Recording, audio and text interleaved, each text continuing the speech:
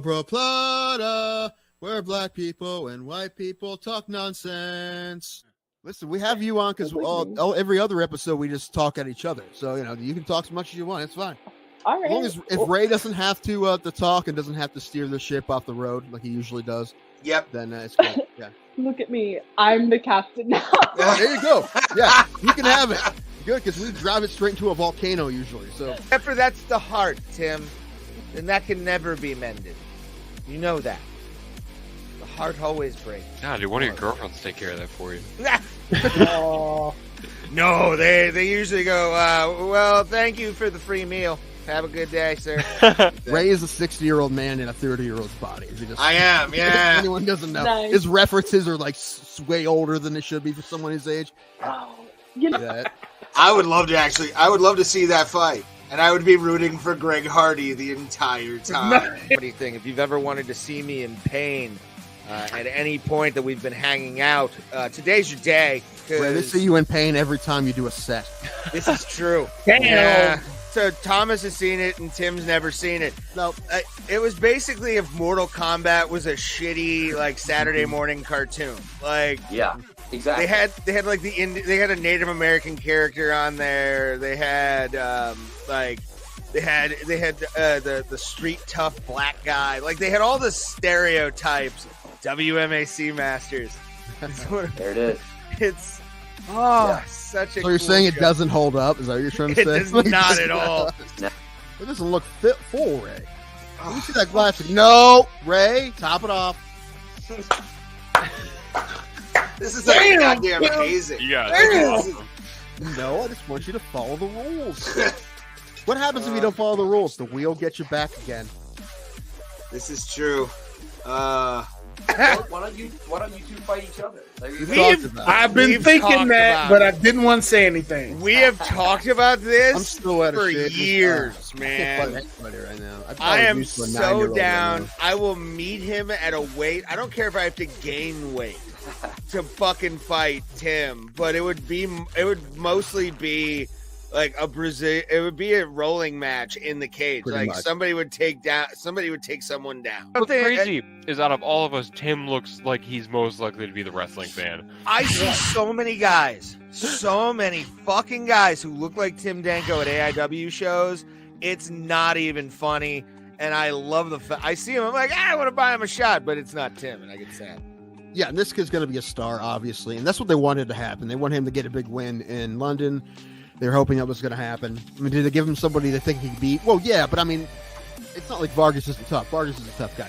And yeah, Pimblett was a big favorite. But that's what they wanted to happen. They want this kid to be one of their next big stars, especially in the lightweight division. And now he's won two fights, one by knockout, right, and one by submission. So now he's going to fight somebody tough, and that division's super stacked. So there's tons of people he could fight. Before you put me on, I'm screaming at my microphone because you didn't put me on. I'm like, she's Mexican, you racist asshole. I don't know Spanish, you monster. But you didn't put me on because you wouldn't talk wrestling. He had two. I only had one fight. He had two fights, but my one fight lasted longer than his two fights combined by like a lot. I think these both of his fights were inside of a minute. And how did your fight end, Tim? I got TKO'd in the second round. And there's a lot of guys, strikers, that have just became fantastic at takedown defense. I mean, Anderson Silva was good at it. Like, Junior Santos was good at it. I mean, those are just the first two I think of. But there's been a lot that, I mean, if you're a striker like that, you have to have good takedown defense. There's been a lot of guys who have great takedown defense, and he's one of them. However, I mean, Robert Whittaker is a striker first. He's not a wrestler. And however, neither really is Cannonier. Maybe a little bit more, but I don't really expect Cannonier to fight him that way. I'm excited to see that fight, though. I don't expect Izzy to lose at all, but I like Cannonier a lot. He's a tough guy, so I'll definitely watch that fight. But if either of us touch the other one's liver, we'll die, Ray. Probably. That'd be fine. I want to be the first MMA death of like a true amateur, where it's like the worst fight ever. How bad would it be if you got MMA fight, bro? Killed in the cage. You got killed in the cage by me. Yes. His liver exploded.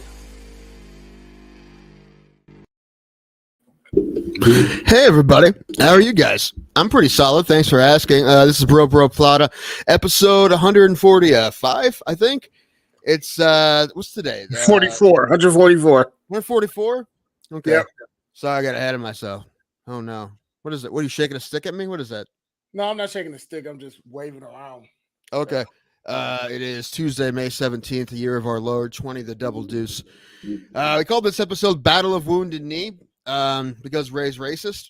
And he'll be here. No, that's nice. It's I was trying to think of some sort of pun about Rakić blowing his knee out, and that's all I could think of. And there's no thumbnail because all of the thumbnails Ray was sending me were super racist. So no thumbnail, just us and headdresses and stuff. That may or may not be true. Well, either way, we're not going to show them to you if they do exist.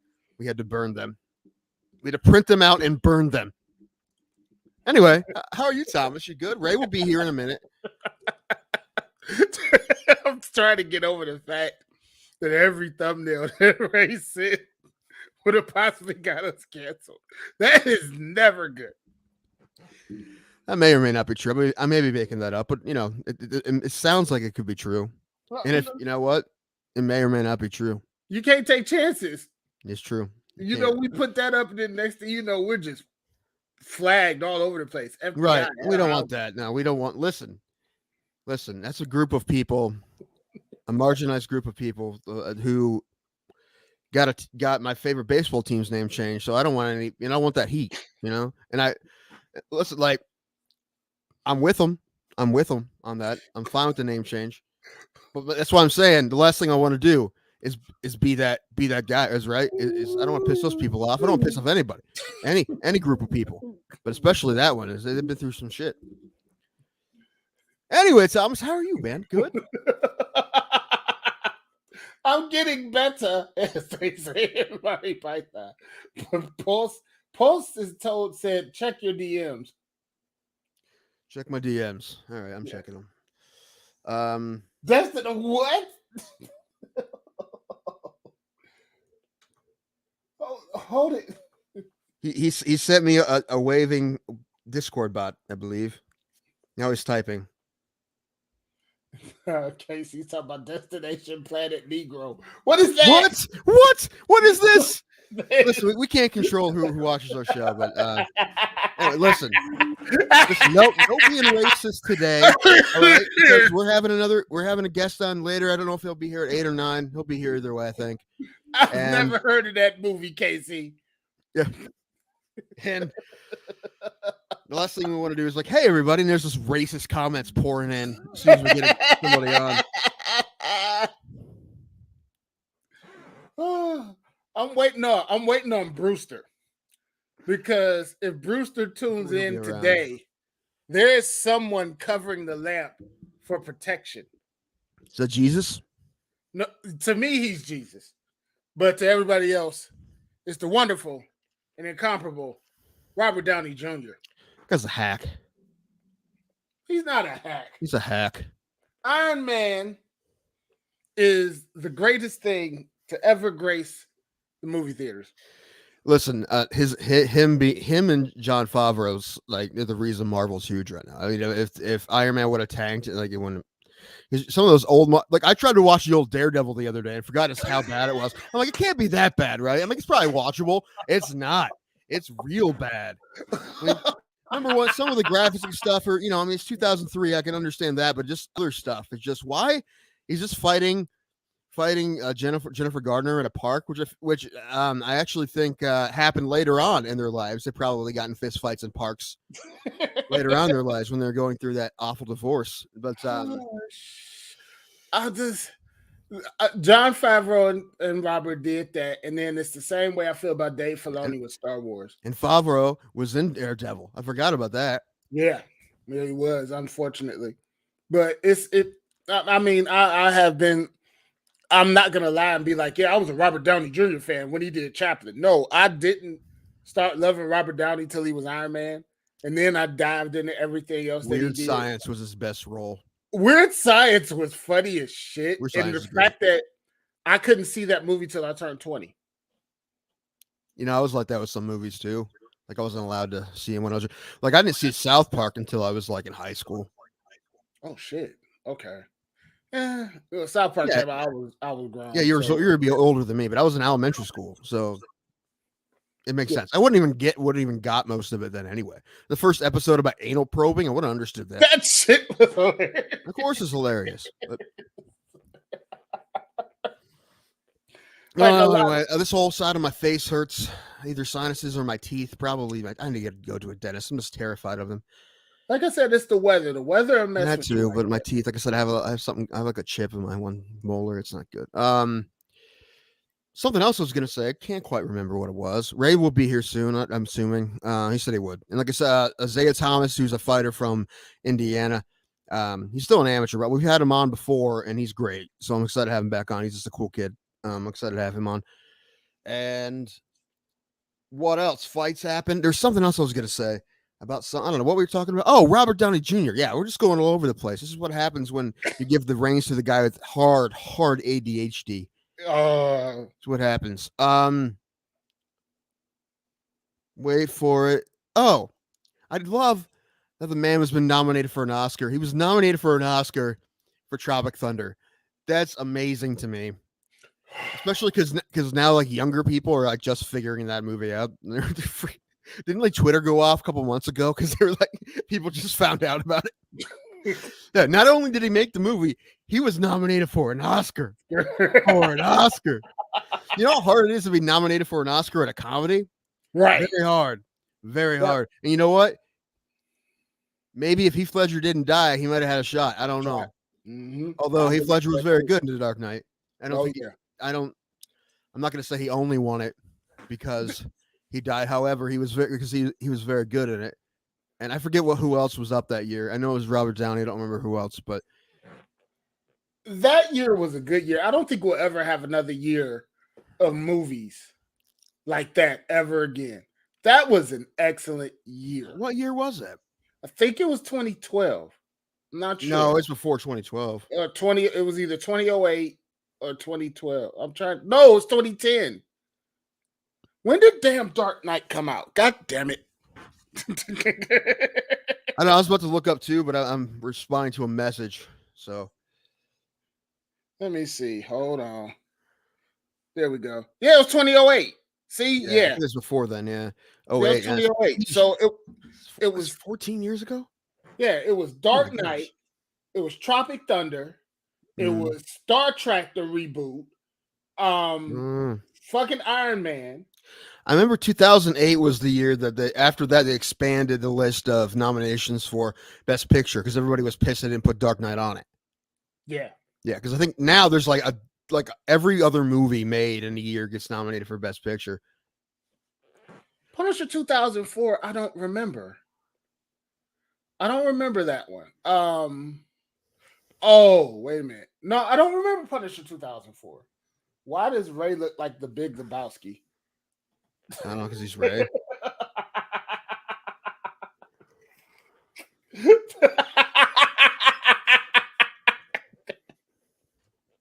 Ray, obviously, you are not a bowler. Or a golfer. I fucked that up. Shit. He straight up looks like goddamn. Oh, fuck. I'm forgetting names. Jeff Lebowski. He's looking like Jeff Bridges straight. Bridges without the long hair. What the fuck? You know what? I have a Tron tattoo, so I'm happy with that comparison. I'm not gonna lie. Okay. So now I remember that one. It was okay. Warzone I liked just because it was off over the top. It wasn't even really Punisher. It was just Punisher fucking up shit. I need to look at the Best Picture nominations for 2009 Oscars now. Yeah. See, this is what happens, right? See, listen, now we're on this tangent, okay? Because we're not going to talk about fights till you get here, and now we're on this. We're not just going to get off of this. We can. We don't need to. Now I'm on stuff right now. Hold on. All right, then this stuff ends. You go to fights. Because that Lord knows end. Lord knows I didn't enjoy the fights this weekend because somebody gave me a bad pick. You know what? Your picks would have lost you too. So no, my picks actually would have won me. No, you had Smolka. He lost. But you did have Jan, but you still would have lost your parlay. No, I would have won my parlays because I You just said your got to parlay win. was Jan, Span, and Smoka. Smoka lost. I'm aware, Okay, so but what are I'm you yelling at me talking for? about. I was thinking about doing the guy that had the Darce in the first fight that made the guy go sleepy sleeps. Of course, you say that now in hindsight. You didn't tell me that on Saturday, so I obviously don't believe you, and you can understand why. I was under the influence of marijuana. Okay, You always are. there are you days have I'm been not, since- or at least parts of days. Sorry, I just I'd I say can't half do the this guy day. anymore. So the other nominations for Best Actor in a Supporting Role of the Year that Heath Ledger won for Dark Knight were Robert Downey Jr. for Tropic Thunder, Philip Seymour Hoffman for Doubt, who was awesome in that, Michael Shannon for Revolutionary Road, who was awesome in that too, and Josh Brolin for Milk, who was also in that. He was great in that too. So that was, That anyone was the could've won that. year. I don't think Yeah. we'll ever have another year like that for cinema, Trying to look especially at now. the Best Picture list. Yeah, especially now. Here it is. It's not. Oh gonna yeah, happen. geez, yeah. Slumdog Millionaire won Best Picture that year. Slumdog Millionaire, and that was a great fucking movie. That amazing movie. Now that I think about it, I'm like, how good is that movie? That movie's fucking awesome. Anyway, Curious Case of Benjamin Button, Frost Nixon, Milk, and The Reader. I don't even remember The Reader, but I don't know The Reader. Milk was. I don't know The Reader either. After this year, they like expanded the list to like 12 because people got pissed they didn't put The Dark Knight on there. But Frost Nixon was a great movie. But yeah, Slumdog Millionaire absolutely should have been Best Picture winner. That's an amazing movie. Frost Nixon's one of my favorite political movies of all time because it's just so good, and The story is just weird to begin with, right? It's just like they thought it would be a softball interview, but then this TV like comedian guy was went hard in the paint with him. yeah. Pulse, why do you think Dark Knight is overrated? I can get. Well, I mean, to me, it's a really good superhero movie. I mean, is it like one of the best movies you ever saw? I don't think so. Would it have been? Would Could people Can't have a stand good alone, that's the opinion thing. if Heath Ledger didn't die? It'd still be good, and they'd still like it. But I like thought he didn't win an Oscar for the Imaginarium of Dr. Parasus, which is his last movie. Yeah, I know. Good movie though. Very good movie. Dark Knight is like one of my top 3. Like I Movies? just Ever or superhero movies? ever like Lord. and I done watched a lot of movies and I done watched a lot of crap. And my top 2, one nobody agreed with, Transformers 1986. That was Okay. Well, that's Thomas, you don't tell us the rest of your list. It's not worth it. Just moving on. See, I was gonna say the second one of all time is one that Citizen nobody. Kane. No, it's Blindside. Blindside. the That football movie movie. makes me cry every time. I mean, it's an okay movie, and it's a good story, and Sandra Bullock was really good in it. But I don't put it up there. No, that's just my personal thing. Like, but my 4 and 5 is also Monty Python and Blazing Saddles. So there you go. I have a headache again. I always have a headache. Right, take your sunglasses off. We're doing a podcast. You're inside. You know what? What? Sun shining down on me. But me, what the hell? Sun shining down on me. I'm at the level down on me. Bro Plata the musical's coming, everybody. Dude, I'm working on a song for Sam Alvey. I think he'll do it too. Okay. We just have to make it easy for him. Like we'd have to go to him and help him record it. But if we have all the music and stuff first, I'm pretty sure he would do it. He loves musicals. He would definitely do it. Uh-oh. What? What now? Where are the comments? I haven't seen any comments yet. Well, there's no one here. You know why no one's here? No thumbnail. You know why no thumbnail? Ray's racist. I told him you kept sending pictures of us in headdresses, and I'm like, dude, we can't do that. No, there's no way to not make it headdressy, is what I said. We could avoid it if we didn't make it all headdressy, and I'm like, I have no time for this. I have none. No time to think of something else. No time to think of. I couldn't even find a Texas Ranger on a horse. Do you realize how fucked that is? You should have just did it and just like blurred them out though. Like so you definitely see what it is. But It's slightly blurry. You can use Chuck Norris is Walker with his hat on. It's true. Yeah, this is true. This is true. Or any of the baseball Texas Rangers. That would have been fine. Probably, including Sammy Sosa before George Bush traded him. How about Shin Soo Choo? Yeah. Is he still playing? Was he 108 years old? I don't know. He's probably playing overseas. He ain't playing. What about if I used Veer with that from the WWE? Not the guy I sent you, not knowing who it was. I didn't realize was the $1 Million Arm Kid. No, because he looks totally different. Oh no, him. Oh, that guy. Oh yeah. If he took the steroids when he was playing baseball, I'd probably still be playing baseball. He'd be a 300 hitter. What are you talking about with the He's a body pitcher, he right? is? I know, but he would still hit 300. He's on so much juice. Speaking of juice, Ray, Oh God. I'm going to have to talk to her to see where her mindset is. Remember Chelsea Lyons? Yeah. She's doing wrestling now. I saw. Did you see who she took a picture with? No. Jesus. It might as well be the Jesus of hell. Took a picture with Kane. Oh, nice. Mayor Kane. Yeah, so I think she's real Mayor close. Jacobs. So Hurricane. maybe we could get her crazy ass on here. Possibly. I do like Yeah. crazy asses. Isaiah Watkins will probably be here. I believe he told me Saturday he'd be here. I don't know when. Again, he may be here at 8. He may be here at 9. I don't know. Whenever he gets here, that's perfectly fine. Whatever happened to Steven Strasburg? He's still playing, Pulse. Surgeries. Yeah, he's always hurt. Yeah.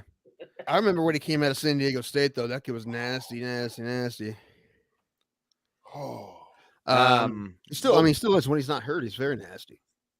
I mean, there's a reason they won a World Series. Where they had Strasburg, and was he playing when they won the World Series, or was he hurt? I think he did. He got hurt in the beginning, but he came on. Yeah, well, him and Scherzer, like you looking back, you're like, you better win a World Series with that. Although Cleveland Indians, when they're the Indians, had a pretty nasty starting rotation for a while there, and how they, they almost won a World Series. Get injuries. If Bauer didn't get hurt, and Carrasco. Yeah. Anyway, moving on. Do you know who getting hurt really sucked for this Saturday? Everyone. Oh, Rick. Actually, there's one more baseball thing I was going to talk about first. Okay. I sent Ray something when I heard this. There's a team in Major League Baseball that threw a no-hitter and still lost, and it wasn't the Pittsburgh Pirates, which is the most surprising part. Won the game. We're usually on the other side of that shit. Oh my God. I saw some of the highlights and everything. Like, season's going awful for you. Like, we haven't really talked about that too much. Just real quickly, it's like 9-26 or 9-27. Yeah, and they're something. playing the Guards now. They'll probably sweep the fucking Guardians because probably. But they're on pace to have a historically bad season, and that's just as impressive as having a historically good season. That's it. Softball team lost the first 2 games on Sunday. Oh. Yeah. Listen, I did my best from the bench. Like, everyone's much better than me, so I'm like, I'm not going to play. You guys play because I'll play if I have to, but they know I'm not that good. So, I'll hit sometimes, but I didn't play it all this time. We lost both games, but they were very close. We actually have a really good team. We have a pretty solid team. Nice. Yeah, everybody makes the plays they're supposed to make for the most part. So current record is 0-1. Oh, yes? 0-2. We had double headers. 0-2. Okay. Yeah, so we lost the first one 13-9, second one 9-8. Okay. I did More get of a couple defensive runners. game in the second one. I see. You guys got play your good defense together. We do play good defense. We just, our hits just didn't fall that day. They will. They'll fall. We'll win some games. Your fielders are having a problem with the shift, is what you're telling me. You're trying to get Hitting them right one into the side. shift. Actually, we were shifting a lot, not even telling anybody to do it. I'm like, that's fine, whatever. But I did get somebody. Yeah, maybe Raymond. Anyway, somebody. That's how I make a living, bro. Come on. Somebody got us a run back. I got us a run back from the bench. From the bench.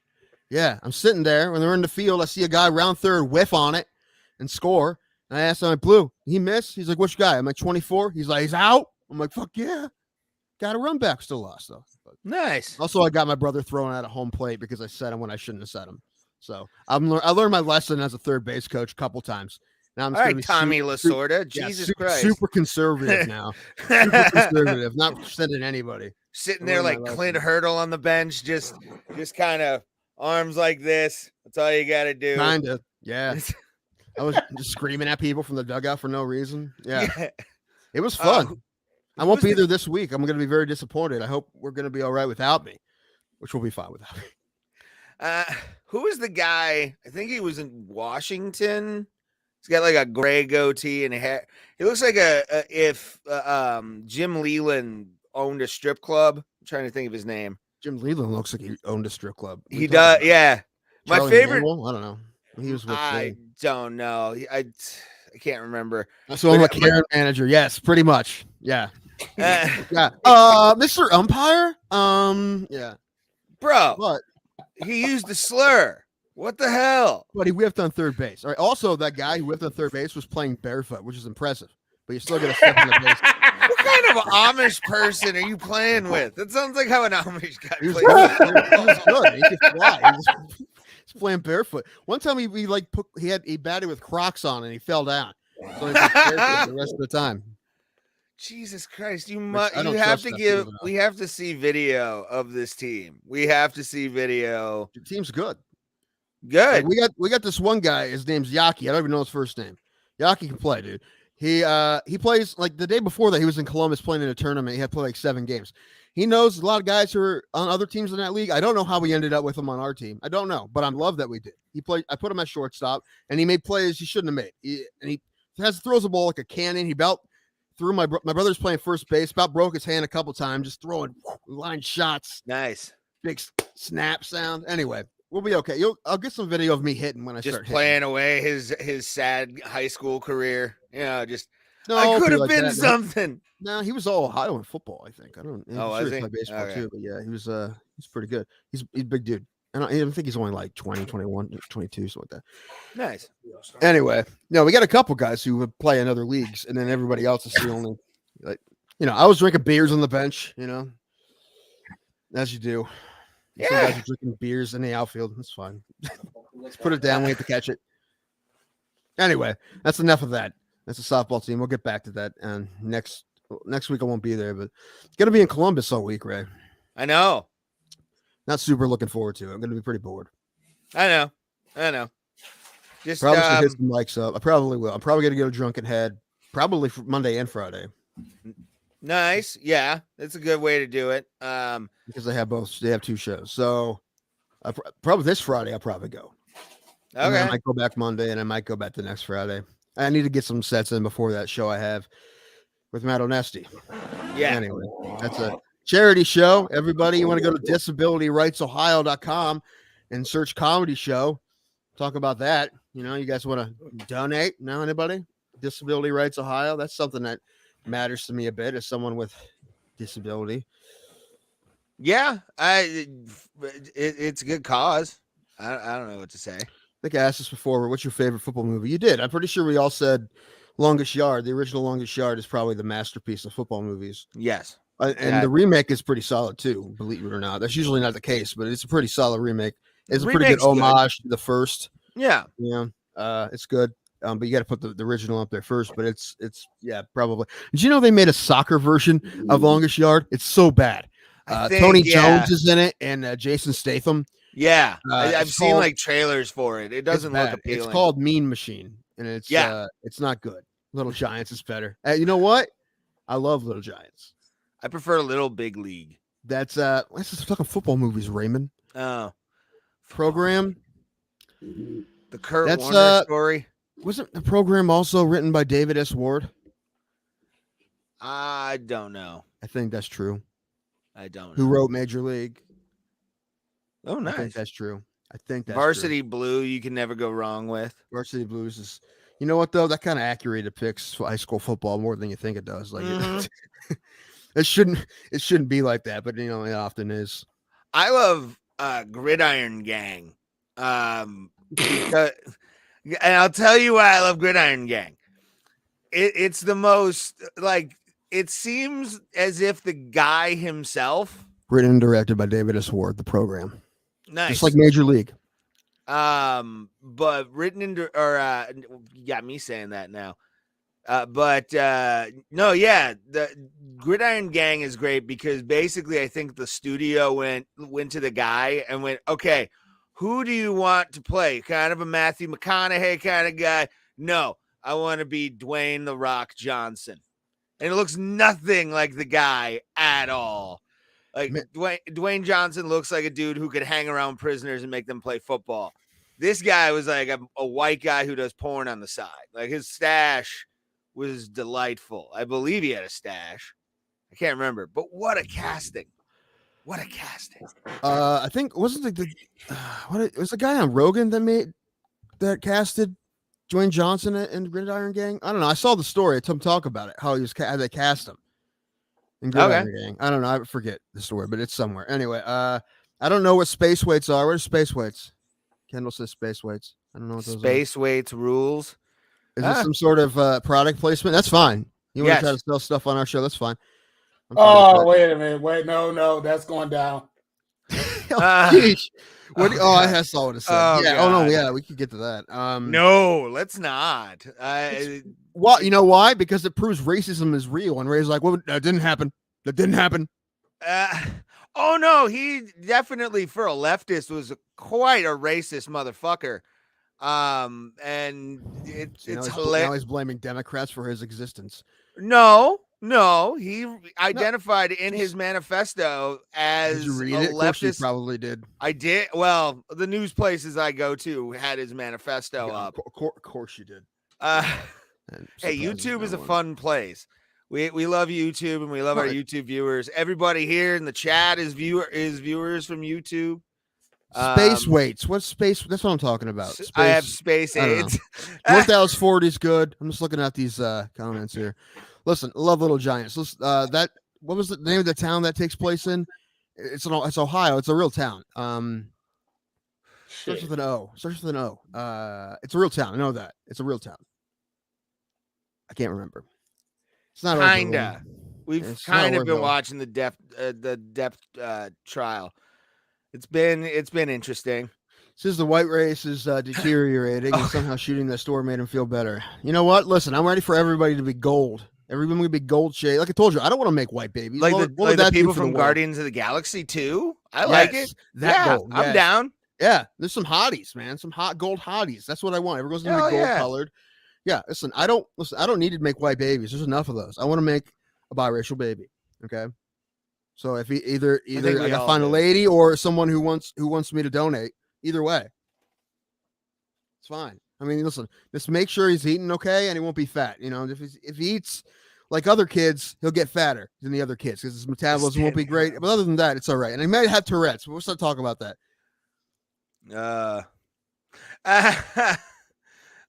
Goose Channel's pretty good. The shooter.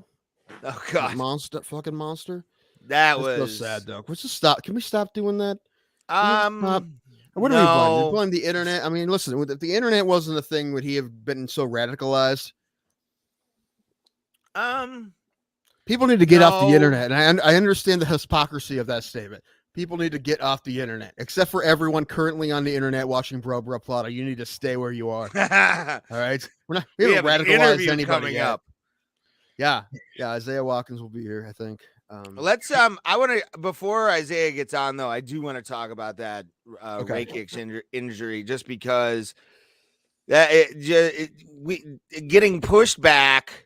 The fight got pushed back from the Columbus card that we went to. Oh, in hindsight, we got lucky. Yeah, we did. We got that was the fight we got because we got a knockout and not a blown knee. Oh, what the hell! I would have been pissed if that happened in the main event of the fight we were at. I would have been more. I would have contemplated a refund charge, like just based on the fact that happened. But Jan did bust up his legs pretty well, and it was just the way he kind of bent for that strike that sent Rakić down to the canvas. So that's one that if we had Rakić for tequila quinces, that would have been a panel decision. Yeah, on whether or not that would have been a vote. Yeah, that's close, right? Because number one, it's kind of freaky, but he did kick him a bit, right? So I'd have to look at some doctors' reactions and stuff to make a decision. But I think you might have been able to get out of that one. Do we get $1 million? Was it $1 million homes? What are we talking about? He's asking 2 joints. Do we get $1 million Oh, homes? okay. I have Sorry. no I know idea what talking that about. is. Sorry. They had a private conversation that we interrupted. Sorry, boys. Sorry, man. Sorry, bro. Sorry. I'll be over here. Anyway, But, Brewster, Thomas wants you to know that his lamp is protected by Iron Man today. yes. Don't Tony call the Stark lion energy. into the fight. Let him realize that the apex predator is standing there watching him with the eyes of a god, and he is prepared to prepare. Just a dude playing a dude dressed like another dude. Dude. Whenever it is.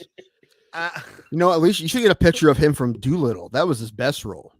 No, I'd rather not. How about him? How about Watch Sherlock it. Holmes as a chair? Every time he was in a chair, like in that camouflage bullshit he had on. How about this? Real quick. Best Sherlock Holmes. What was the original Wait a one? I minute. mean, you gotta give him Hold credit. on.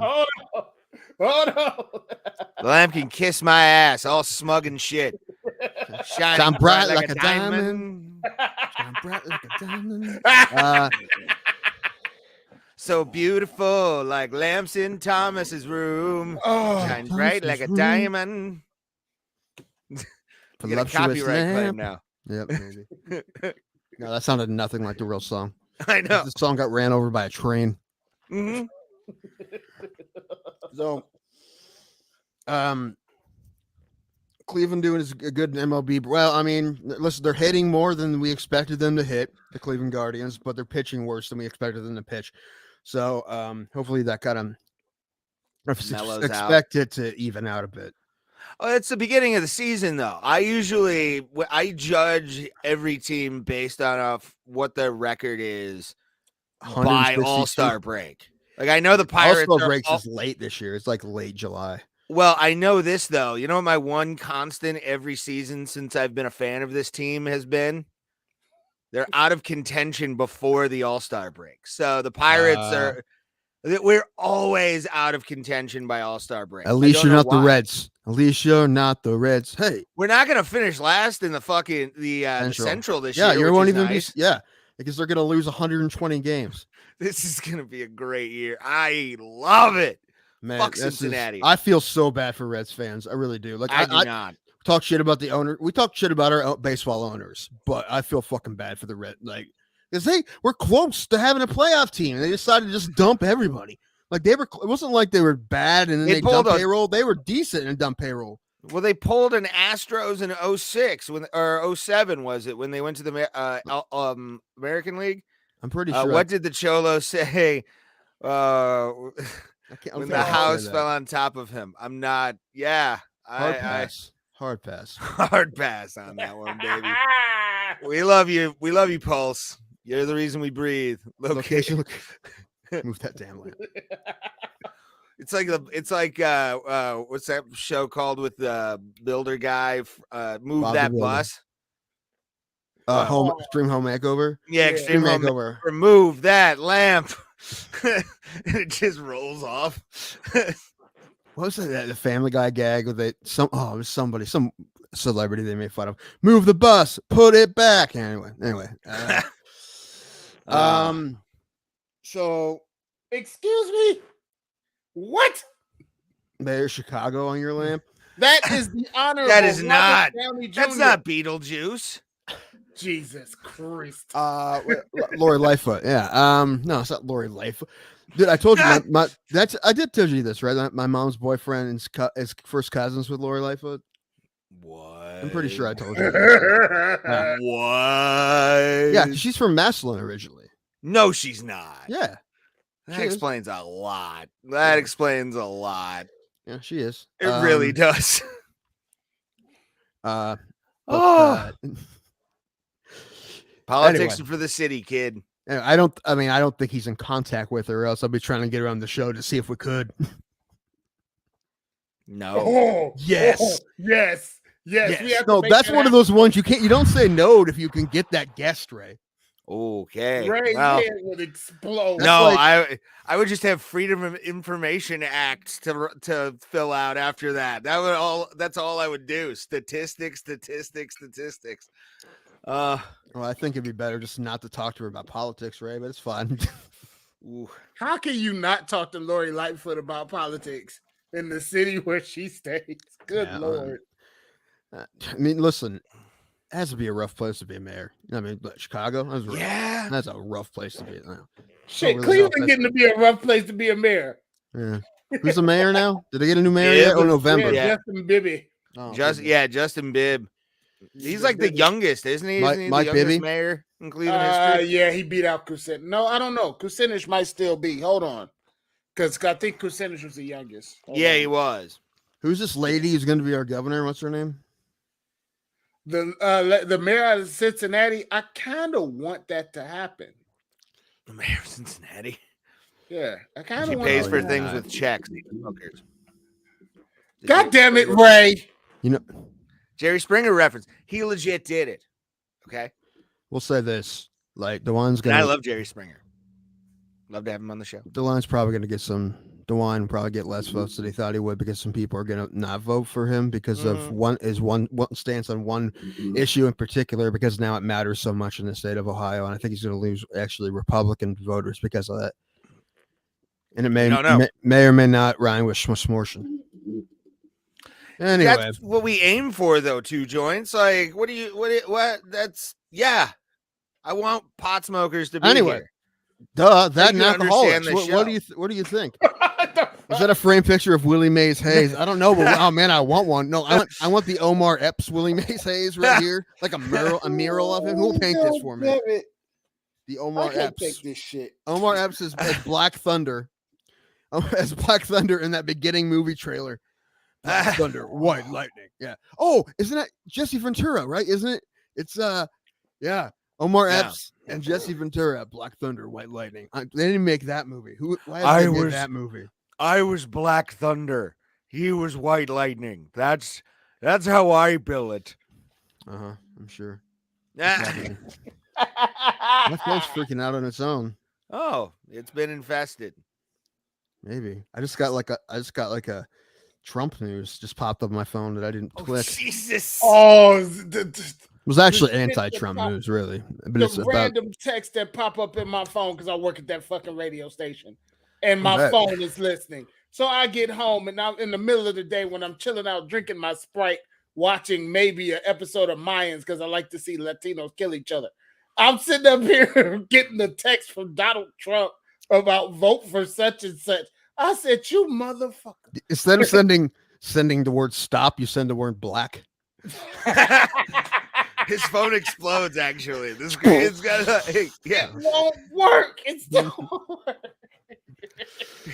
It's like Watch Dogs, that video game. You just press a button and the phone explodes next to his head.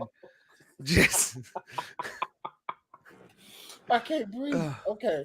oh god, and he's Hey, got heart hey, no, problems. We're don't say I making him can't- laugh don't- tonight. You can't say I can't breathe on this show. Okay, come on. We're not getting political, Thomas. You guys been There's watching no- We Own This City? It's There awesome. you go. He knew where I was going. Yeah, I don't even know what it is. it's really Oh, good. it's It's good. about the corrupt Baltimore Police Department, It's good. based on true stories. And John Berthol's in it, and he's great. What He's app? Great. HBO Max. Oh, okay. I'll watch And it. he, it's. Last night I watched the new. I think there's 4 episodes right now. Yeah. It's really good. Okay. It's really It's good. good. Is it like The Wire, kind of? It's made by the same people that made it. Yeah. Okay. This is made this is based on true stories and stuff. Well, but- yeah, but I but, mean, you want to get which the is- guys who did The Wire because those guys know Baltimore gangs, like, Right. and they can actually do things with that stuff. Well, you know what I'm saying? the gang this show is about is a Baltimore Police Department. That's the gang. Well, that's- yeah, but I'm talking. You can actually give like that was a people who aren't dangerous even gang actors. too. Yeah. Yeah, they were off the chain. No, Baltimore police, Yeah. any East Coast police, they're all just darlings. They're the salt of the earth, Well, and they're I better than honestly- you, and you know it. I'm honestly okay if somebody finds 20 grand if they only turn in 15. I'm fine with that actually. But the thing is, Hey, it always right. snowballs. It always snowballs. Like it's never like just that and everyone's fine. It always snowballs into something else. And it It's becomes a whole about paperwork, my man. It's about paperwork. This is Just bullshit. write it down. thing. Did you watch the new episode, Thomas? Yeah, I'm all caught up. It was. I don't want to get too much away, but when they make a video of them reopening the safe, like that, I'm like, did that happen? I'm like, that's crazy. I'm like, probably did. That's what I want y'all to do. I want y'all to film this. Like what they say in them Hollywood damn movies. What they say? Oh yeah, action. Action. Yeah, say action. But say it before you hit record. I don't want you saying action on the video. Yeah. Yeah. So pretending like the money that was that they kept in the safe was the only money in the safe. Yeah. Genius is what that is. Yeah.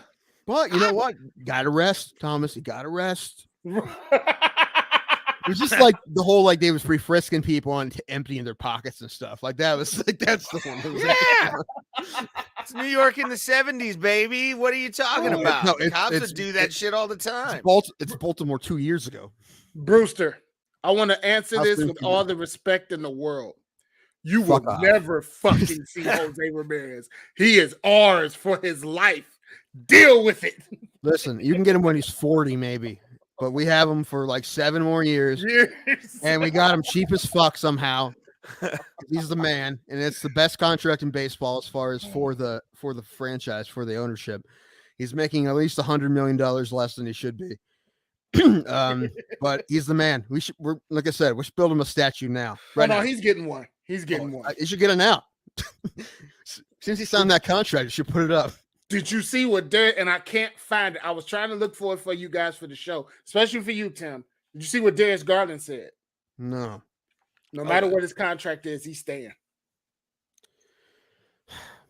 As a fan, that makes me feel good because I feel like we're doing something right. And by being nuts and so super loyal. I mean, that's who's the guy we just got from Oklahoma we drafted. What's his name? Perryman? Yeah, Winfrey. Yeah, he's like these fans are nuts. Like they're crazier than Oklahoma fans. It's a pro football team. I'm like, yeah. And anyone who's played for the Browns and other teams are like, no, Cleveland fans they're the best. They're different. Yep. They're different. So Darius said he want to There you stay, go. which I'll be. If you see a TV flashing, I'm trying to see what the lottery is going to be because I'm praying that the Cavs kind of jump up from 14. Yeah. And what's that? Our spot is 14. Okay. Yeah. Well, what? I mean, are we in the lottery? Because we didn't we're in the technically make lottery. the playoffs. We're So in they the lottery. technically can have like a 0.001 chance of number one, right? We got 2.5.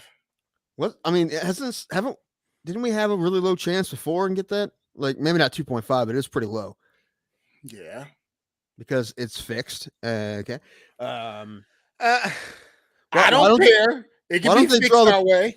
Why don't they? I listen to this day. I still think that there's a little fudging going on when we got the number one pick when LeBron came out. I think they wanted him in Cleveland. I really do. A lot of Which is- people do. My dad was one of them where he's like, oh, yep, here comes LeBron. Like, Shit, Ricky Davis wanted him in Cleveland when he sat up there and got his own rebound and tried to. I remember that, man. He was like, he tried to shoot at the other basket and catch it to get himself a triple double or something. Like, it was the other basket.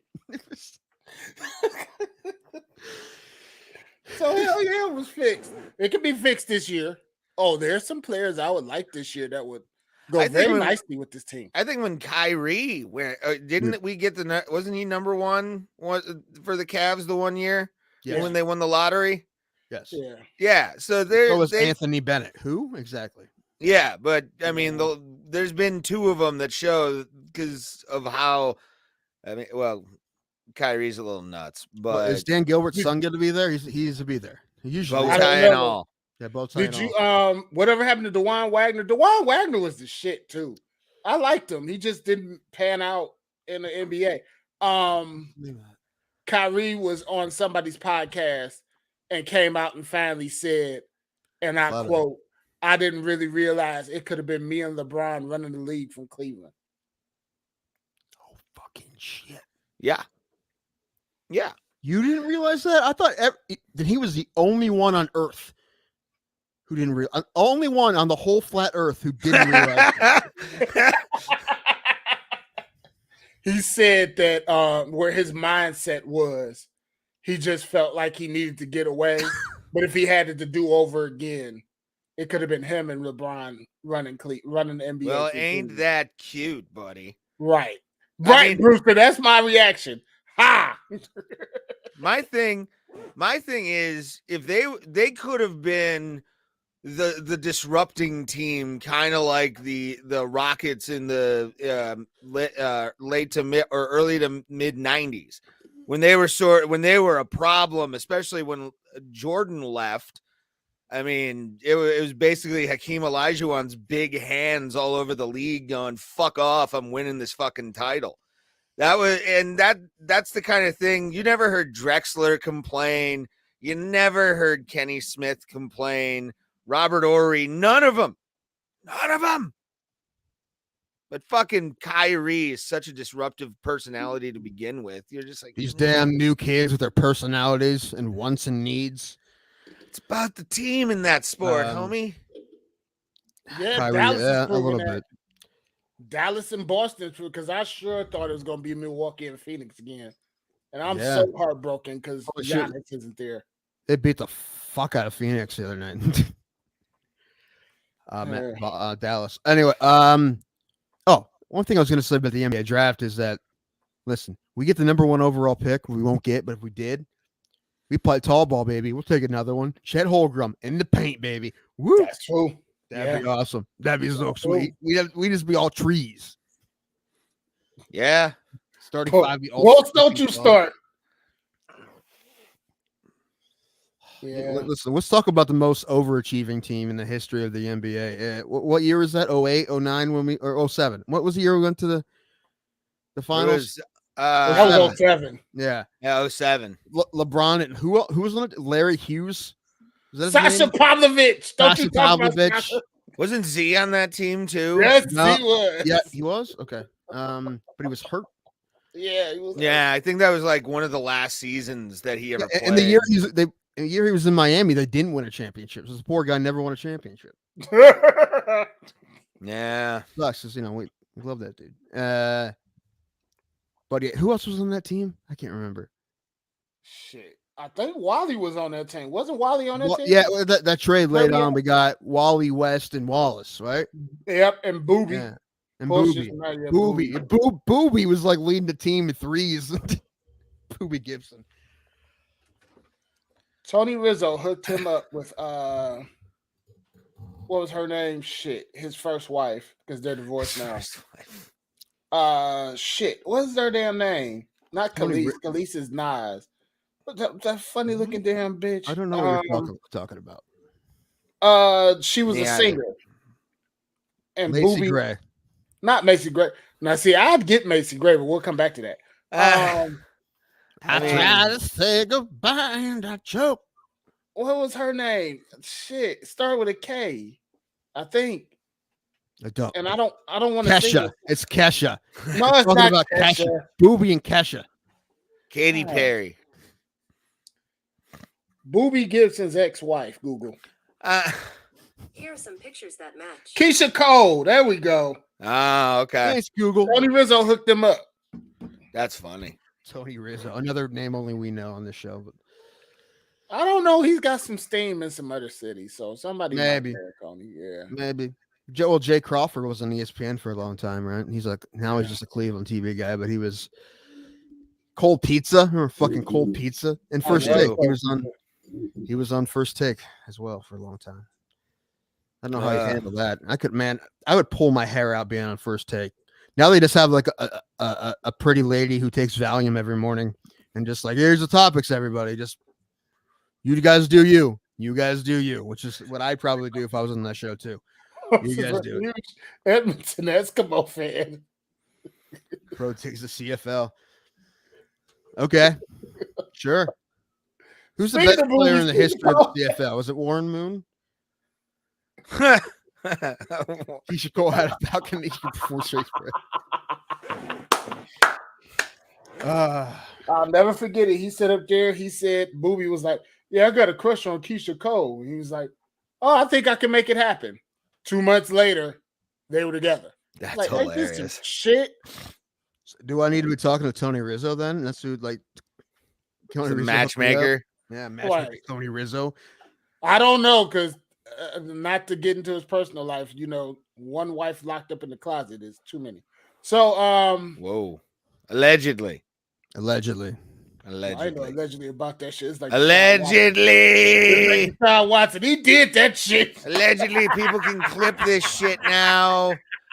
Be careful. Oh yeah. Allegedly. You guys want to send us clips of our own show? Go ahead and do that. Yeah, if you there is a clip portion underneath on It's just gonna be everything racist Ray says. Is gonna be one clip. probably. Hell, we'll put it on our reels. If whatever you send us, we'll give you credit in the video as well. But yeah, if you want to clip the show, there is an option now to clip each episode. So send those to our Instagram at Bro Plata. You can send Thomas the clip I sent you. I Yeah. was waiting on the background from Ray so I could start. All right, you guys ready for Isaiah? Yeah. Okay. I mean, we can get Isaiah Watkins, yes, in here. This guy, so good. Oh God, pretty sure Thomas is a serial. Casey Jones has got his eye on you. Casey Jones has his eye on you, Thomas. There's a story that I might share off air in a YouTube On the weekends, he video. dresses up as a clown. Yeah. Oh God, There's something Hindsight I might slasher? share a little bit later about a good connection I had. Gaethje. What's his name? Gacy. Almost like well, Gaethje. okay. Conway Gaethje. We'll do that. But we're also going to have Isaiah Watkins on the show. He's a fighter out of Indianapolis. His last episode with us. It was over a year ago. It was over a year ago now. Yeah. So that episode is up there. Go to our live streams from the past. I couldn't tell you which in one Isaiah it was. Watkins. Huh? I don't know which one it was. What was though? That's what I'm saying. Just put in the search Isaiah Watkins with Bro Plata, and you can find it here. Sorry, we're about to have him on now. Let's watch this one. I'm aware. I have questions. I want to know what movies he's seen. That's really what I want to know about. Yeah, what bands he's listening to. Isaiah! Yeah, my baby. boys. How y'all doing? Can y'all hear me all right? Can y'all hear Yeah, me good? absolutely. Yeah, I can hear you. Perfect. How you guys doing? Good, man. How are you? Good, wonderful. Just actually got out the gym, actually. Nice. How'd it Just go? chilling. Oh man, it was a tough class, man. It's always a tough class, man. Always a tough practice. What were you doing? Just MMA or It was MMA grappling today. nice. Last Okay. couple of weeks, it's been focused on like MMA striking, a lot of kickboxing, a lot of Thai stuff. But it was, Okay. I think the theme of this week is going to be MMA grappling, a lot of wrestling and stuff like that. Cool. That's cool. So you smell. That's what you're trying to say. You're trying to say that we can't smell you through the Yeah, screen. you can't thank smell me. God. Hey, right? You can't smell me through. You can't smell me through the screen, but you can see I got little scratches. You know what I'm saying? I look a little greasy. You know what I mean? Oh, I don't know that. Listen, I'm greasy when I do this show too, but it's just for me, just being fat and just sweating naturally. So what's new with you guys? No, not a whole lot. We were gonna ask you the same thing. So since we had you on last, wait, did you get married? I got married. Yeah. You got married. You had a kid. Kid. Congratulations! Congratulations.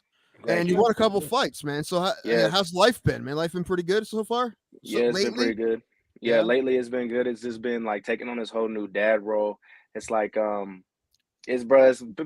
think, oh yeah, it's dope to have kids, and it is dope to have kids. Don't get me wrong, but I think they need to talk about the hardships more than they need to talk about because everything's always good when it's easy. But I think people need to talk about how hard it is actually, like the patience that comes with it, the wisdom. You know what I'm saying? Actually raising a child, because people don't think about that. Like, your children represents you. So like when your children like go to school, they're old enough to go to school and stuff like that.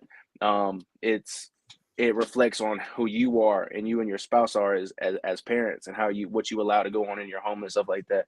And people don't think about that. One day I'm sitting, I'm like, man, he's gonna get older, and how he acts reflects on me. So it's like just all about trying to raise them right and stuff like that. We have 3 kids total together. So yeah. Very cool. And then what is it? After, I think you had me on right like the week before the Brogan fight, couple weeks before the Brogan fight. Oh yeah. Yeah. So I don't know if you guys seen that fight. I won that fight. Mm-hmm. Okay. We so, did. That Yeah. was tough. He was as tough as everything like we talked about over there. I expected everything. He was as tough as nails. Like nothing. Hats off to him. I was happy. I was happy that I overcame a lot of stuff that I had been defeated with in the past. So I overcame a lot of obstacles that were thrown at me as far as like grappling goes, and what I'm saying, cardio wise and everything. I was just able to dig deeper than I've ever dug before. And then some months later in October, I had a title fight, won that in 1 minute and 6 seconds by standing guillotine. Congratulations, sir. Yes. So now we're just training. I just came off an injury like not too long ago. And so we're just training, getting back in shape, and I'm gonna let my coach decide when I fight. You know what I'm saying? I trust him. And yeah, that's just the way I'm gonna do it. You know what I mean? Yeah, that's good. I mean, you're fighting the toughest guys, which you're still an amateur, and we said that before when Yeah. you were here. Like, you might as well fight the toughest guys. And you talked about Brogan; he did the same thing. Like, he fought you, and then he fought, I think, what's his name, Chase Boyd from Pittsburgh. Yep. And then he lost both those fights, but he's won his last 2, so it just made him better. Yeah. Right. Yeah. So that, I mean, I guess you just go out there and try to find the toughest guys you can find. Exactly. Like my coach says, he says, this amateurs get as much experience as you can. Fight the tough fights now. So when you come across it as a pro, you're not going to be shocked. Like, I've never seen none of this before. Fight as many styles, fight as hard opponents as you can right now. So you know what you can work on. Because by the time, when it comes to pros, it's not no joke. I mean, it's not a joke now, but it's definitely not a joke. And I'm close to there. You know what I'm saying? I think he's saying a few fights, but you know what I mean? And it's like, it's no joke. There's a lot more stuff involved. Obviously, you got elbows, you got knees, you know what I'm saying, heel hooks, all that other stuff. But it's like you get a fresh start once you go pro. But not only that, that's when you start making money. That's when you start really making a name for yourself. So like, and we've said many times on this podcast, it will be a goddamn shame if you aren't in a major promotion just based on your personality alone. Like, yeah. You're fighting. You're a great thing fighter. To say to him, but I mean, no, seriously, you gotta win fights, this guy Ray. Pulling off a huge victory, which he will. I promise you that.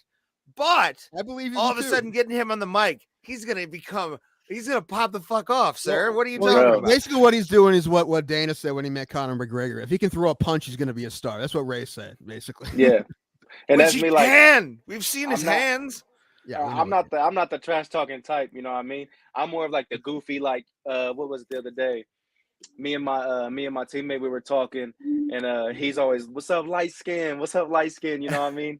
He's always saying, "What's up, light skin?" I'm like, "What's up?" And I said, "Man, you know what? One of these days when I'm in the UFC and everything's going well, it's like be talking to Joe Rogan. He's be like, "Isaiah, take a look on the screen, man. What did you hit him with?" I'm just gonna be like, "Light skin." Magic. It's light skin magic, you know what I mean? Yes. I'm goofy, you know what I mean? It's not, I don't like trash talking. You know, I've said it multiple times, like, people can talk all they want, and it's gonna be like a Marshawn Lynch moment. I'm like, bro, we gotta fight Saturday. So I mean, that's it. We gotta fight Saturday. Boom, mic down. I'm just here so I don't get fined. Yeah. Right. Isaiah, we're gonna fight Saturday. Like Jordan Levitt's one of my favorite fighters right now because he's just not what you expect a fighter to be. You know, he wins a fight and then he twerks and whatever. You're like, who's this guy? You know, and he seems like the nicest guy ever, but he's also, a super tough fighter. He's just a different guy than most fighters. I think Ryan Spann did like a little grind this weekend when he won. He did. I was like, okay, son. I was like, my boy about to tee up. Listen, I've only ever lost an MMA fight, so I wouldn't know, but I probably would have danced if I won. I feel like that would. Bro, the people don't. It's so crazy because in the Brogan fight, man, I just overcame so much, and it was like a tough fight. Like, we were both like dog tired. So like when it was after, I threw my mouthpiece, and I was like, dang. Well, come to find out, after that, the commission came up to me and said, "Hey, good fight. It was impressive. This is your first time doing it, so we're gonna let you off with a warning." He said, any other time you do that after that, it could have been like a 30-day suspension or something like that. And I'd have been like, dang, you know what I mean? But what people don't know the emotions that, you know what I'm saying? People don't know the emotions that come over you in the cage. Like, people like, oh man, that's so disrespectful. Like, I get why some dudes like do the whole cocky thing, and I get why some dudes don't. You know what I mean? Yeah. It's like, bro, it's like for two reasons. One, I just beat the crap out of some dude, you know what I mean, that's trying to come in here and train personally to beat me up. Not even that. And then it's like, you just knock somebody out. Submitted him, you know what I mean? You overcame something. The fight went way better than you expected it to, even though you expected on winning. You planned on winning, but say you just got a flash knockout. Bow. They just gonna be like, you're just like, you might want to, they can't touch me, you know what I'm saying? Do a little shimmy or something like that. I think the more powerful ones are the dudes that just walk off and then go to their corner and like hug them. That's the one because they know like, oh yeah, I just did that. Like that's all I need. I just man. did my dance. You know what I mean? I just did the dang thing. Like Mark Hunt just bam. Oh, and he always knew. He was never wrong, right? He always knew when they were out. Never. There was no going like Zombieland. There was no double tap. There was no nothing. It was just GG's in the chat off the rip. Bam. He was like, whatever. I think eventually the refs are like, well, Mark's walking away. He must be out. Like, right. He's at this point. You're walking away, Mark. All right, that's it. No, he's that's good. it. Mark right said on. he's done. He's done. Right. He's done. K1 referees were the best because they would just react to like everything he would do, bro, hard because he just threw with those boxing gloves. Yeah, and he had a hell of a leg kick too, which he did. I was Big dudes impressed don't really by. have it like that. Jan Blachowicz has he's not heavyweight, but Jan Blachowicz has an underrated movement. I was watching, I was like, dang, as a big dude, like, you know what I'm saying? You don't see a lot of dudes attack the leg and throw kicks, even at light heavyweight. Like some of the more athletic light heavyweights you do, like Dominic Reyes. I can't pronounce the dude's last name who's about to fight Glover Teixeira, but I think it's me neither. Yuri. Yuri. I just call him Yuri. Oh, Yuri Prochka or something like that. There you go. That. Yeah. And then, but like he's very athletic. He's very good.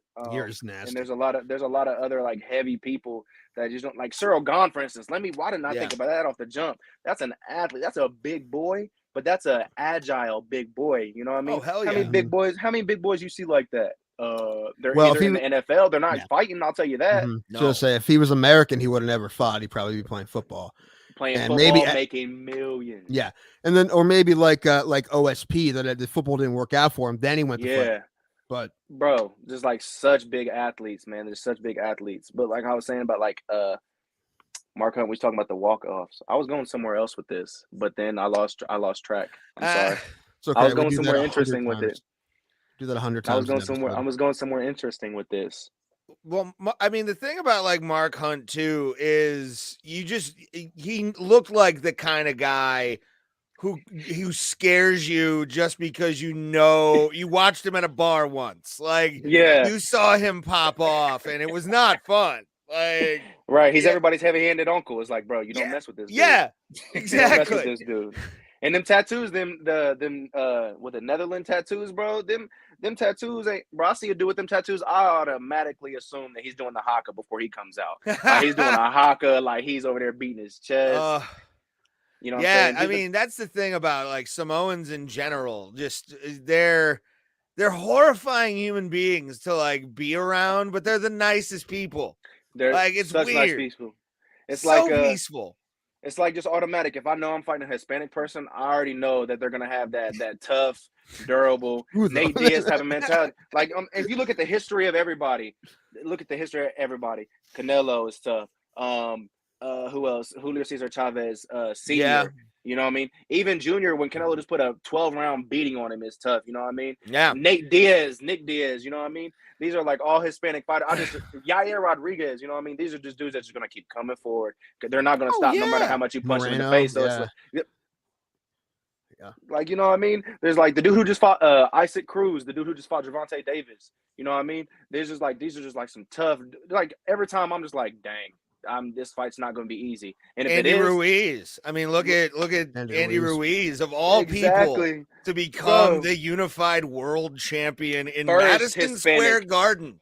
First Hispanic unified world champion ever in the history of boxing. Cain Velasquez. I mean, bro, you can't get any tougher than that, man. You know what I mean? Cain Velasquez. I mean, when he's not driving his car like he's playing Crazy Taxi. But hey, enough time has gone by with that. He's been denied bail again. So I know. I seen that. I was like, dang, I felt so bad. Yeah. What do you feel bad? Listen, he should be denied bail. He can't do the things he did. Like this, do we all feel for him and understand? Like, oh yeah, that's what. Yeah, of course, we all feel for him.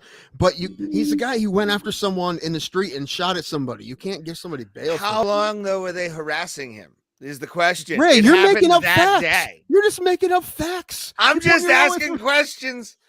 Pat Miletich has taught me many things. Question everything is one of them. Okay. Facts. I Where think were you on people don't- January Love 6th, Pat. Ray? Where were you on January 6th? Right. I Pat was was When there you're- at my when- house. Pat was there. I was riding my bike, bro. What do you mean? No, but I think you don't really. I think people don't understand. Like, do I agree with what he did? Yes, and then like the human part of me, but then like the part of me that wants to do everything, a righteous way. You know what I mean? It's like he could have handled it different, but then I understand being a father. I understand both sides. Mhm. You know what I mean? And it's He so made a hard. Yeah, he made a decision. Yeah. He made a decision, and I do feel bad for him because That's worse if for I your know someone family was than trying your to, mom. if someone was trying to come at my family like that or doing something, Lord knows what I would do. You know what I mean? Yeah. Hopefully, I'd have the right place in my heart to do something rational. But I know just off of instinct already, I'm gonna want to cause pain to whatever person is messing with my child. You know what I mean? Instinctually, it's what everyone would want to do, but in the situation, it looks. And I hope everyone who has kids never has to go through that. But you just think, what are the repercussions of this? And I know it's hard to think about repercussions in a moment like that. But the thing is, then you're going to be taken away from your family because he's going to be taken away from his family for attempted murder. Yeah. So, Right. and I know as much as you want to do that, is it better off for your family if you do that? No, not at all. So, I mean, again, Yeah. no one blames him for doing it, but at the same time, he made his decision. Yeah. And I'm not Yes, saying that anybody's chastising anybody. I was throwing. No, it is. It's just if that guy did it, which I'm assuming he did, but that's how things work nowadays. We just assume. But Yeah. but I be trying not to assume. I be trying not to. That's not my struggle all the time. I'll be like, everybody. Yeah, I'm just gonna. I just had like. There's so many. You ever have like a friend who doesn't like somebody for a reason, but like you guys are sort of kind of in the same friend group. It's like, well, that Yep. dude never did nothing to me, and like I feel like that's just been so normal. Like, oh, you don't like my friend doesn't like you. Well, I'm not gonna like you neither.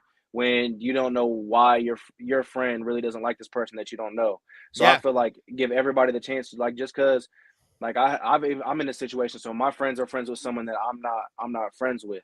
You know what I mean? Does that mean I'm mad at my friends? No, because I understand that I mature about it and understand that he did nothing to my friend. The quarrel is not with us three; it's with me and said person. You know what I mean?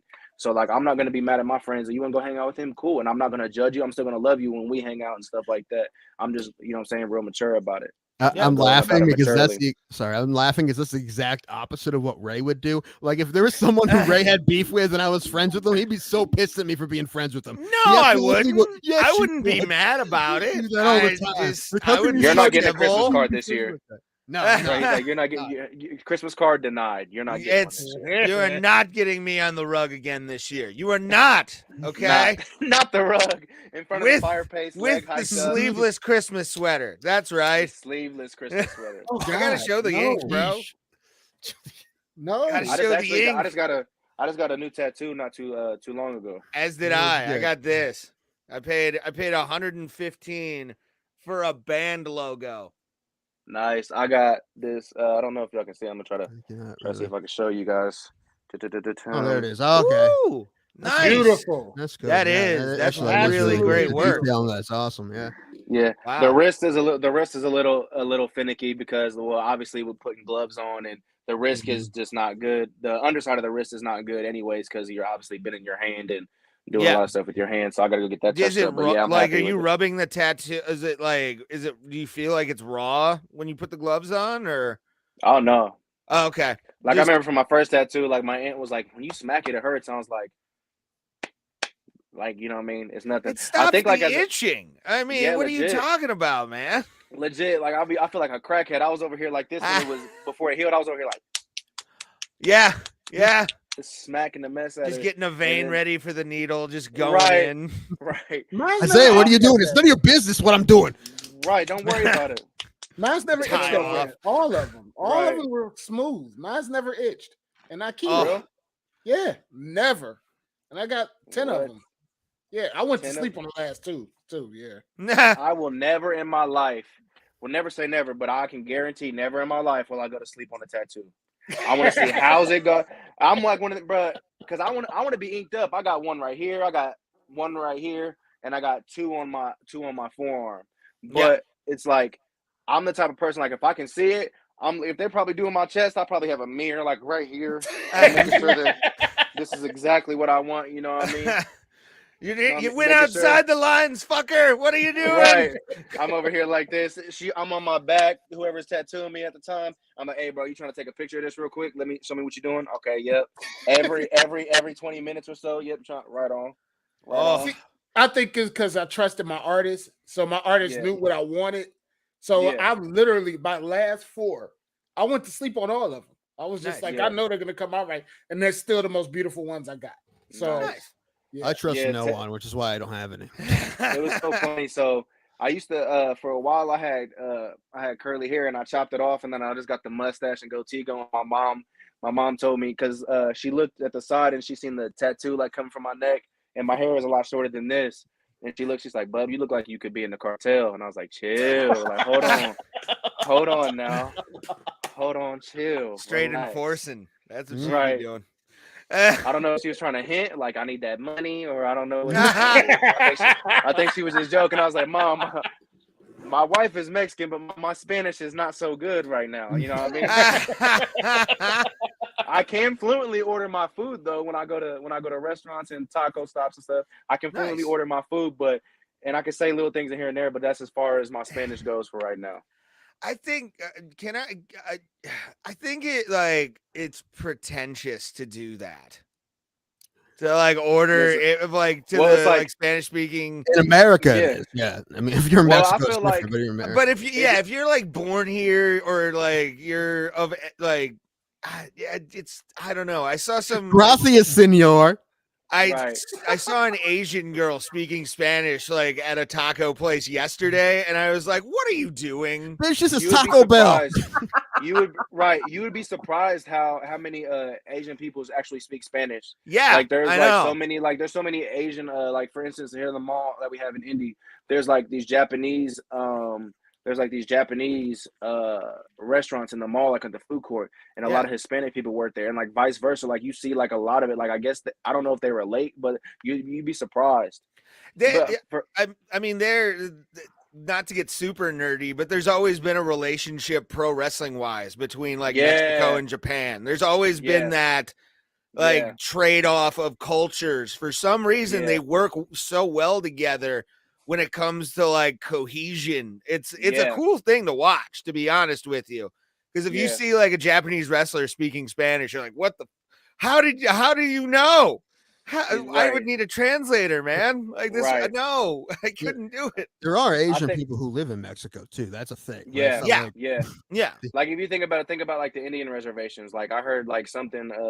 I haven't looked into it much, but I know like a lot of Indian reservations, they don't even hold Native American Indians. They hold more like Vietnamese people and a lot of Asian people actually. So it's like, you know what I'm saying? And where are these reservations probably known? Like all around the Hispanic community, you know what I mean? So you'd be surprised, like they're not even around their own people. So they got to adapt just like anybody else would. Like if you took us to Mexico, Puerto Rico, or anywhere in the country that spoke a different language, and you put us there and you told us we couldn't come back home, what wouldn't a lot of us do? We're gonna have to learn how to speak to get from point to live. You know what I mean? Hey, I'm sure to be a lot of us walking around like I need beef. I need 2 of these. But you know what I mean? I think that's just anybody. But for me, I think well, my wife is full. She's from Mexico, and then my son who was just born. Actually, he's 8 months now. He was born 8 months ago.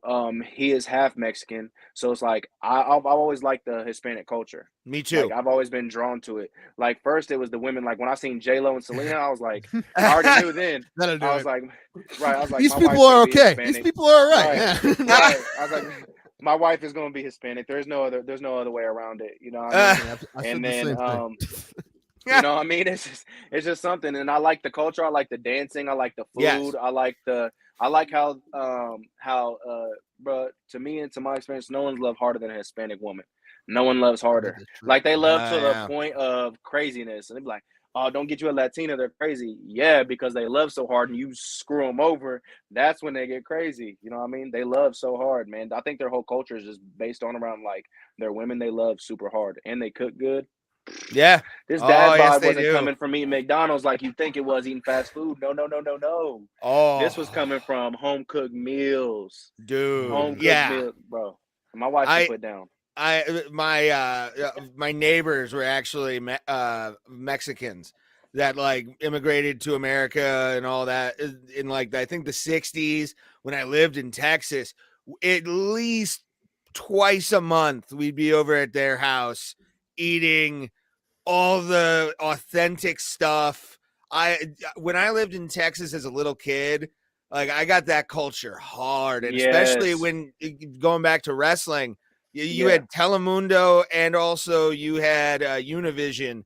They would both do wrestling on Saturdays and Sundays, so you would watch that stuff almost like clockwork. It was awesome to watch, man. Like, and I wish I could have. I never, so dude, I never had cable growing up. So like, my mom, she had a friend that would record the like the big events like not Raw, but like SummerSlam, WrestleMania, all the big events, you know what I mean? Yeah. And they would tape them for us, and then we would get them. So me and my brothers would be like so late to everything. I'm like, bro, we go to school the next day talking about something. Bro, did y'all see this? How could you not tell me this? Like, I know y'all, you know what I mean? Or just even talking about something like, yeah, bro, we seen that like a month ago or like a couple nights ago, you know what I mean? I'm like, nah, I feel late. Y'all wasn't even talking about it at the lunch table, or you know what I mean? Yeah, I mean that's the thing. Like, especially wrestling in the '90s was so huge. Dude, I like see like any kid who had cable, they were all at the table, just going like, "Did you see what Austin did?" Or one of us are getting in trouble for flipping off the teacher. You know, like I did. It happens. It happens. I just think like the 80s, bro. I love 80s culture too. Like, bro, I was just jamming out to the Footloose soundtrack earlier. I just showed my wife Footloose for the first time. She ain't never seen it. I'm like, babe. Never. That's my song right there. Bro, I've been jamming that song all day since I left the house. To practice, back from practice, bro. I don't care what you say. I've been lit that song. I've been over here like this. Well, I'm gonna come out with this joint. It's fire. Next time, they're gonna see me and they'll be like, Isaiah Watkins come out. People who don't even know me. They're gonna be like, Isaiah Watkins. This song gonna play. Them like, okay, obviously it's white, and then here comes me. Yeah. This guy gets it. This guy's cool. Yeah, legit. You know Next time Isaiah gets in a fight with his wife, he'll be in the garage pumping that song, just anger dancing it out. Never. Oh yeah, bro. It's so funny. It's so funny, but that movie is so good. Kevin Bacon is such a good actor. Kevin Bacon, bro. I love musicals, bro. I don't care what you say, bro. I like Grease. I like Footloose. There's so much more. I even like what is it? Flashdance. Older one. I've never seen that. You never seen Flashdance? It's I haven't either, so don't feel bad. You've never seen Flashdance? You were like in diapers when that movie came out. Yes, I was, and I still didn't see it.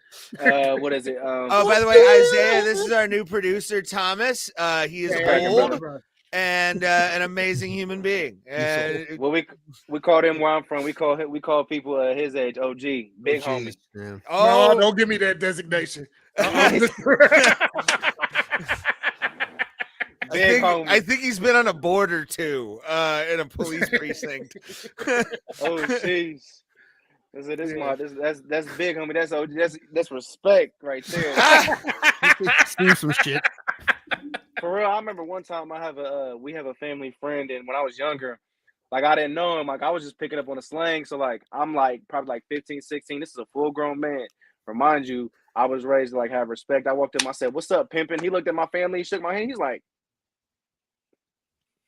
"Pimpin'? What do you mean?" You know what I mean? That's what you remind me of. And now like we watched, like we talked about it. I understood where he was coming from. Now every time he see me, he was like, "What's up, pimpin'?" Even though I'm grown now, so it's like funny. Like it's that That's joke. Every time he see me, he like, "What up, pimpin'?" Every time. You know what I mean? Funny. Yeah. That's big homie right there. That's the unk at the barbecue who get his little sip on, get them two-step. He be like, more than you realize, and that's why maybe I will not confirm or deny. Thomas and I that's both what they float. say when it's usually right. Isaiah, Thomas and I both float on somewhat of the river of trash, Isaiah Thomas. so it's a good time to be us. That's why we're friends. Yes. That's why I like them. Yes. Bro, struggles make friends, bro. You don't realize how struggles like actually bring people. People think, yeah, they do tear people apart, but they also bring people closer together because then you have that legit. Or like I come from the same thing. I come from like nothing at all. You know what I mean? And so, yeah. So now, like at this point, I'm just trying to change all that and be able to. I know, like for my first big check, like when I make it in the big leagues. You know what I mean? Obviously, my family's going to be taken care of regardless, like my wife and them. But my first big check, I'm either, depending on how big it is going to go to my mom a new car or to her a house, you know what I mean? Down payment or something because she raised 4 boys by herself. Yeah. You know what I mean? You said that in the last podcast, and that story is so amazing, dude. Like your whole backstory. 4 boys by herself. And it's crazy, like, because so I was raised, so I'm biracial, I'm black and I'm white, and so it's crazy because I was raised by the white side of my family, and so it's like, how do you learn? Because like there's things that you learn like as an African American male, like you need to learn these things, and I didn't learn this in a house. I learned it through music, through TV, and talking with my younger brothers who are also mixed, obviously, and going to school. So it's like, you know what I'm saying? I didn't know what it was like to be an African American male growing up until my uncle came into my life. You know what I mean? And so it's like, so like there's a lot of things like I'm like, dang, this is it. You know what I'm saying? All I'm seeing is you could say I was getting the negative aspect of it because every time, you know, you see something on TV, it's usually a drug dealer, a rapper, or even like Space Jam, a ball player or something like that. You know what I mean? There's very few narratives going to that. So it's like when people, my brother, he said, you talk different when you talk to different people.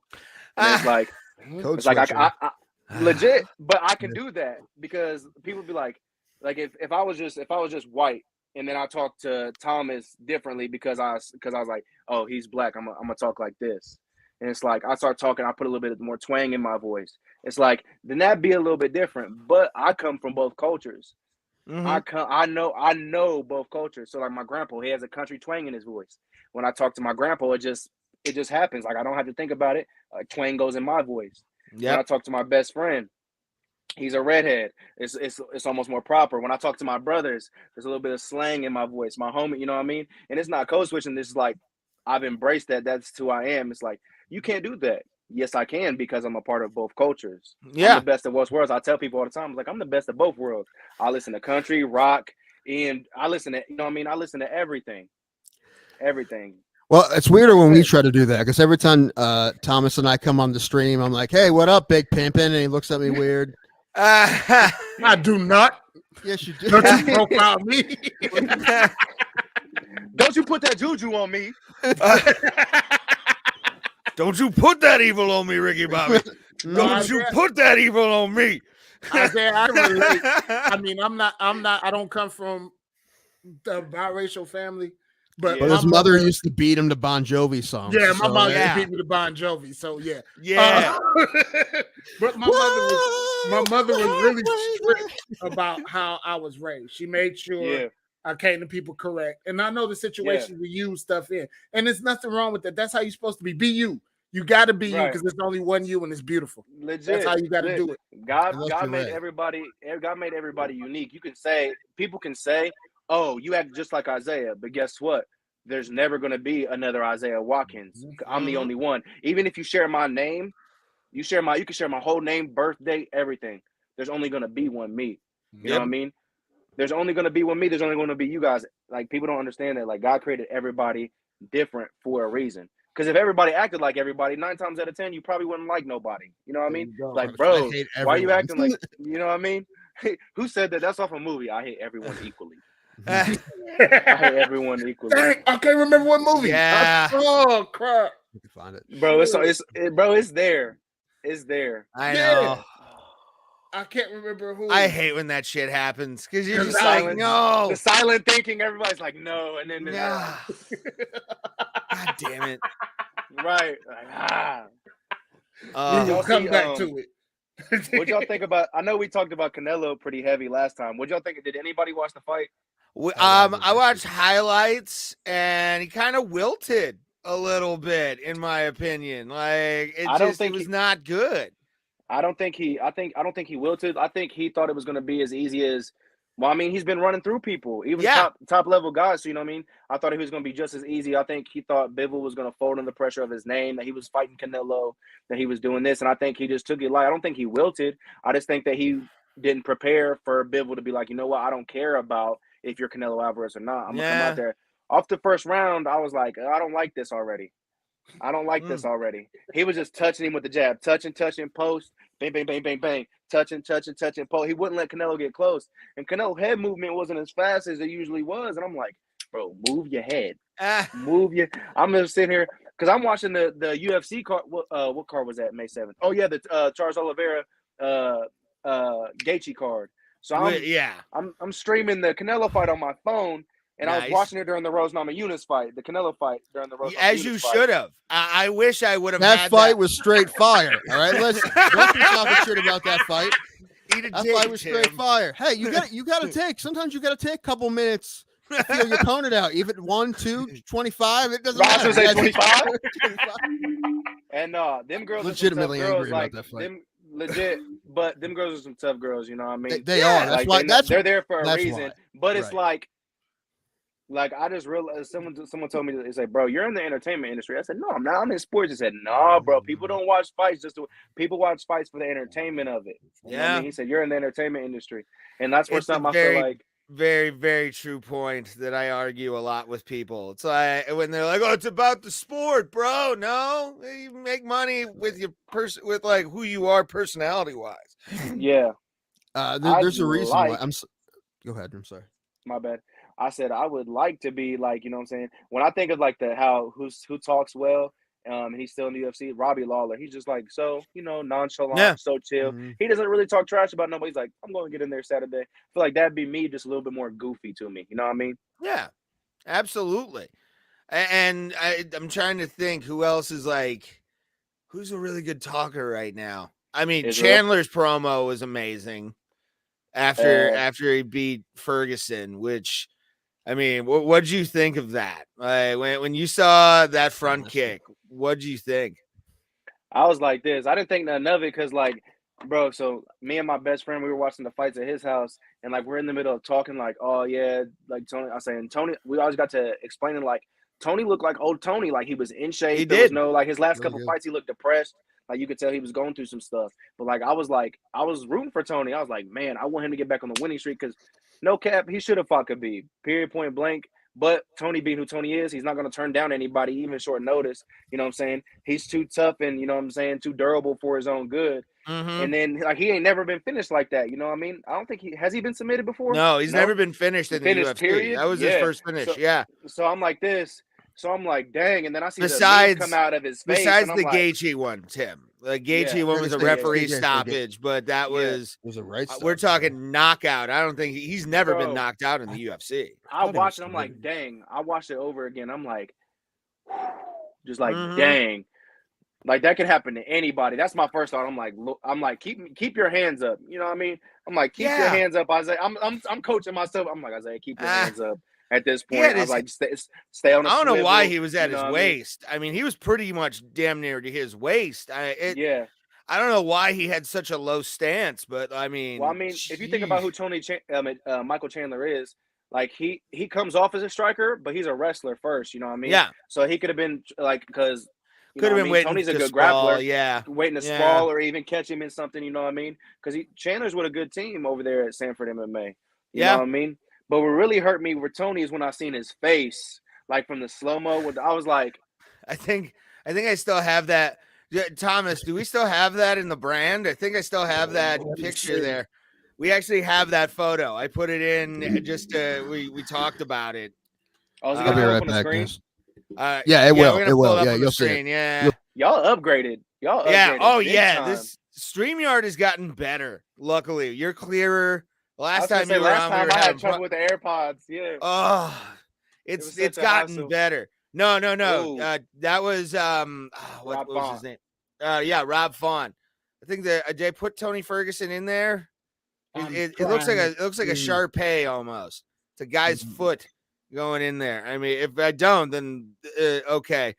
But I don't see it. damn it. Okay. But no, yeah, seeing that face, I'm like, first of all, whoever that is should be doxxed.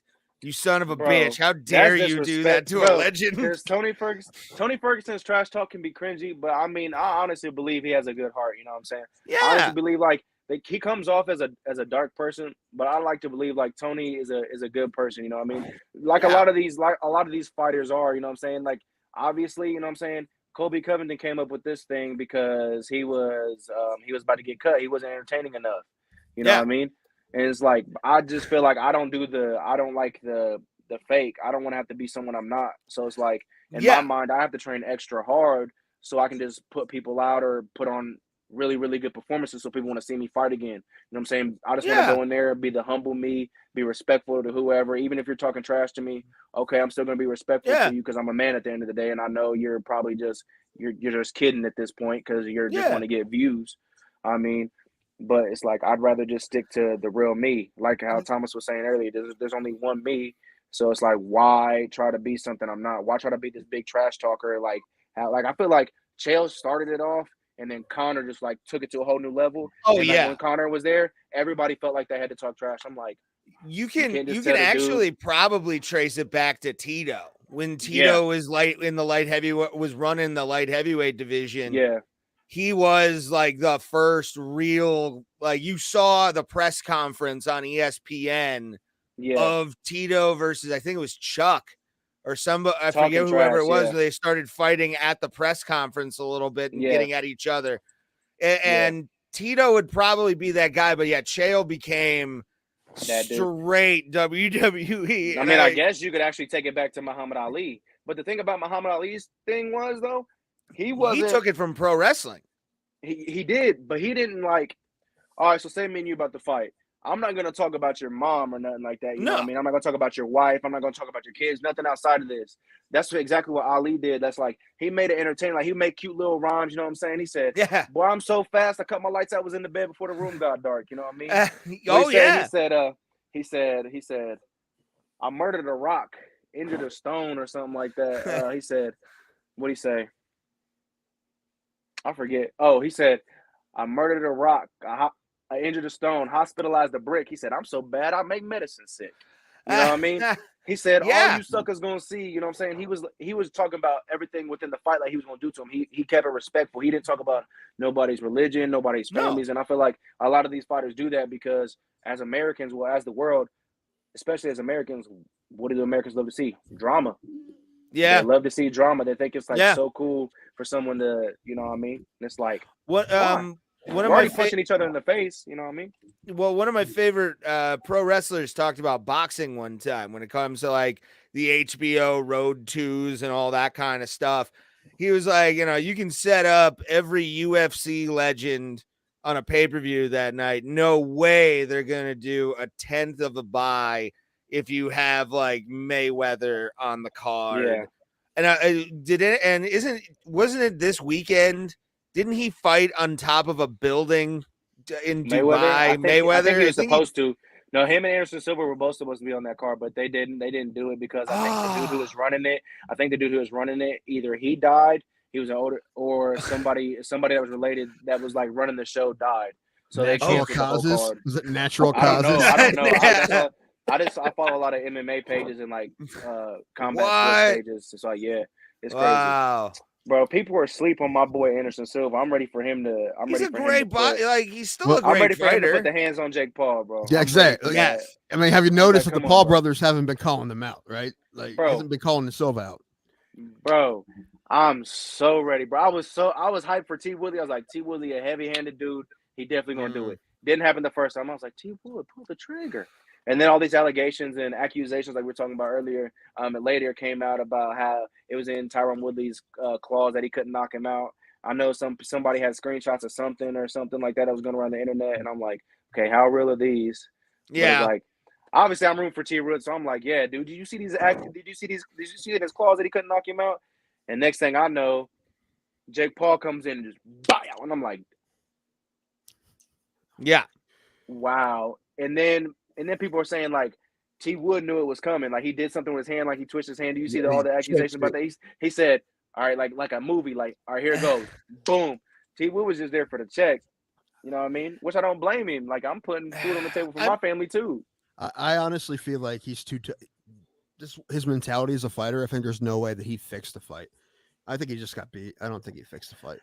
And in Tim's defense too, I mean, he's been ever since the Wonder Boy fights, and even with the exception of the Darren Till fight, when he darsed Darren Till, which was very easy. Tyron has always had sort of an explosion waiting for an open, and once he meets somebody with a little bit of footwork and a little bit of head movement, he's sort of stumped.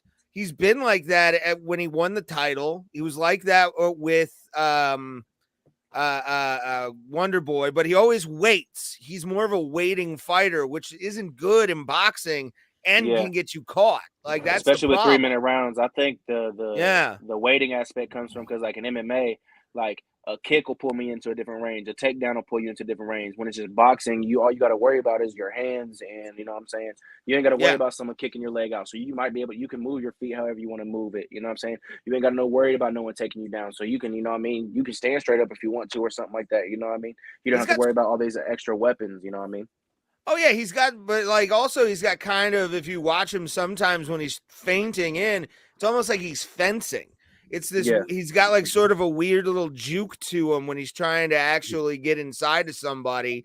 And for boxing, that's not a great, I mean, Conor changed his style a little bit for boxing when he was doing against Mayweather, but like a guy like Tyron Woodley is a very just, I'm going to come at you. Either I'm going to try and get a double leg on you, or I'm going to try and knock your head off. Athlete. Yeah. He's a very explosive athlete. Yeah. And guys like that'll wait. I mean, even the guy, Dillian White. Dillian White's a very explosive boxer, and Tyson Fury picked him apart for 6 rounds. I watched that one too. He said, "Oh, that was one of them best knockouts." One of them knockouts where you hit someone with an uppercut, they just go boom. Oh, slump. I want one of those, but I hope whoever I do it to, I hope they're okay afterwards. If you do it, we will show that on the show. Like those are my favorites because I love Tyson Fury. I'm the guy. I'm one of those people that drinks the Kool-Aid of the Gypsy King and goes, "Please, sir, I want more. All right, give me your skill." He's just so good. So we're talking about heavyweight boxing. Who is y'all favorite heavyweight of all time? Oh, it has to be. I hate to be. I mean, we talking era? I'm talking about ever. Period? Fuck! Why are you doing? It's recency bias. However, it's really hard not to pick Tyson Fury. It's really hard not to pick Tyson Fury. Nah, I met Tyson, so I like Mike Tyson. Mike Tyson is my GOAT. Mike Tyson is my GOAT. Yeah. I mean, Mike that's Tyson like the posthumous. That's my boom. That boy, bro. If Don King didn't take his head right, I feel it was so much junk, bro. When he was with Cuss, that boy was knocking people out left and right. First round, as soon as Cuss died, it was Don King used his vulnerability, the time of vulnerability and then when his manager died, have y'all seen the remake of the movie with Michael J. White, the older movie of Mike Tyson? Yeah, I've seen that. So like his manager died, and then he went downhill even more. Like people close to him just started like dying. So like Don King was like weaseled his way in there, you know what I mean, and like messed with Mike's head. I got an old man story for you, Isaiah. I'm about to give you one. All right, Unc, lay it on me. My grandmother used to run numbers with Don King, and I never believed that my grandmother knew him. But I used to work at the ballpark up here in Cleveland. I came home from work. There's a whole bunch of cars outside my old house, and my mom stayed downstairs. My grandmother stayed upstairs. I go in. My mother's like, "Yeah, your grandmother's friend's upstairs." I'm like, "Who the hell is that?" So I'll go upstairs and dead eye, Don King, in my grandmother's house. That's insane. So I look at him, and grandma like, "Yeah, this is my grandson. This, that, other, blah, blah, blah." He's holding flags. He sticks his hand out. And I'm like, I'm not shaking your hand. It's like, why? It's like, because you fuck Mike Tyson. That's That's a true Tyson fan right there. That's a true Tyson fan right there. You know what I'm saying? I'd love to meet Mike Tyson one day. I'd love to fight in front of him, put on a performance, man. And definitely just like, you know what I'm saying? I'd like to meet him. You know, Mike Tyson, bro, he is smart, very educated. Bro, his vocabulary, bro, ain't nothing more impressive than a dude with a high vocabulary, man. That's impressive to me personally. I try to, like, when I see words, I try to use them, or if I want to get proper with y'all, utilize them in a very very explicit or specific way. You know, what he doesn't pronounce any of them right, but he knows what they mean. You disrespectful. You disrespectful. My man is disrespectful. I'm Mike Tyson. I love Tyson too. Who doesn't love Tyson? But then you always got Muhammad Ali. You always got Muhammad Ali. You're always gonna have him. But like I think it just depends on people in their, like you said, era. But to me, but if Don King didn't mess up Mike Tyson's head, Mike Tyson would have went down as the most undefeated heavyweight champion of all time. He would have held on to every belt and scared the promoters into giving him those belts. By the way, give me his belt. Like Fury couldn't get him to fucking unite the belts all together, but Tyson would have been like, "I'll stab your family." Like he would have not given a shit. Like, because you believe he would at that time. You're like, he'll do it. Though. He'll do it. Yeah, he'll eat our children. He will do it. This is by the way. Pre-face tattoo. So think about how much more scarier he was back then. With the face tattoo. Oh yeah. What is he gonna say? That's actually one of my favorite speeches that he does. He said, "My style is impetuous. My defense is impregnable." He said, "Alex is no conqueror. I'm Alexander. I'm Alexander. He's no Alexander." I would never do that in front of Mike though, unless he gave me permission to do it. You know, my favorite he Mike Tyson has a sense of humor. We found that out over the years. I'm gonna make sure I pronounce all my S's correct, so you don't think I'm slipping up. Isaiah Watkins. Sorry, Mike. I'm missing a tooth. It's not my fault. Then I get that hangover. Bam! That's what I was about to say. You meet him in June and you wake up in December. Bro, it's crazy because I was watching him hit pads on the internet the other day, and I'm like, this dude did Roy Jones a favor. Yes. Yeah. I'm over here like, Mike still got it. Did you watch him beat that dude up on the plane? Yeah. Oh, yeah. And I'm so glad he didn't get charges put on him. Like, I am so happy he did not get charges because that guy deserved every punch. Bro, this dude's, I think he was calling Mike a peasant or something. He's like talking to the dude. He's like, peasants or something like that. Next thing you know, Mike Tyson just grabbing him like tie clinch style. Just beating the fuck out of him as he should. And then you go back to the dude's face and the dude like cut from here and here and he's like, you know what I mean? And I'm like, bruh. I was like, bruh, people don't understand. Like, yeah, you know, there's a price that comes with fame, but there's also a respect level, bruh. I'm not anybody who punches somebody in the face for a living. I'm gonna watch my ground. You know what I mean? Yeah. Two things you don't do: you don't talk trash to somebody who professionally at a highest level punches somebody in the face for a living, and the second one is you don't sneak up on them. No. Nope. I do. I got friends, and my friend will do it to me. He's like, he'll scare me, but he'll be a distance away because he know I'm already cocked and ready to go. I'm already here with it. Like he came in my door brother open. My brother was in my room the other day, and he was behind the door. He didn't say nothing, and I'm talking to my wife. My wife knows he's there, but obviously she want to get me too. So I go and I turn around, and he's black, so the lights is dim in the room. And I turn around and all I see is him smiling.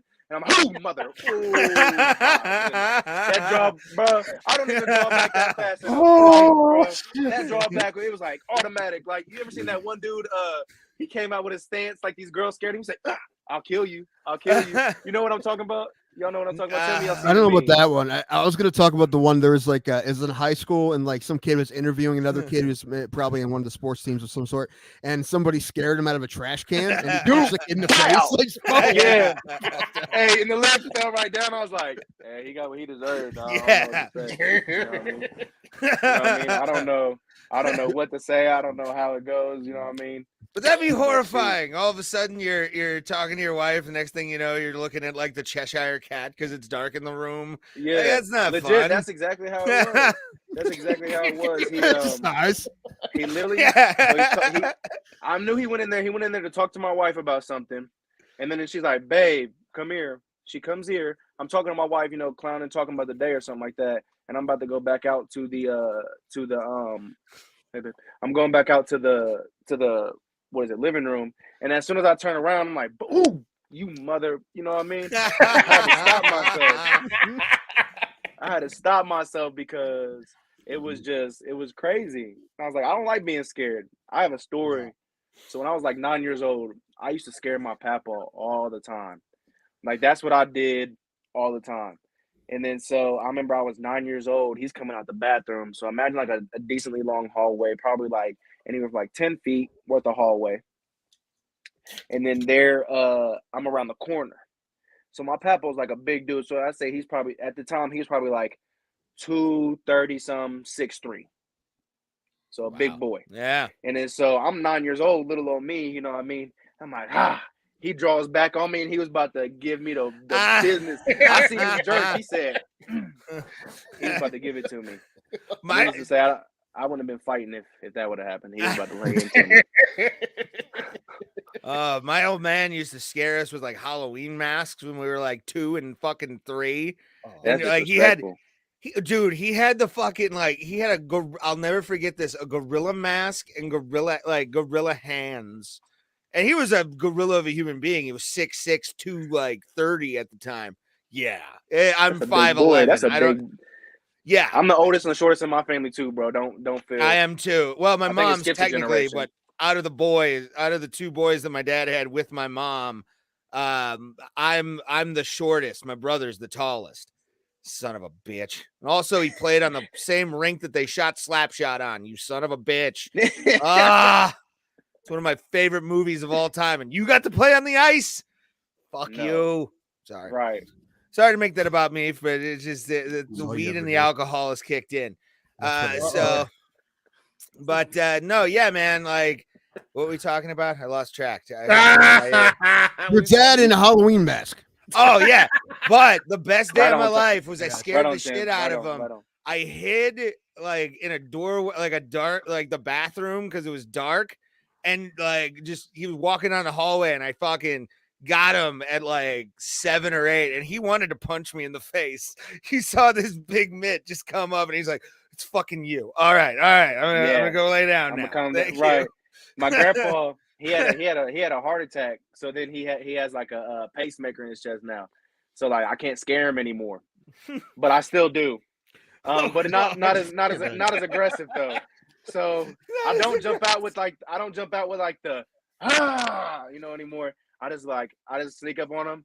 I'm like, "Hey, Papa, what are you doing?" Just like when he doesn't know, and he's just like, "Oh God." My family tells me I better stop before it goes off and gives him a shot. Yes. I'm like, just test, making sure she's still kicking. I'm saying, make sure his reflexes are intact. His fingers start producing lightning bolts. Right. You scare him so bad. Right, bruh. I can't nice. I don't do it often. I don't do it often. That's not nice. I got a pacemaker. Don't do that. I kind of do want to turn you. I promise you.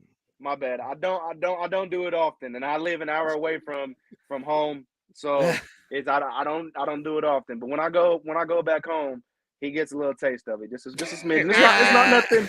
It's not nothing aggressive. It's just like, "Hey, Papa," or "Hey, what are you doing here in that chair?" You know what I mean? It's something very casual. He just gets scared. Testing his reflexes. It's fine. It's exactly. That's his reflexes. Making sure he still know how to shake and bake. You know what I mean? Making sure he still got it. Okay. You know what I mean? Making sure he still got it. That's all love. That's where the love is coming from. You know what I mean? Oh man. Real quick for the people that are joining us, this is Isaiah Watkins, amateur MMA fighter out of Indiana, if I remember correctly. Indiana. And go check him out. We're not ending the interview. We're just getting people coming in and out. So I want to kind of catch everybody up to who's here. Yeah, man, that's and there's nothing better than like grandpa waking up videos or Oh, like dude. scaring videos. They're the best. Yeah. I Yeah. love the just like, huh. I never, bro. It's crazy because there be so many pranks like I've pulled off, but like I just never like that. Recently, I scared I did get my brother. So my brother's coming in the house, and I set my phone up. I've been waiting for him for like an hour. I'm like, dang, they said he was gonna be home soon, so I'm waiting for him. I'm just on my phone scrolling. Every time I see a light coming down the road, because we live in a cul-de-sac, so I'm looking down the road. I'm like, oh, there's a light. Oh, it's not him. Oh, it's not him. So I'm sitting there. Finally, it's him. And I set my phone up, and all I hear is my brother messing with the lock. So I'm like, all right. So I hide behind the corner as soon as you get up the stairs, because you got to come up to our stairs to get to the living room and walk through the house. So I'm hiding behind the corner, and he's like, dang, we just let 2 big mosquitoes in. And then I pop out, how many mosquitoes you let in?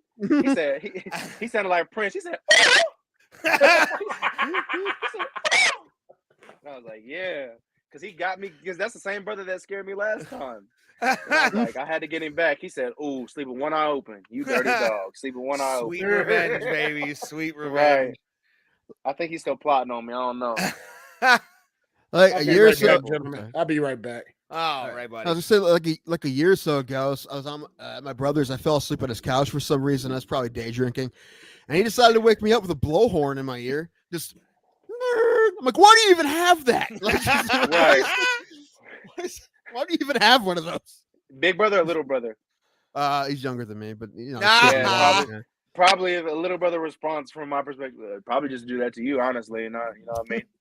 Well, Because I know no, I'm I've a seen him big do it kid. to other people. Like he has the Okay. reason he has that is to do that to people. So. Okay, yeah. Well, I mean, at least he's honest about it. You know what I mean?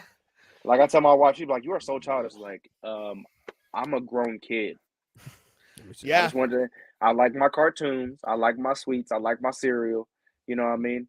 And I like doing stuff that children or teenagers like to do. You know what I mean? I'm still a kid at heart. Don't put this juju, like you said, don't put that what do you say, evil Don't on me, put Ricky that Bobby. evil on me, Ricky Bobby. Yeah, I'm a big kid, man. I'm a big kid.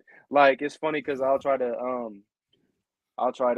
get my children to do their chores, and I'll try to reward them to do them correctly. I'm like, yeah, I'll go to the trampoline park. And I told my wife this the other day. I'm like, yeah, I was like, they think I'm taking them for them, but in reality, I'm taking them for me. Because I'm the dad who jumps too. You know what I mean? I'm getting out there and I'm jumping and I'm doing, you know what I mean? They're like, oh, we had so much fun. Thank you. I'm like, yeah, you're welcome. I should be saying thank you for doing your chores so I can tell your mom, hey, we need to go to the trampoline park. You're just doing You know what front I mean? flips into the foam pit. Right. Right. Dad, did you see the flips I did? Did you see the flips I did? Right. Like, you see- Right. Was you not paying attention? I had personal I love the best. foam You kidding pit. I always pretend I'm Jeff Hardy when I'm in the foam pit. That's Nice. bomb. Nice. What? No. Okay. I'll ask you the question. Are you watching AEW right now? No. Ah, Jeff Hardy's on AEW right now. Bro, And so what is the deal with AEW? Did like WWE, like, did Monday Night Raw and all that other stuff like go downhill? Like, what is what's different well, about that's AEW? a loaded question, sir. That's a very loaded question. So what happened? Because all I see is AEW now. I don't see like Monday Night Raw too much, SmackDown, none of this stuff. Yeah, AEW's sort of become the new. Is that a vodka bottle? Oh, that's the 1800. I know that bottle. That's our tequila. That's his tequila Quence's bottle. We've created a game, Isaiah. I don't think we've ever told you about this game. It's called Tequila Quences. We pick 2 fighters via a wheel, and if they lose, based on what round, is the amount of shots you have to do, and the max is 4 per fighter. And then you can also have extra fighters and extra like shots. parlays type deal. No, it's just it adds on to the total. Like you could have in theory like 80 shots. Like honestly, it's not a fun thing. You're dead. You're dead. Dead. Most cards you're looking at 8 total. One time Thomas was literally looking 30 total. Yeah. That he ended up doing like 7, but 30 was what his max was because of how many So fighters you guys had he grace got. on him. You guys only allowed. No, his fighters won. Most of his fighters won, but he had like 6 fighters. If you win, you don't have to do shit. Like you don't have to do anything. So you guys had to do shots. Oh yeah. I'm looking at. I think I've done over 20 shots already. Total, in this calendar year. Yeah. The most anyone's had to do on one show is 7, I think. So yes. Okay, that's what I was saying. Like, what's the most shots y'all have done? In one show, 7, I think is the most. 7 was. I had to do 5 or 6. I've done max like 5 each time. I actually had to do 5 extra shots this year because fucking Mike Jackson decided to win by disqualification, and I said, "There's no fucking way that he's gonna win. If he wins, I'm gonna do 5 shots." And disqualification, fuck Mike Jackson. How about that? Right. As soon as that happened, I sent him the timestamp from that episode. Because no one asked Ray to make this bet with himself. He's like, "Oh, he's not going to win. I'll do 5 shots if he wins." I'm like, "Yeah." And Tim's just the guy like, "Oh no, you accountable to this." Oh, 100%. Yeah. Ray was trying to get out of it. "Oh no, it doesn't count because it's a DQ." I'm like, "The fuck it doesn't." I'm like, "It was his fault. He got disqualified, man. He was gouging eyes out and shit." Oh yeah. Win's a win, okay? Man. Do your shot. I remember when I used to drink, man, I give me about 3 shots of Patron in, and I'm feeling loose at that point. Yeah, there you go. 3 shots, and I'm feeling good. It's usually by hour 2 is when we start dancing on this show. Yeah, payday for the show. Payday for each tequila Quences is like the week after, and it can get messy. Those are our messy shows. Like we do it once a month because we don't want to go on dialysis. So at least we're saving everything. You know what I'm saying? So do y'all do will y'all like watch pay-per-views like together or something like that? And then do y'all drink during or do y'all do it after the fights? Well, the last one we did it live. We did live tequila Quences. So that was like a couple cards ago. Yeah. Sheesh. So once we did a live stream, and that was the one where Thomas had to do 7, I think, but he almost had to do 30. That was that one. Which was great because every time there was a fight, he had a fighter, so he was screaming at the TV the whole time. We need to get him invested every time there was a fight. My man would have been talking like Mike Tyson at the end of the night. My man, hey, Ray, chill. What? Chill, slow down. Oh no, this is. I'm actually just drinking Coke right now. No, I'm saying that's how Thomas would have been. Thomas would have been like like Mike Tyson by the end of the night. You need to chill out. You're my sphere. I don't like you. Right. You went in my sphere of influence. I just didn't like everybody I had didn't look like they was even fucking trying. It was just like that comes from your mom, by the way. That comes from your mom. Don't lie. He was screaming during that live stream. It was awesome. It was funny. It was the best part about it. Other than that, I didn't like doing the live stream. But besides that, because we were on 7 hours and I didn't really find it that entertaining. But except for Thomas, that was the best part. Jeez. Man, but usually, to answer your question, usually we do them on Tuesdays. So if there was a pay-per-view, Tequila Tuesday. Yeah, pretty much. If there's a pay-per-view, like the last one last Tuesday, we did our shots, and Thomas and I only had to do 1 each, and Ray had to do 3, I think, because he had Tony Ferguson. Ray, it seems like you're always drawing the short straw here in these scenarios, man. You know what? That's how the wheel goes. You could have put Tony Ferguson back, but he didn't. Yeah, I did it just to gamble. I bet this weekend. Drove to Erie because do they allow sports betting in Indiana? I'm pretty sure, yeah. Okay, like so you can be on the app and everything. Yeah, you can do the apps and stuff. Okay, we can't do that. Not yet. We're sandwiched in between 3 states, I think, Michigan too, that have sports betting. 4 and states. New York, yeah. No, I'm talking West Virginia, Pennsylvania, Michigan, and Indiana. Yeah, all have it. And it sucks. So I had to drive an hour just to place a bet. Sheesh. Yeah, but it keeps you like so they won't even let you. They won't even let you bet off your own phone. No, you have to physically how does that work? You have to physically be in the state. Like if I want to say DraftKings, they don't have a license for Ohio, so I have to be in one of the states where they do. West Virginia or Pennsylvania are the closest to us, and I have to physically be in that state to place a bet. Yeah. So, like, if there's a Starbucks right across the border, you're probably gonna sit in that Starbucks off the lawn, place your bet, and go home. Yeah, I think so. Yeah, pretty much. So, like, how does that work? So, if you try to place a bet, like at your guys' house right now, like, it won't let you go through with it. Location is not. Yeah. There's no sports betting. They'll come up a prompt. I'm not lying. I've tried it. It sucks because I would lose so much more money than I actually do. But. Like, yeah, I mean, it sucks because we can't do it, but supposedly it already passed. It passed in the state, so it's technically legal. They're just getting the licensing together next for month. that. Next month is the application process, and at the very least, they said the The latest it will be that we'll have legalized sports gambling is January 1st of next year. That's the latest, but they're hoping by fall. Yeah, I feel they'll like once probably they have it see- by football season. Once they see like 1 week of football, they're losing money, then they're gonna push those licenses through like right away. Oh Yeah, yeah. my friend's always telling me, he's like, Isaiah, you need to start betting. He said, bro, just download the app. We can get $50 a piece, something like that. I'm like, Yeah. Like, I don't bet because every time I've betted in my life, bro, I tried to have my friends teach me how to shoot craps. I always came up short-handed. Different. It's never a good time. It's never a good time. Every time I bet I like anything, blackjack. I never win. Yeah. So me and my best friend, he knows, so we just bet push-ups. Listen, That's I tell you, awesome. once you go pro and you're in an organization where I can bet online, you're good. I'm gonna need you to win a fight for me. All right. I got you. Yes. All right. Yeah, I hope I so. got you. I'm That's gonna the be goal. putting big money on you. I'm not going out there to, you know what I mean, mess around. I'm not going out there to dance with him. You know what I mean? Oh, that's why No. you're a sure bet. Like Right, I don't care if yeah. you're a favorite. I'll lose $100 on you. I know wanna I'm be gonna the win a dude. bet. I want to be the dude who goes out there, is like dangerous, and then you talk to me afterwards. You be like, "Oh, this dude don't even want to fight. This dude wouldn't even." You know what I mean? There's Why guys does this like dude that. fight? Like Wonder Boy. Wonder Yeah. Boy. Yeah. Well, he's Wonder Boy's nasty. so He's like the wholesome. nicest guy on earth, but he will fuck you up. if you're locked in a cage with him, he will murder you. Like he was. Unless you're, bro. I He'll remember feel when bad he did about the it Vicente afterwards, Luque. What he did to Vicente Yeah. Luque, I'm over here like this. I'm like, Mhm. dang. I'm just watching him Oh. like this. I'm like, and this is the dude who That's does more karate. to me. That's more I'm like- impressive that you can just turn that on. Like you'd be the nicest guy ever, but you just had the savage in you. But you keep it down there, but you have to bring Yeah, it out when you That's compete. legit my life. So like when Yeah. when I'm training, I pull my punches a lot. So there's a lot of me getting hit in the training, and I still push myself. I go hard. I push myself on everything. But it's like when I fight, it's like something comes in my mind. It's like, Isaiah, you don't have to pull your punches. You can hit this dude 100%. Mhm. Yeah. And I just be like, oh yeah, bet.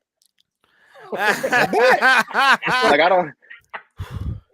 I only have your power. It's you can pop. it's scary, dude. Yeah, you can Appreciate pop. I had one fight ever and I lost it, but like I didn't know I had the fight in me until I got punched for the first time, and I'm like, I want this guy to die. Like that's what I thought Yeah. at the time. Yeah. But I didn't have it in me to do it, but I tried. I was like, Yeah. I want to rip this guy's head off as soon as I get Dude, touched. it takes. And afterwards, it's I'm like, man, that was good. He did good. Yeah, it takes so much more energy to pull your punch than to actually just let that boy fly. Mhm. So like the whole time Yeah. in gym, I'll be like, in the gym in practice, I'm like, man, I'm so tired. And then as soon as coach is like, put a little bit of pop on your punches, you know what I'm saying? Relax a little bit. I'm like, man, I could do this forever. You know what I mean? I'm fully extended, weights in there. And then my teammate's like, ease up just a little bit. Just a little bit. Do you spar? I assume yes. What do you guys like Cowboy and who has talked about he just does like pad work and stuff like that? What do you see more of a benefit from sparring than doing say pad work or like working on a bag or anything like that? Well, it's never. I mean, yeah, you get the looks, the looks of it, but like Holloway's talked about how like not sparring is help. But the thing that we do a lot though, we do partner drilling, and that's super beneficial. Like that right there was like the other was it last Saturday? Last Saturday, Saturdays are our sparring days, but coaches had us drill because we had fights like throughout the week. I think like Golden Gloves and stuff like that. We had boxing fights, so coaches had us drill, and like you would think like he came in there and just beat the brakes off everybody, or everybody's in there just like boom. But like I like drilling like that because it's like drill it until it becomes like I like to, when I teach people, I like to say like it's like writing your name. How'd you first learn how to write your name? You had to trace the letters, you know what I mean, to get the letters down. And next thing you know, now if someone asks for your signature, like signatures are always sloppy, but if someone asks you to write your name, you'd be like, oh yeah, cool. You wouldn't even have to look at it. You know what I'm saying? You could do 3 other things while writing your name. That's what drilling does. That's what I promote. I like drilling. Like it's exhausting and it sucks. But guess what? By the time you're in a fight, you're used to being exhausted. You already know what you're doing at that point. Your muscle, your body takes over at that point. Yeah, and that's the I've even when I would roll like during drills and stuff for like class, that was the one thing that helped me more than anything was just drilling those moves over and over again, because at least you knew the motion and you possibly knew what the like next thing was that they were going to try and do. Yeah. Because I've always been curious, people who do pad work, and like you said with Max Holloway as well, just doing like, light stuff and kind of working through movements. I always wondered like what somebody thought about that. Well, Yeah, that's what we they've- pretty much. Go ahead. I'm sorry. I'm sorry. I was just gonna say they've like Cowboy and Max Holloway have seen everything in the cage. Though. Yeah. That's different. So like I Yeah. don't think that they're gonna get any different looks from sparring necessarily. So it's not like they haven't seen all of that. Yeah. You know, if you only have a handful of fights or you're not even pro, that's different. I think when it comes to sparring and not sparring, thinking like those Yeah. guys cannot spar because they've seen everything and they Yeah. know what a fight's like. So, Yeah, and I think well, my coach, that's what we've been doing. It's been like light technical sparring. Like I said, it's so much harder to pull a punch and like be technically sound. You know what I mean? Because like you're pulling back power. Me, I'm just naturally heavy handed. So it's like even when I'm relaxed, I'm throwing a punch Sure. like relaxed. It's still a heavy punch. You know Yeah. what I mean? Without being intentional about it. So like being able just to touch somebody and move technically, you know what I mean? Just move, you know what I'm saying? It's like it's so much harder, so much more work, but it comes in beneficial because I've realized when I do try to go, I'm so technically sound when I let go. You know what I mean? When I Yeah. can finally allow myself to crack and stuff like that. But that's how like our training sessions have been. He's just been having us drill, and then we'll technically spar. Now, when it comes to grappling or like obviously body shots and leg kicks, he say put a little bit of pop on them. But as far as the head goes, like touching the head, you know what I mean? Like Yeah. I do got some partners that I can pop with because they like to pop too. So I do get my rounds in for sure Nice. doing that. But everybody's just so technical, and there's like being a shorter guy in a division like welterweight. Like it has its pros and cons. I'm learning. Like I always thought there was just a bunch of cons, but it also has its pros too. You know what I mean? Like lower center of gravity, stuff like that. Are you in the same gym as Cameron Van Camp? Is he one of Yes. your guys? He is. Yeah. Oh, cool. I thought so. I wasn't sure. Like they gave him a tough guy. His first few fight in the UFC. That was Dude, he is bro. Like I already know as soon as I get in there with Cameron, it is just like I already know. It's like one of them things where me and Cameron like each other. So like we give each other good work, and then Cameron just be going, I already know. Like coach will be like light spar, and I'll be with somebody else. And as soon as Cameron's like Isaiah, I'm like, yep, I already know. Just like turn that on, 'cause I already know we about to get the crack, and I already know. Because Cameron are the same. Like we'll start out light, but whoever hits each other hard first, that's it. You didn't screw it up right there. There's no light sparring involved. You know what I'm saying? We're not trying to knock each other out, but we're definitely leaving with some Yeah, I was about to stuff. say the body shots. You feel it a little bit more. You're like, oh no.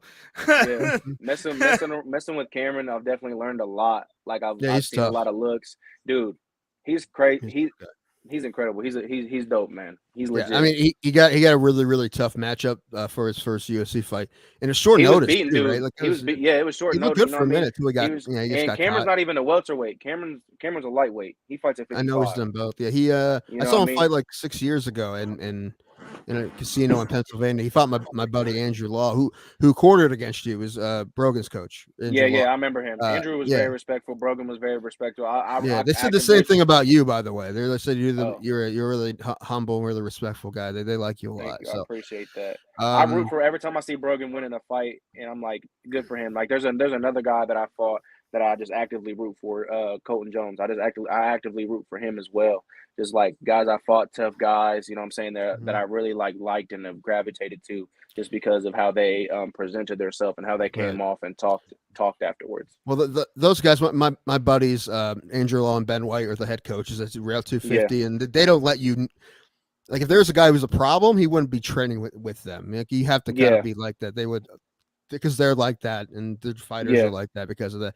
I think Brogan's about to turn pro. I think so. That's dope. Yeah, because he just won 2 in a row, and they think he's ready. He got the okay from the state, so I think he's looking at. Yeah. I know he got the okay Good from the for him. state, but I'm sure he's looking for. So probably maybe this year he'll turn pro. But he when Cameron fought my buddy Andrew Law, I was at the fight.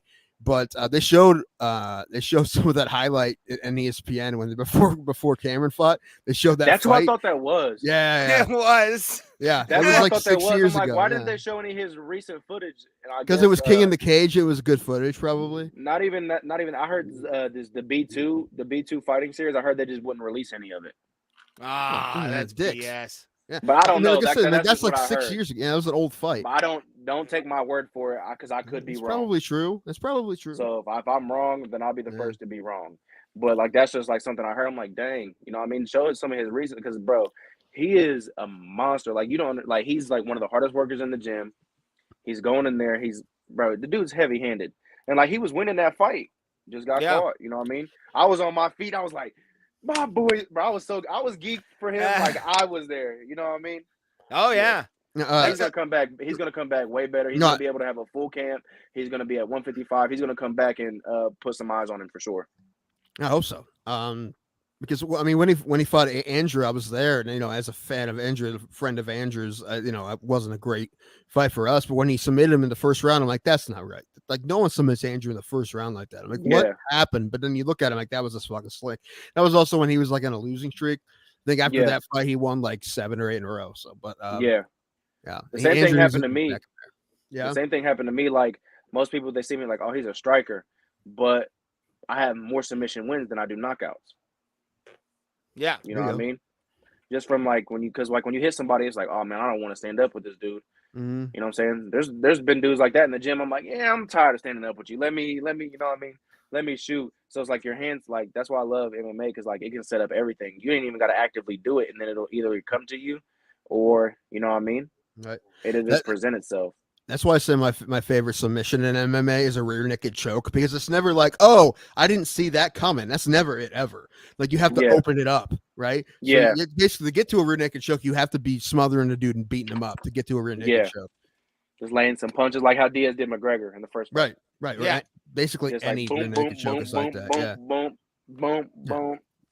Or I mean. Or the transition to Oliveira got Gaethje, right? And that was just a really slick transition because he's. Bro, I was like, dang, Gaethje's out of that. I thought he was I thought he was done with the triangle, and then Gaethje got out of it, and sure enough, Oliveira was just one step ahead, synced up that choke, and I was like, sheesh. So good. I mean, he'll probably have to fight someone before he fights Islam, but I'm so excited just now thinking about him fighting Oliveira by submission. You know what? As of right now, I think, oh man, I hope that happens this year. Just the thought of that, I'm like, oh my gosh, I want to see that fight so bad. And I don't drink, but we can bet on it. I'll take a shot of apple juice or something. I'll break my diet or something. We'll take it. We'll take that. I'll have a Coke. We'll find something. What else sucks? Push-ups. We can something. Whatever sucks. Push-ups. Let's do push-ups. Yeah. Or burpees. Burpees really suck. Burpees really suck. Burpees blow, dude. Burpees suck. I don't drink, but I'll do anything fitness. I'll do fitness with you guys for sure. Yeah, I like that. Burpees. That makes more sense. Bro, Oliveira, this is what makes Oliveira so dangerous, man. It's like he's not scared to go to the ground. And like I seen Islam tweet, he said they don't follow him to the ground because they're scared of his ground game, which you have the right, you should be. Right. Charles Oliveira is a monster, and his hands, he's heavy-handed too. You see, like no one drops Gaethje like that. No one drops Gaethje like. Who was it? Who was it? Eddie Alvarez. Poirier. And who was it? And Poirier had to take Gaethje through wars to get there. You know what I mean? And Oliveira said, "Bop." He said, "You." That was it. You know what I mean? He's special. His skill set has always been there. He's been there almost the whole time he was in the UFC, but he just keeps getting better like anyone else. But it was his mindset that whatever went from he couldn't win the big fight to I don't know. He just switched it on. Whatever it is, switch it on, and like he looks unbeatable, dude. And that's why I got because Islam's hands are better than Khabib's. They say Islam is Khabib 2.0. You know what I'm saying? A little bit better hands, around the same wrestling. You know what I mean? But Charles Oliveira's hands are better, man. Sorry to say, too. But there's something about them Dagestani men. They're strong. Them are some corn-fed boys. You know what I'm saying? We say over here in America. Islam still has to beat Dariush though. Because I mean, but listen, Benel's has that win streak. He deserves that fight. You can't skip Benel without fighting him. So and Dariush ain't no joke on the ground either. He's a nice wrestler. I know. Dude, what was his knockout over that one light skinned dude? I'm gonna. It could be a lot of guys. I'm not sure. It was recent. It was recent. I don't remember who he fought last. I'm gonna be so mad. I'm gonna be so mad when you say the name. I can't even think of it right now. Well, I'll find it. But Tim got. I'm waiting. I'm patient. You're gonna wait. Hold on. Okay. I'm patient. I can't skip this, bro. Tim's Vieira? Really? No, not not Holtzman. Close. Dakar Close. Yes, Dakar Close, bro. That was that back and forth one. That was that nasty. Yes, that was the one the meme came from, right? Yes, he said, "Bow." He said, Done. Out of the picture. And he was clipped a lot in that fight. Like he was down and he thought he was done. And then, yeah, and he's probably better on the ground. Maybe, I don't know. That's just, he's just, that's why you can't have, as great as this almost looked, you can't have him jump Benel without fighting Benel. Even so he has to. And although I think he'll be favored against Benel, like it wouldn't surprise me too much if Benel beat him because Benel's fucking skilled as fuck. He's a dog. Yeah. Who do have y'all seen the July 2nd card? Who's yes. on that? That is a stacked card. It's insane, man. Let me bring that up. Is that Izzy? Yes, that's it is. Izzy one. Yeah. Where are you? Come here, fucko. There we are, 75. Yeah, I mean, you got Yuri Prochka, Valentina Shevchenko, Weili Zhang versus. That's the next one. That's this one. He's talking the next one. Oh, July 2nd. 276. Yeah. Adesanya versus Cannonier. I have Adesanya winning that fight. Hands down. Don't sleep on Cannonier. I'm not sleeping on him, but the easy money is on Izzy regardless, I think. Like he's going to be a huge favorite. Who do you think is going to win the Holloway fight? I think it's going to be Holloway won the second one. Everyone but two people on Earth, I think, on the whole flat Earth, thought that Holloway won that fight. The whole flat Earth.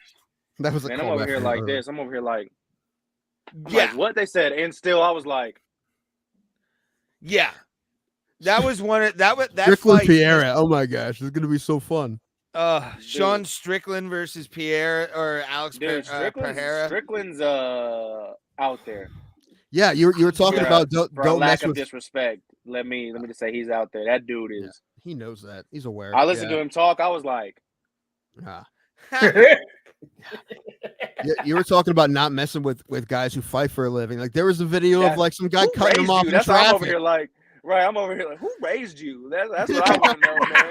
That dude, bro. He's like trying to fight guys in grocery stores. Like Curtis Cook said that. He's like, I'm like this. I'm just listening to him talk. It's on my phone. I'm like, I got kids in the room, bro. Let me go ahead. I gotta scroll past this. Yeah, not like Colby Covington. Like that's not any act at all. That's just how he is. That's him. Yeah, don't get me started on Colby Covington. I don't. I'm not a big fan of what he does either. One of my good buddies. He said every time Kobe fights, because he knows like my dislike for Kobe's personality, like the act that he does. He'd be like, "You ready for America's champ to win tonight?" Just to get a rise out of me. And I'm to the point now. Like last fight, I was like, "Bro, you know what? Jorge's gonna sleep him, and I'm not gonna do it." That's all I was just saying the whole time. And then Kobe. Now the thing is, I don't care for his act, but he's a heck of a fighter though. He's very good.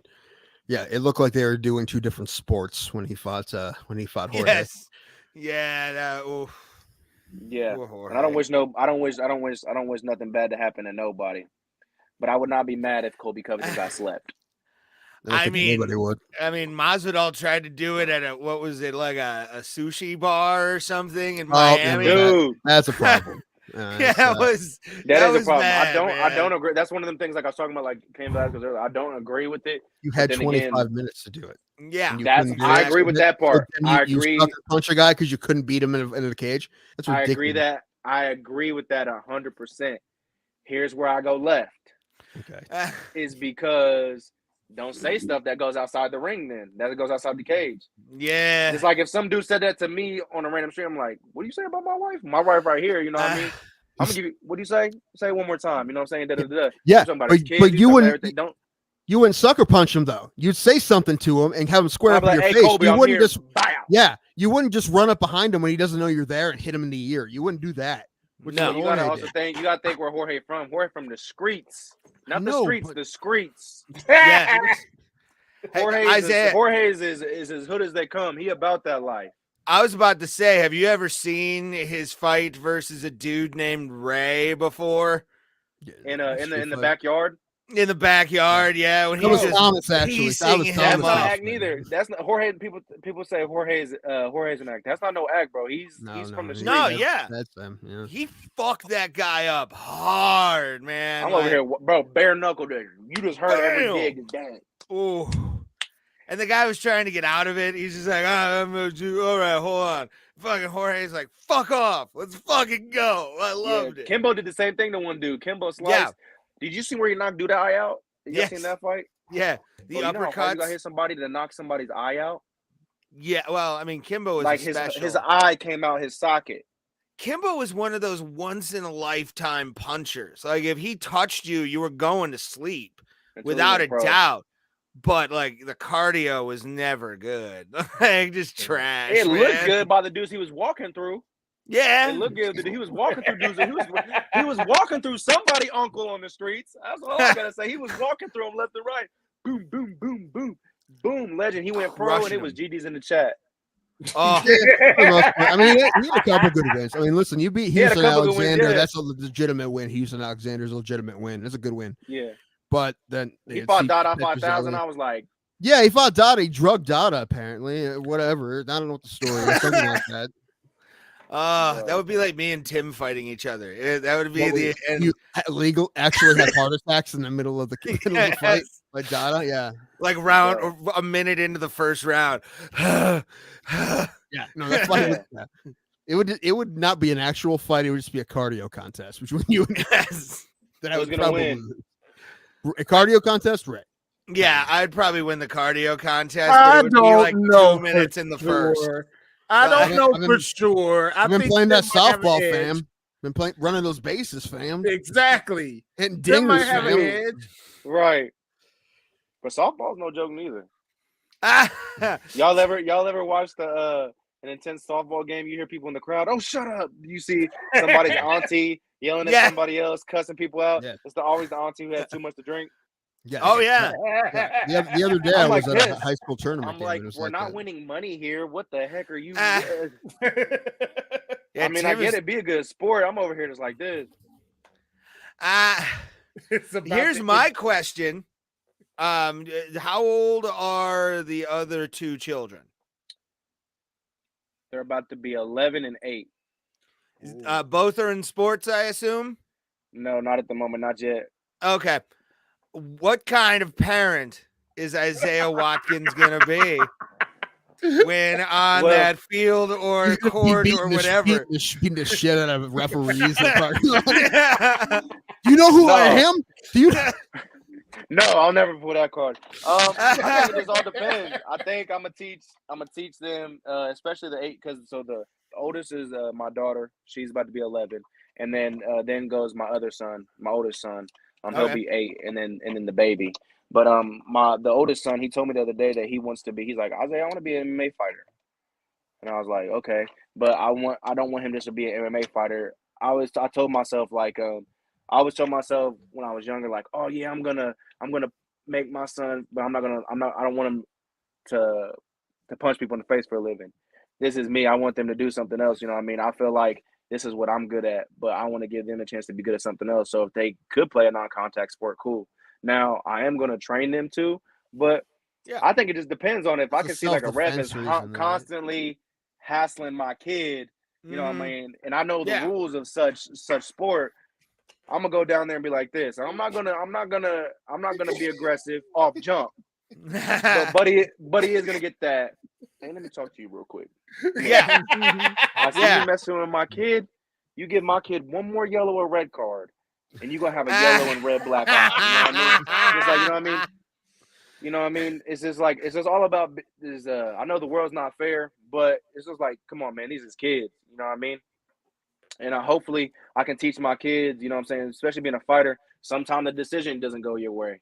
You know what I'm saying? Sometimes a coach will want to put somebody else in instead of you, but you just got to work hard, and then your time, eventually, if you put in your work and stuff like that, then it'll come. So hopefully I can teach my kids those lessons, and then that'll work. But the baby already heavy-handed. Like he's already wanting to fight. Like legit, my wife, he'll wake my He's wife up knocking out first. his play dates. Legit. My son will wake my wife up first, and then my wife will get tired of me peacefully sleeping. Yes. While she's up, so she'll say, "Okay, time to get daddy up." He can only say dada. That's all he can say. He says, "Oh, okay." So he'll crawl over to me, my side of the bed, and that's how he wakes me up. He'll take his hand. He's like boom, boom, boom. I remember when I had a long curly mohawk, and then one time he woke up in the middle of the night, and he's like, "Yeah," he's pulling my hair. Yeah. Like I'm boom, and all I hear is my wife say, "No." I said, "Did you just slap him?" She said, "No, I smacked his hand." And that's all I heard for about 30 minutes because he kept tugging my hair, Yeah. tugging my hair. And the kid is strong. Like he punched my wife in the Sweet. throat. She said, "Here, take this baby." Oh Jesus. Not take your son, take this baby. Ah. Yeah, like he's only 8 months old. He's already standing. He can God. stand on his own before Yeah. he just now recently, like a week or two ago, learned how to crawl. Wow. Like Okay. I feel like he should have been crawling. He didn't like when he was little, like when he was smaller, he didn't like to be sat down. He liked to be stood up. He knows he can stand on his own for at least like a good 30 seconds just chilling. Nice. Can't take Good but for the dude's him. legs are like massive, bro. His thighs are like God. this big, legit, no cap. That's your Nice. world champion right there. There you go. That's your world champion. They Like, all have potential. Like my daughter, she likes doing gymnastic and dance and stuff like that. yeah. Like she practices stuff. Like she's not in nothing yet, obviously. Competitive gymnastics is nasty as fuck. Like it's Bro, it's Footloose. I was watching crazy. Footloose, bro. Footloose is no joke. I'm over here watching how easy Kevin Bacon did a muscle up. I'm like, how? You know what I mean? I'm like, you look at all these gymnasts, you know what I mean? You look at all these gymnasts and they're just like it's like You're gonna be 8 packs, like shredded. Even the yeah. women, they're like no neck, look like mini Well, Yoel Romero's, you know what I mean? You're gonna be taking your daughter to the backyard after a practice and putting that song on from Footloose and making her do flips and shit and do Yeah. flips in the I'm sky. like, when you make it to the Olympics, this is what you play. This is what you play right here. And everybody who's an old head, older than me, is going to know what this movie is from, Yes. what this song is from. And if they do not cheer for you and automatically give you gold for this, Right. then that's when I go talk to the judge. It's like, hey, listen here. My daughter just played a classic for y'all. You was 24 when this song came out. This don't bring back memories. So what? Her tuck wasn't as tight as the other one. This song is a classic. It's automatic push. Bro. No, but I'd like to think when the time comes, I'd be a good dad, be good to, you know what I'm saying, support. I'm actually me and my wife figured out something where I can train full time right now, so I'm very blessed to do that. Oh, that's Good awesome. job. That's all I do right now. She That's really believes in me. She believes in me. She told me, she's like, I really want you to do this. You know what I mean? I really want you to chase your dreams. And it's being 24 with 3 kids, married. You really don't find that ever, really. It's very rare. Even when you have money to pay for stuff and your wife has a good job and stuff, very rarely do, you know what I'm saying, people give you that type of break. Yeah, So it's like I just help out with the baby and I get to train full time. So I'm super blessed to be in the position I am right now. If you're in a relationship where you're trying to be a fighter, obviously it never works unless they're also all in, just as all in as you are. It never works unless that's the case. Legit. And me and my wife have had conversations before because like I've had girlfriends in the past, like obviously in high school and stuff, where even my first girlfriend when I moved to Indy, so I moved to Indy like 3 years ago, we got in a fight, and the ending argument when I knew I was done with her, she was like, "What? You're gonna be a big fighter one day and fight on TV?" I was like, "Yeah, you gotta go." Yeah. I said, "We're done." What do you think, you're gonna make it? How you gonna right? I'm like, "Yeah, SGD's in the chat. It's over with." And a funny story about my wife. So I was living with my roommate. We was about to move to separate places. I was gonna have to go back home an hour away. And my wife knew how passionate I was about fighting, and so she let me move in with her. Like 3 months into us knowing each other, and we've been together ever since. So it's like one of them things that I broke the rules, but we've been with each other ever since, and she believes in me. So I'm very blessed to have her support, and like knowing how much this means to me. And like she's on board, man. She does a lot. You know what I'm saying? All I gotta do is really help out with the house and help out with the baby and the kids, and it goes from there. You should just have her pull a full Mike Perry and have her in your corner one time. Probably not. But she will. Sam Alvey's done it every fight. Babe. Why aren't you throwing them hands? I've heard her cheer before. Punch him! Punch him! Get up! Get up! You're not punching him in the face enough. Right. Dude, there was this meme that the I think it was the featherweight champion over there and won. Him and his coach made a meme, and it's like someone's he's on top of his like coach or something, punch him in the face, and it said when coaches be like, just stand up, or when casual fans be like, just stand up, just stand up, just stand up. And the dude who's getting punched in the face, he said, hold on real quick. I'm trying. Awesome. People don't really know how hard it is to get up, especially when someone's a good grappler. It's like, bro. Dude, when those knees are in your hips. Right. Time out, ref. You come here. You come here. I don't care how much you had to drink. I don't care. I don't care if you don't do this. Come here. Let me show you how hard this is. It's just as hard for me to do it, even though I'm a fighter. It's just as hard. People don't understand the sacrifice. Well, yeah, people don't understand like what fighters actually go through. But I mean, it's anything. It's not. I mean, not just fighting, but it's anything. Like Ray and I are comedians, and neither of us work as hard as we probably That's should. A tough profession. That's a tough profession too. The thing is, it's like our one dude who's being really successful lately. Rob Ward always says tunnel vision is this thing, right? Like you don't see. Yeah. You don't see the ballet dancer's nasty feet, right? You don't see toes you don't, right? You don't see that. Like fighting is not like any other team sport. You know what I'm saying? They have AAU for fighting. I mean AAU for basketball. I mean it's in the Olympics. You know what I mean? Ty just got put in the Olympics. AAU. You know what I mean? They got AAU for football, basketball. You know what I'm saying? They have off season wrestling camp. You know what I'm saying? Even as an amateur fighter, there's no nothing. You know what I mean? There's a lot of sacrifice that goes on. People don't think. I started off as a boxer, and I sacrificed so many of my high school life, like just socializing and stuff. I sacrificed a lot of that to train. You know what I mean? To train in a fight. So I started MMA right after I graduated. Like I was already in the gym, I was already making my transition, but I really started honing in on MMA like right after I graduated. You know what I mean? So it was like I sacrificed a lot of time. You know what I mean? Doing stuff. So when I turned 21 and I was out in Indy, I wilded out for a few years. You know what I mean? I still trained, but I wilded out. You know what I mean? I got down in it. You know what I mean? Going to the bars and the clubs and seeing what all the hype was about. But then something about fighting, man, I get depressed, man, when I don't train, man. It's like literally ingrained in me at that point. So it's like when I don't train, and my wife says I remember one time I wasn't training because I had been sick for something and I just out my body, and she's like, you need to hurry up and get back to the gym, because I caught an attitude where she's like, yeah, you need to go back to the gym or something. So this is not it, big dog. You know what I mean? And just recently we got an argument. She's like, all right, yeah, you need to go to the gym. You need to go hard on this because I'm such more peace. Like, you know what I'm saying? That's go get punched in the face, Isaiah. Go get punched in the face. Right. I don't want to do it, but you have your friend do it just because. She's calling Van Camp like it did. You gotta straighten him out. You gotta straighten him out. Punch him in the chops for me real quick, one at a time. You know what I mean?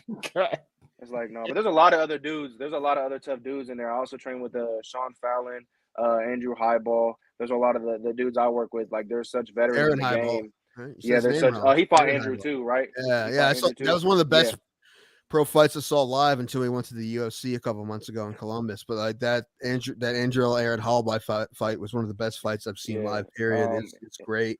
Very close. You got a lot of other up and comers out of that gym too, not just me. Like you got Tiger Robles, Jr., who's actually about to make. You know what I'm saying? He's doing big things. You got my boy Darian, bro. He's a 45er, but he used to be like he has like almost like Alexander Volkanovski story. Like he used to be big and play football, and then now he's like this short, compact, just like machine, and he can like pick me up. You know what I mean? Damn. It's like this isn't it. So there's a whole bunch of killers like in that gym, left and right. That gym is just stacked with a whole bunch of hard workers. So it's like no matter what weight class, no matter what's going on, you're getting working regardless. No matter if you're the biggest dude and the smallest dude or whatever, you're getting working regardless. And the coaching staff there is just phenomenal. Coach Pat, he's legit a genius. Coach John, they're Coach Pat he's a real dude, and you don't find that a lot. A lot of people just enter for the money, but man, this dude is legit. Like he's a boss, man. I love it, man. Yeah. Actually, I know that's at one point Andrew Law said he wanted to cross train with you guys at one point because he's fought 3 of your guys, right? He's fought Cameron, Sean, and Aaron. Yeah, he's fought all. Yeah, and I mean Sean's one of his better wins. One of his big, toughest guys he's beat was Sean. So he has a lot of respect for all you guys up there, and need to get him back on that here. Dude is talking about Andrew or Sean? No, I don't know. What did I say? I said Andrew has a lot of respect for you guys. We need to get Andrew back on. But listen, we want to have all your guys on too. We'd love to have your guys from the gym on. Can you talk to Cameron for us? I just got confused. Yeah, I got you. Thanks, man. I appreciate it. We'll figure out how to get a hold of him. There's a whole bunch of dudes out that gym that are just monsters. Like Sean's submission game, bro. This dude's like every time I'm like, all right, I think I got one entry down packed to defend. He's coming up with another one, a new one, and it's just like the dude is legit. The dude is legit a monster. It's like I'm young, I'm super young. I didn't see his I'm fight with super- Andrew because it was in I didn't see it either. Indiana, and it was a while ago too. Like I Yeah. didn't see it. I'm sure it was good because they're both real tough. Yeah, I know Andrew won a decision, but that's all I know about it. I wasn't there. it's like I feel like almost like even like some of the lighter weights, like the smaller guys, like where it's like almost Isaiah's big bro, and it's like no, I realize every time I go in there, I realize how young I actually am. I'm asking everybody like how old you are. They're like upper 20s, almost 30s, and I'm like, dang. Like everybody's always telling me like, oh yeah, bro, you do things. I was like, they just be like, yeah, bro, you're young, take your time. And I just realized so it's like a lot of big brother mentality, knowledge passed in that gym, just all the way around, man. Look at Glover Teixeira, man. You know, he didn't win a title. 42. 42, 41. He's 42 now. Yeah.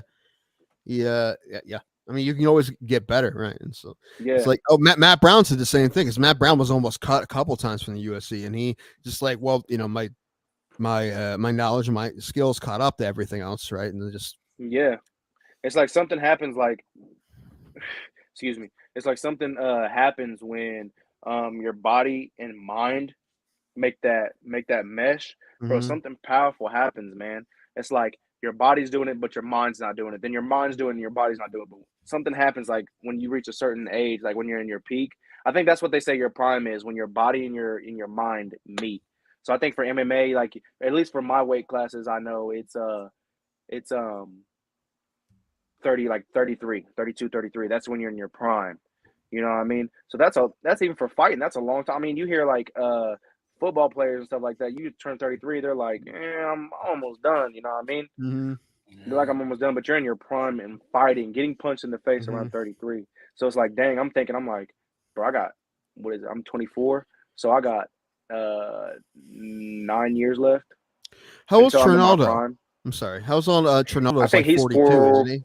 Yeah, he's up there too. And he's on the welterweight. He's like one of the older welterweights who can still fucking bang. Dude, that dude is talking about heavy-handed. That boy is heavy-handed. Oh yeah. I was like, by the time I get to the big stage, I think he's gonna be gone. But you never know. Oh, most likely. Yeah. But you never know. I don't know. Yeah, you never know. I'm trying to do math here. Like, my first fight, I'm fighting him. He's coming out like George Foreman. This one's for all the older folks. Hip hip hooray! Right. Hey Isaiah, when you get to the big time, who would you like for your first fight to be? I don't know, man, because there's gonna be a lot of up and comers too. But I see probably someone we don't know either, right? Yeah. Or it might be someone you do know. You know what I mean? That's just an up and comer that hit the scene before me. So you never know. I figure like that's how it'd probably go when I hit the big scene. But like, I like to always test myself against the champions. Like, you know what I'm saying? I like all the champions. Like, so when I see myself in the UFC, like I visualize this and like take this time. Like I visualize me fighting some of the tougher people. So like, would I fight somebody like Gilbert Burns? Would I fight Kobe Covington? Like all the big names. You know what I'm saying? Not just the big names, but I also have to visualize me that slow climb.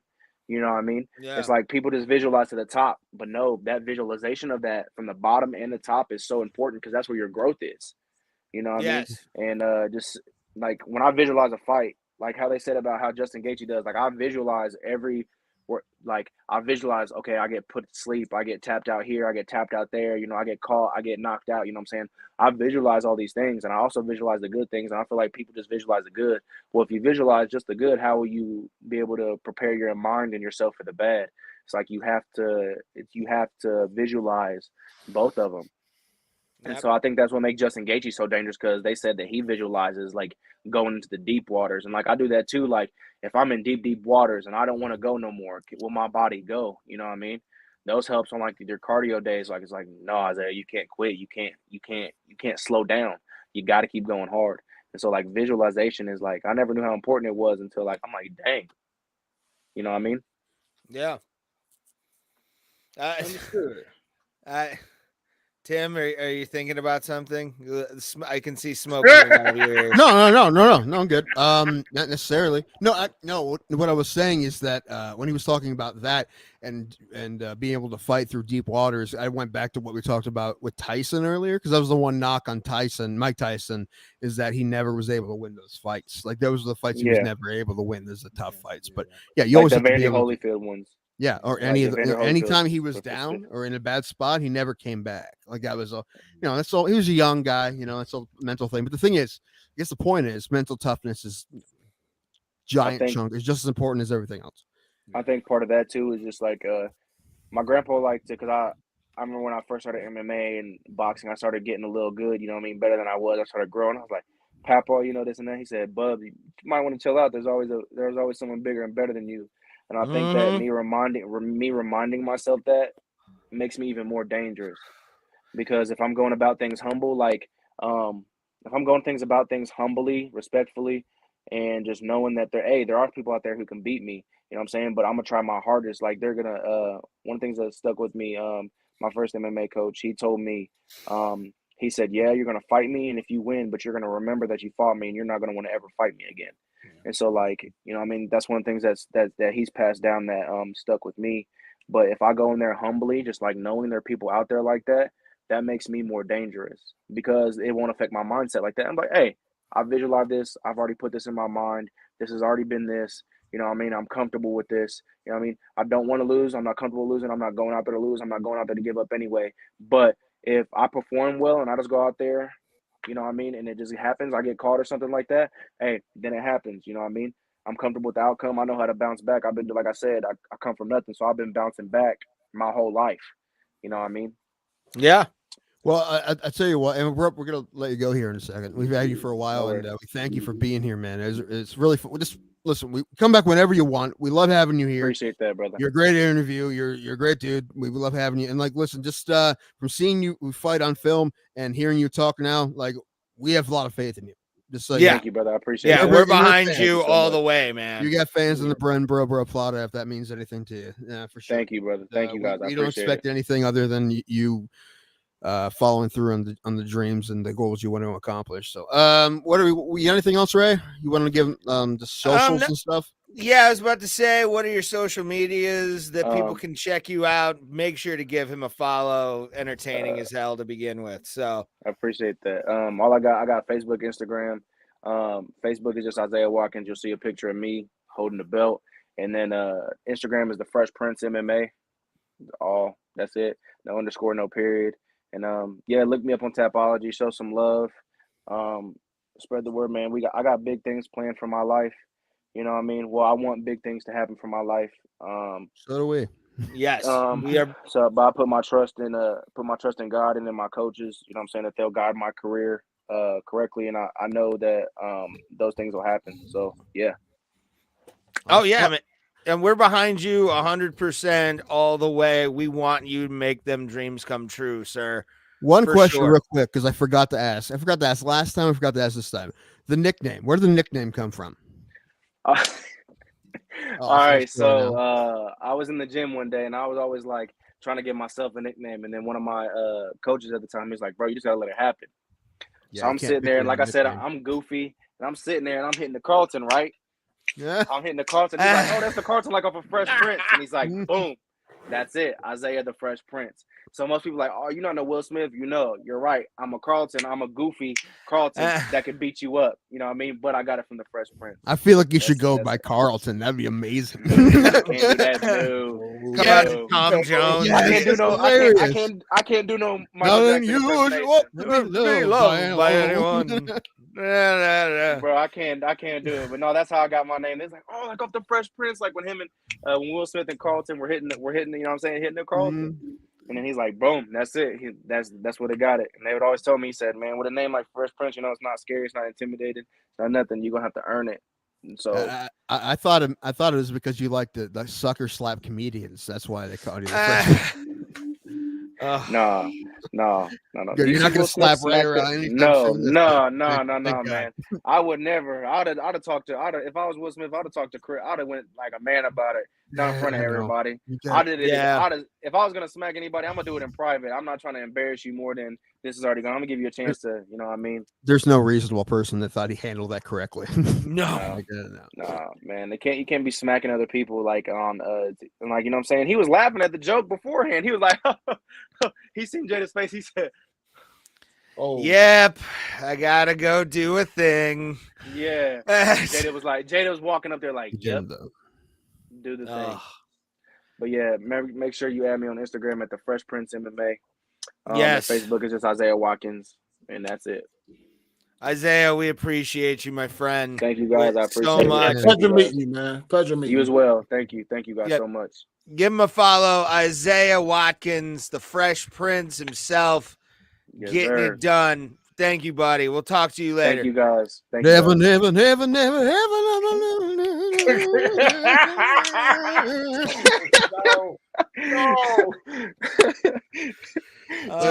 Take care, fellas. Take care, buddy. I love him. He's the best. Such a great interviewer. Yeah, He he is. seems like he's matured a lot more too, which is noticeable. Because I mean, he was one of our first interviews that we had. He was he was in that like probably. early. Well, it's before we were at the MMA holes, so I think. And if you enjoyed Isaiah Watkins, go follow him. The Fresh Prince MMA on Instagram and Isaiah Watkins on Facebook. Like I honestly think that he's gonna be like, you know, as long as we keep doing this show, which we as of now we plan on doing, we're gonna keep checking in with him if so he often. continues on a projection and we don't do the podcast, we'll just come back to do like one episode per fight that he has on television. Maybe. Just make it specials. That's when you do the dance number, Tim. That's when you do the dance number, is during the reunion special. Well, he's talking about musicals, and then we kind of went off topic quick, but like I didn't bring up Bro Plata, the musical. Dude, it's gonna be good. It's gonna be so good. If I was a better musician, I would already have songs written, but they're in my head. I was also thinking he comes out to 80 songs. You should just give him a bunch of Jim Steinman jams of different artists, and comes out to Total Eclipse of the Heart or I Need a Hero. No, man, I don't know. Yeah, whatever has the best intro, and it starts with the best, right? Listen, if took the words you right out of your mouth and have that talking part, you cut that out and it just went. I'd walk out to that. But, anyway. Oh man. Anyway, I would do rock and roll. To be honest with you, rock and roll dreams come true. I would come through the curtain, like time it right then. Yes, I'm into it. What do you think, Unc? What do you think, Unc? You like him? Oh, I love that kid. I love him. Yeah, he's the best. Well, see, we had him on just because we were trying to think who to get, and our buddy Brogan was fighting, and I'm like, oh, he's fighting Brogan, so let's get him on. And it just when he came on, I'm like, oh, this guy's awesome. He's so cool. Yeah, we found a gem with Isaiah Watkins as a guest. Drunk Tim is like, oh, how about you message people you know have already been on? So I messaged him and Hunter and Brogan. He's the only one that got back to me. He got back to me real fast. Hey, I mean, as long as he's willing to hang, we're good to go, dude. Yeah, I mean, and again, he's a talented enough fighter where he will get fights on TV. I think if he gets wins, there'll be promotions eating up the chance to have him on their TV. His will is strong enough that he's not going to let that not happen. Yes, yeah, for sure. Which is weird because I know it hasn't happened for our dude Andrew Law, but are you saying his will isn't strong enough? That's not at all what I'm saying. No, it's more than just that too. You know, I feel like looking back at his career, you're like, if he would have went this way instead of this way as far as the fights go, then maybe it would have been different. It wasn't anything he did wrong. Yeah, but you can tell it's his mentality. Like he's an Indiana kid. Like they work hard and they fucking not. Are we pieces of shit over here? Or what's going on? I mean, have you seen what was that movie about the Indiana basketball team? Hoosiers? Yeah, have you seen Hoosiers? They take seriously. Yeah, well, have you seen More Than a Game? Is that what it's called? I don't know. The movie project that LeBron religged on with those kids. Let's not bring that up, Tim. Let's not bring that up. That's what happened? Whoa. He religged. I just got scratched. She went nuts. Yeah, I saw that. I was like, flying cat. Cat scratch fever. He was supposed to have a bunch of kids from the Cleveland area in the movie portraying certain things. LeBron religged, and then he never showed up for the shootings. He was supposed to be here for the shooting. Oh, So that's a real reenactments? class act. Your king is a class act. That son of a bitch is a class act. I Right. can't stand that. My favorite basketball team has a title because of him. So Fuck him. now I'm all worried. Anyway. Now, look, have you been realizing the last 10 minutes I've been messing with my face because I'm all worried about my face falling apart now and my jaw being messed up. And Your face is not going to fall apart. Jaw's sir. messed up. What'd you do? I have a tooth issue, which makes me think my whole face is going to fall apart. I thought.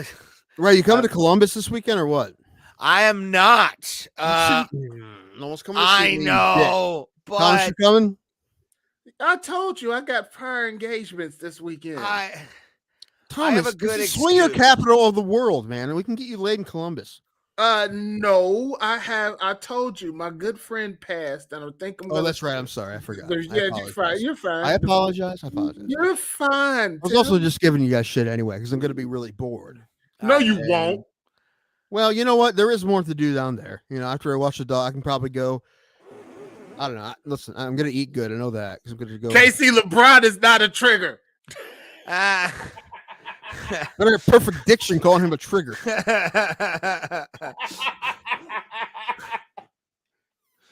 Oh God. Michael, I love you for that. I love you. For that. Listen, we didn't show the comments. Although I looked at them a handful of times, and we had some really good comments. We had some really good ones, but some of them I was like, yeah.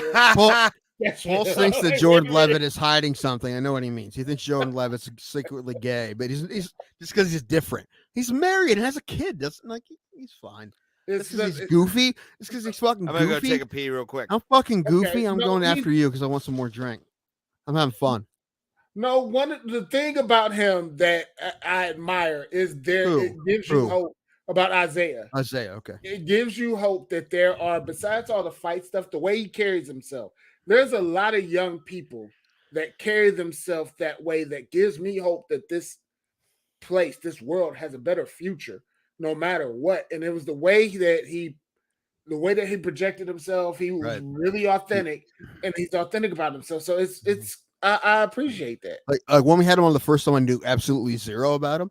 And when we had him on, I'm like, oh, this kid, I'm like, we kind of like and it was the first show he ever did. I didn't ask him if he's in more. He probably has, but it's the first podcast he ever did.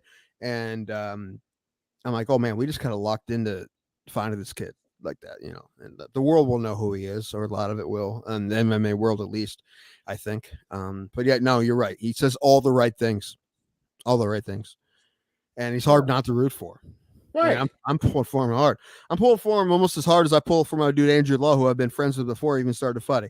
Like, I see him fight, and I'm like, when's Isaiah? I would love to go see him fight. I probably will. So hopefully someday I will. Hopefully, if we can get him over to Ohio to get a fight, that'd be great.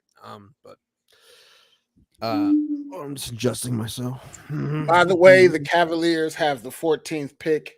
Orlando has the number 1 pick. What kind of sports fans are Orlando fans? And they only have the Magic, right? Well, and they have the soccer team, right? Yeah, you got the soccer team too. You really wait a minute, hold on. Oh shoot, you know what I didn't check? I didn't check guard score. What the guards did today. And it didn't come up on my phone either, so that's really weird. We're about to look up. Maybe did they cancel it? No, is it rain? They canceled it. It's not raining up here. Holy shit, they got beat. And 10 innings. The Red said, we sick of this shit, losing. Casey says I pulling for him almost as hard as I tug myself. That's good. Because it's probably, decently hard. That's the thing. Did we lose like Pulse and Brewster and the people we love to have here? Did we lose them all when we had the interview? Like they might have Brewster and them was bringing up points, but they might, how Brewster goes away and then comes back sometimes. Yeah. Shit happens, but like I sometimes same kind of thing happens when we do tequila cleanses. Like if we ignore those guys, they'll disappear sometimes. But we'll get back to you. Like we probably could have put a couple of those up, A couple of the comments would have been fine, but some of them, a good majority of them, I love our chat, but it was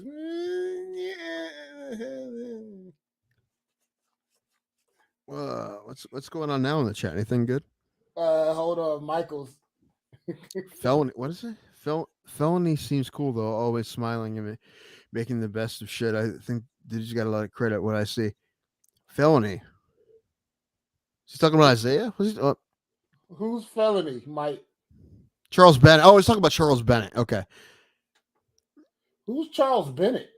Crazy Felony Horse, Charles Felony Bennett, Bennett, also known as Crazy Horse Crazy Charles Horse. Bennett, one of my favorite MMA fighters of all time. Oh, see, I didn't know who that was. Oh, that dude! You want to talk about a personality? You want to talk? What did Paul say? We're losing Isaiah like that Halle Berry movie where she's a crackhead. What? Yeah. I don't get it. I don't even know. Was it? Are we talking Swordfish? She was a crackhead. No, she was. Wasn't she an Like, I thought she was a heroin addict in that movie. I can't remember. She's been so many. She's been so many damaged African American women. You can't pick out which role it is that she's been. Oh, Monsters Ball. Oh yeah, Monsters Ball. Thank you, Casey. Make me feel good. Birdcage. Heath Ledger, another Heath Ledger movie. Birdcage. Is Heath Ledger in Birdcage? Because that was wasn't that Robert Downey or not Birdcage. Monsters Ball.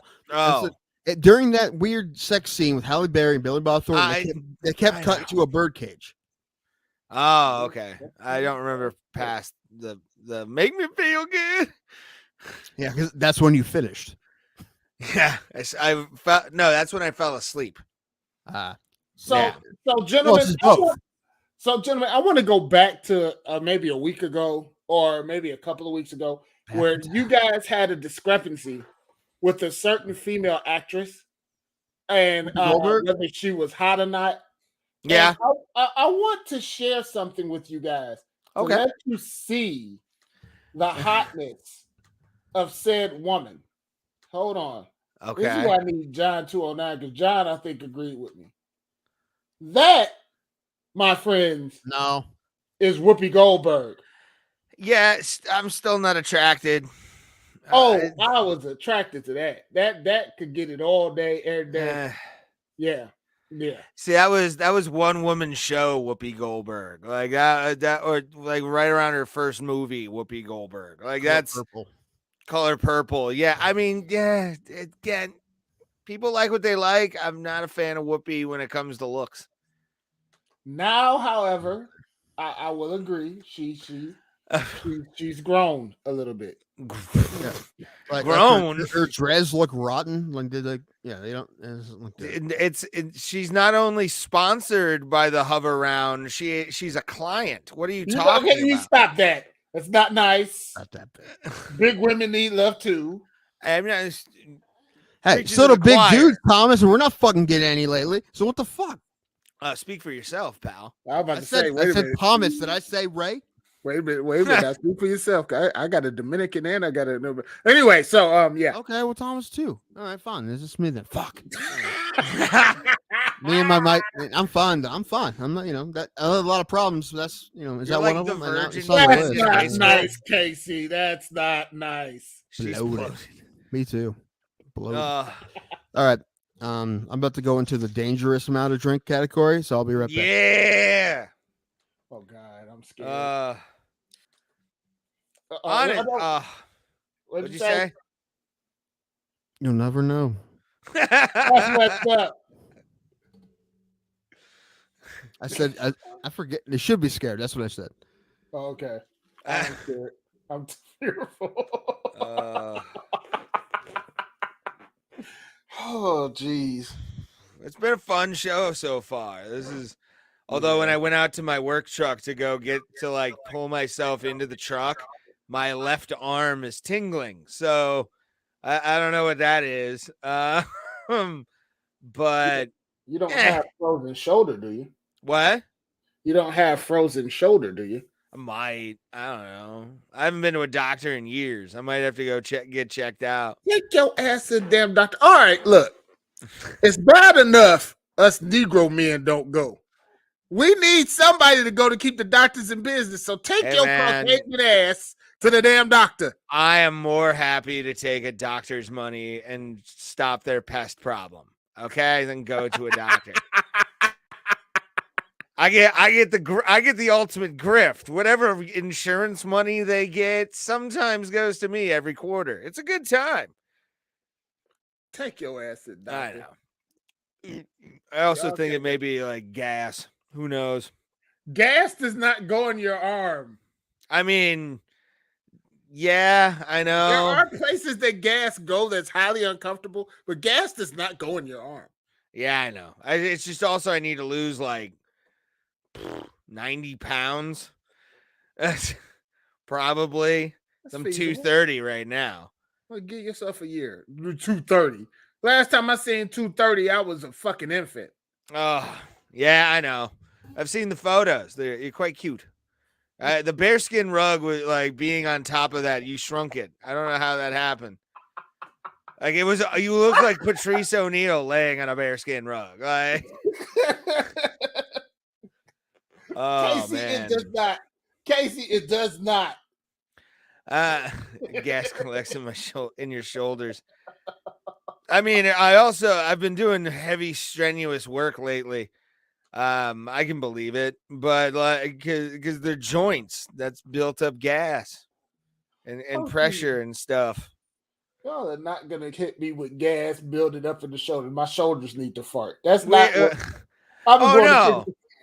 No, I'm not saying that. It's more just like lactic acid and all that kind of shit. You know, you don't drink enough water like I do. Like shit, I've been drinking ever since they told me my kidneys is fucked. I've only been down to one cup of pie. I'm scared to eat sugar. Well, it's fucking terrifying. I imagine. Like, oh my God, it's cookies. Do I want to? No. I know, and crumble cookies delivers. That's the sad part. I haven't had a good crumble cookie. No, what I want is a fucking apple fritter. No, well, no, I'm talking like there's a company called Crumble. Crumble cookie? I never heard of them. Oh, there's one in Menor, like out that way. Bruh, the cookies that they make are some of the best cookies I've ever had. Pure sugar, just raw. You can feel your teeth burning. There's so much sugar in it. Sugar. Oh, it's terrible. But the birthday cake. So you're saying if I would eat one piece of this cookie and die? Yeah, you would probably. Your pacemaker would have to. You'd be like Storm from the X-Men, just like throwing. You're like Jamie Foxx in that really bad Andrew Garfield Spider-Man, just throwing bolts because your goddamn pacemaker's like doing overtime. Nah, I never told you this story. This shit's funny as fuck. Okay. Was working with Mike at fucking Best Buy, and we were doing the overnight thing. And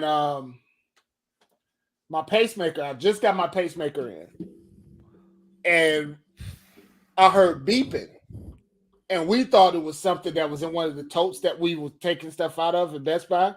Talking to your microphone. Oops, sorry. Sorry. Thought it was one of those things, something that was beeping coming out the totes. So then our partner gets next to me. He say, "Thomas, man, you beeping?" I'm like, what do you mean? I can't be beeping. My pacemaker was beeping. Oh. I don't know what the hell was going on, but hey. Dude, there's a bomb inside of you. You wake up on the floor like you just got hit by Tyson. Just ah! Who's wearing my shoes? Oh, that's funny. So what are you guys talking about when I was gone? Just we were talking. What were we talking about? I forgot what we were talking about too, and I ain't had nothing to drink. Yeah, that's fucked up. Oh, we were talking about Crumble Cookie, which Crumble. It's a good cookie company. It's diabetes in a box. It's delicious. Wilford Brimley totally endorses. I forgot to tell Thomas this. Remember when I told you last week they tested me for diabetes? Yes. I don't have diabetes. Good thing. Yeah. I told you what my doctor said last week. Like, she didn't like my glucose. I didn't eat for 12 hours at least, and it was 127. She's like, well, that's too high if you haven't ate. She's like saying all this stuff she's gonna give me, or if I test positive. And then the next day they're like, well, your AO1C was 1.5, well, no, 5.6. Not bad. What? Not bad at all. No, That's it's not bad at it's still under pre-diabetic. So yep. And my glucose was 101 on the blood draw, which was 10 minutes after the finger prick. So it was just a goofy finger prick. It was 101. It was fine. So yeah. I was convinced what she was talking that I had diabetes, because she was like, you're coming in to having diabetes. So she said, I'm like, oh, not good. Tim, and then the next Tim's day, just like, what did I do? Fucking ho-hos. Why are they delicious? You should have got that goddamn Twinkie. And then that day, I went to the root beer stand and got a big ass fucking quart of root beer. And it was hard to drink. It was so sugary. I had to put water and ice in it. Like, it was super thick. It was it wasn't that good. It was too sweet for me, believe it or not. I love the Winking Lizard, which is only like here in Cleveland.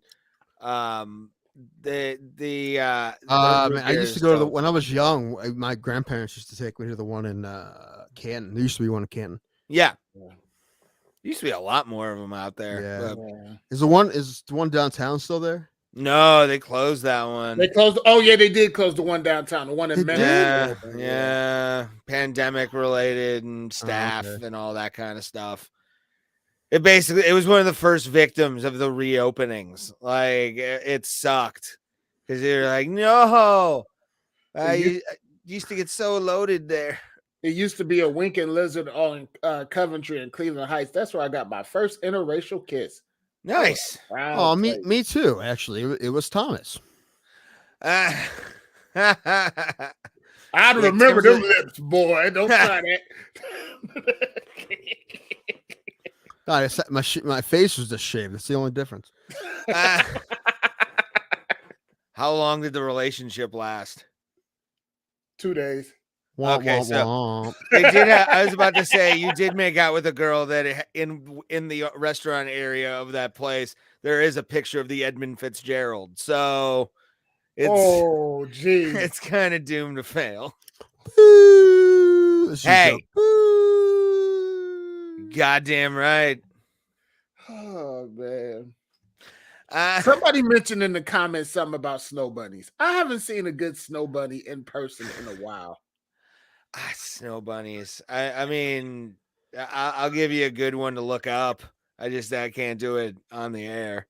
No, I want to see one in person. Like, the last snow bunny I seen was in Myers like 3 months ago. So I want to see another one in person because I might shoot my shot. Actually, I take that back. I saw one a couple Fridays ago, and something in me told me to say something to her, but I just didn't. Dude, if you talk to a stranger in public now, it's creepy. You want a date, you have to do it online, Thomas. You do that, try to do that shit in public. Shoot shots in public, you're a fucking serial killer. You're a serial killer. Yep. Isn't that sad? It's so sad because I fucking hate that.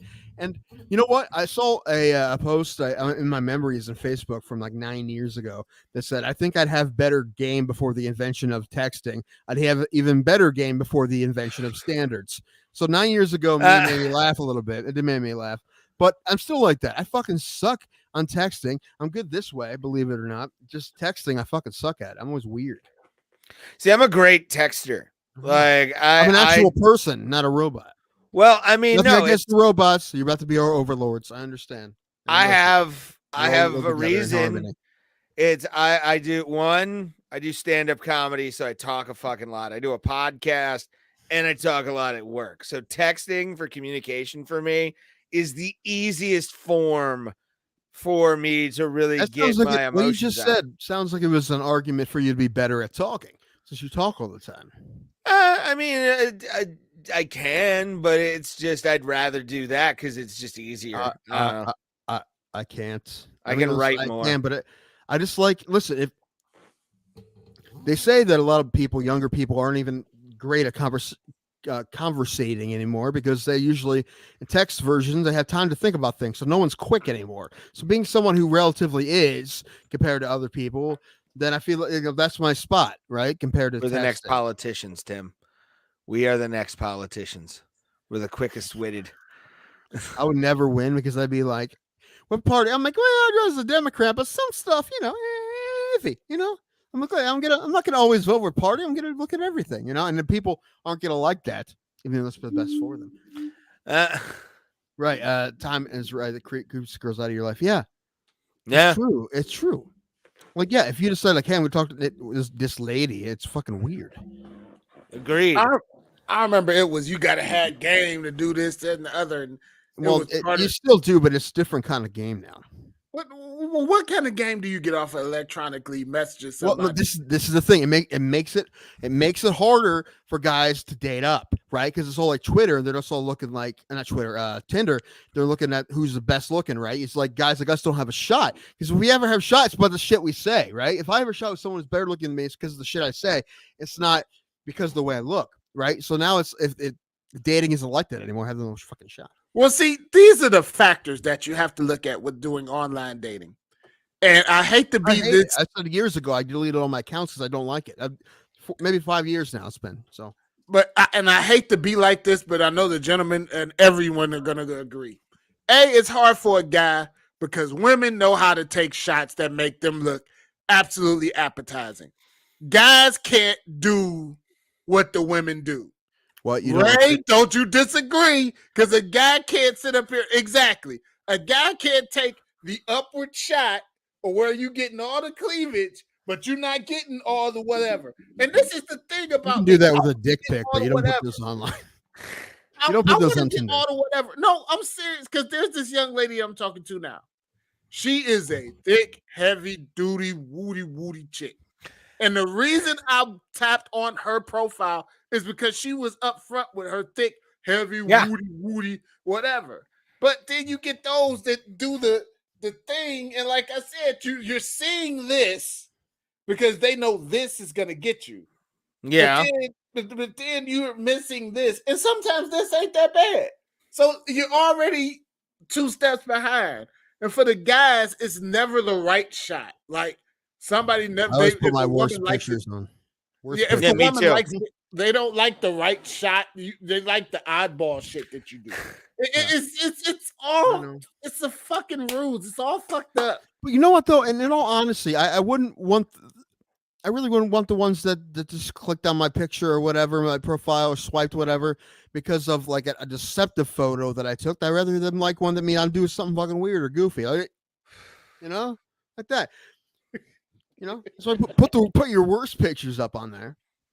But the thing is, it's like unless you're just trying to get lit. If you're just trying to get lit, it's a different story. You know, that's not necessarily what that ain't even the same anymore. Like, oh shit, I'm about to let out my whore. Go ahead, boo. You got it, boo. Come on, babe. It used to be you go on somewhere like Tagged or whatever, and you blase, you talk shit, and then you find out that the skeezer and the skeezer finds out that you're a whore too. And everything, just works on how it is. It's getting harder with that now because now you go to some sketchy areas to try to get the poontang. Like, it used to be safe to go to the sketchy areas. Like, the best poontang is off Kensington. Like, that shit just slaps every goddamn time. But yeah, but how many times has that been slapped is my question. It doesn't matter as long as it's still got a little bit of... As long as it grabs the proper area when you insert, then you're good. As long as things are moving in certain ways that's not supposed to be unnatural. Also, it looks like a face hugger from Alien. Just like if it's a face hugger, then that's a great thing, especially after she had 7 kids. But anyway, so babies almost always do more damage than anyone. No, it depends. Isn't that true? It depends on the body type. I swear to God, I met a woman that had 7 kids, and her vajayjay was tighter than my ex. She had that surgery. She had the reconstruction. She didn't have any reconstruction. She couldn't afford that. And Medicaid wasn't paying for that shit. You could have won a radio contest. Miss Unfortunate. Unfortunately. It's all Miss Parachute. it's all a ruse, and I wish it would go back to where women I would mean, be like, You've always had the MySpace angle. Like it's always been a thing in any kind of website that has profile pictures. I mean, I have fallen. My favorite one is I met a woman and show how classy I am at her trailer. Like that's not a deal breaker. That doesn't mean she's not a great person, but just, the sentence is just funny. Exactly. I fell victim to the up down, as I call it, where it's phone up looking down. And if she would have just been upfront about how big she was, I would have been perfectly fine with it. Like, and not wanting to leave because I'm like, bitch, you lied. Like, what? Why are you just sent me shitty photos? She wasn't good looking too. Like, she had that the angle face. You know, although she thinks Ray is an astronaut cowboy. I was in my early 20s and I looked decent. All right. My like 21, 22, I had a little bit of pooge on me, but I was still kind of like still in that weird mindset of being a kid. I know. So she was like 35. It was fun. You meet the best ones in trailers. I had a trailer experience right down the street. I had a trailer experience, and it blew my mind. I was like, "Oh, that's funny." Okay. Huh. And I don't care where the Nedden comes from, to be honest with you, but it's like be upfront with who you are. I always ask for full body photos and send some of me.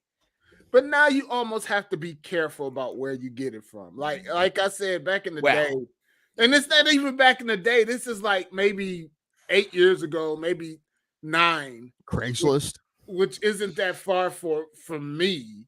It used to be I could go on Tag, meet somebody, blah. Next thing you know, you never waking up in the fucking heard bedroom. of Tag.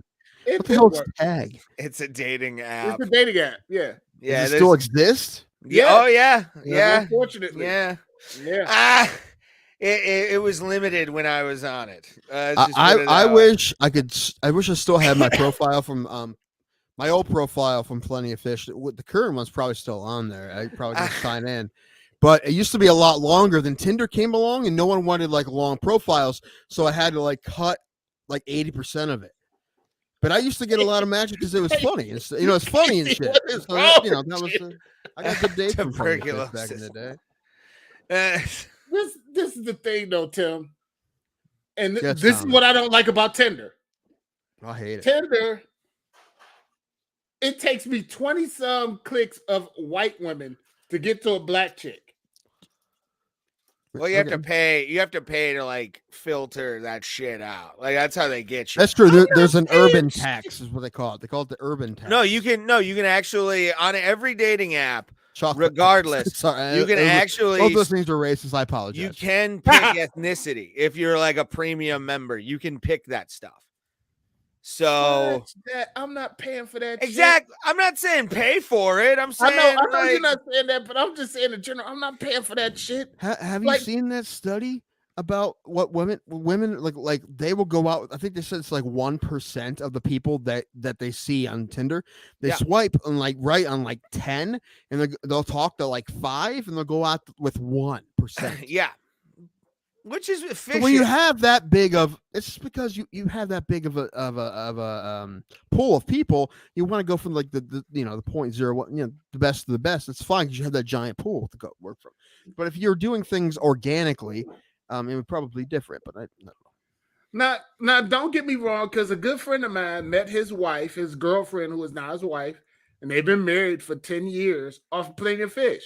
So the model works. It's just how often does it work is the question. That is a very good question. Because I definitely, oh God, Tim is looking up the percentage probably of dates and stuff. And now we got the new mind fuck Facebook dating, which makes you seem extra creepy. Yeah, no. See, my favorite thing to do on dating apps, like if I'm on a dating app, my favorite story to get is how many dicks have you gotten?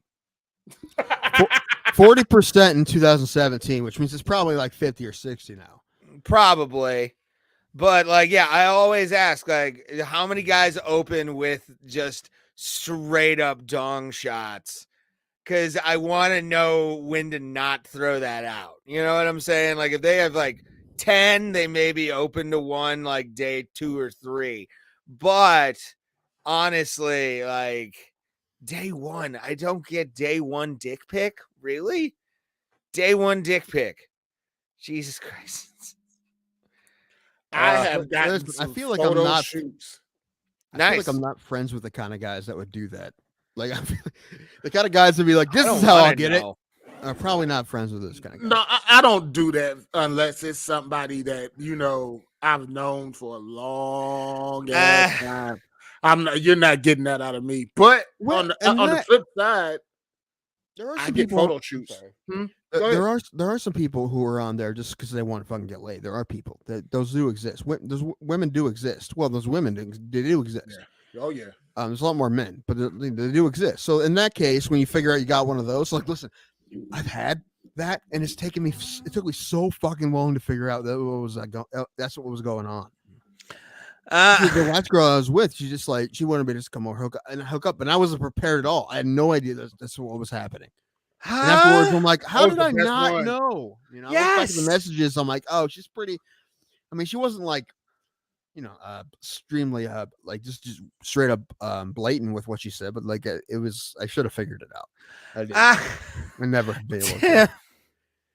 Oh my god, I'm able to pick that shit up quick. I don't pick that shit up quick. I've never really. Oh, I get that vibe. As soon as I get that vibe, it's you lean in for a kiss. If they move away, you back away. But like, there have been times where some good eggs have come out of the chicken coop, and I'm very happy that they did. Like, just appreciate all of them. What kind of eggs? Don't take this the wrong way. That must be a farm fresh, son. That must be a white people thing. All the kissing and stuff. We don't kiss. It's I know. I've had my out this time ago. It's like a National Geographic like ritual type thing. Fucking kicking them off her shoes. Leaving socks on. Well, I told you guys before, I'm weird about it. I don't necessarily love making out. I mean, I'll do it, but it's not my favorite thing. I'm not like much of it.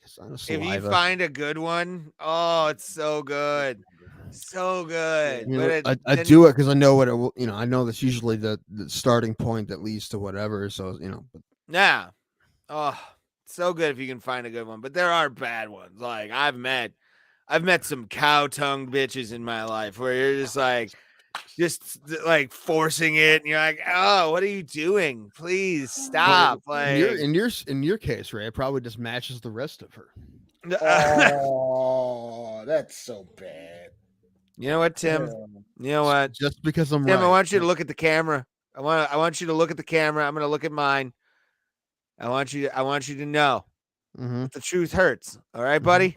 The truth hurts. You don't have to be so honest all the time. Not much. I told you before, I'm a shitty liar. You are. And sarcasm goes over your head sometimes, which is always fun to watch you just. No, listen, with you, the problem is that I can honestly, like, if you say you pretend you don't know something, I'm like, no, he doesn't fucking know that. It makes sense. They're like, no, I was just kidding. I'm like, no, no, you fucking don't know that. Like, oh no, I meant on like the certain thing when I would tell jokes that you would like go, this is why nobody watches, Ray. Your racism.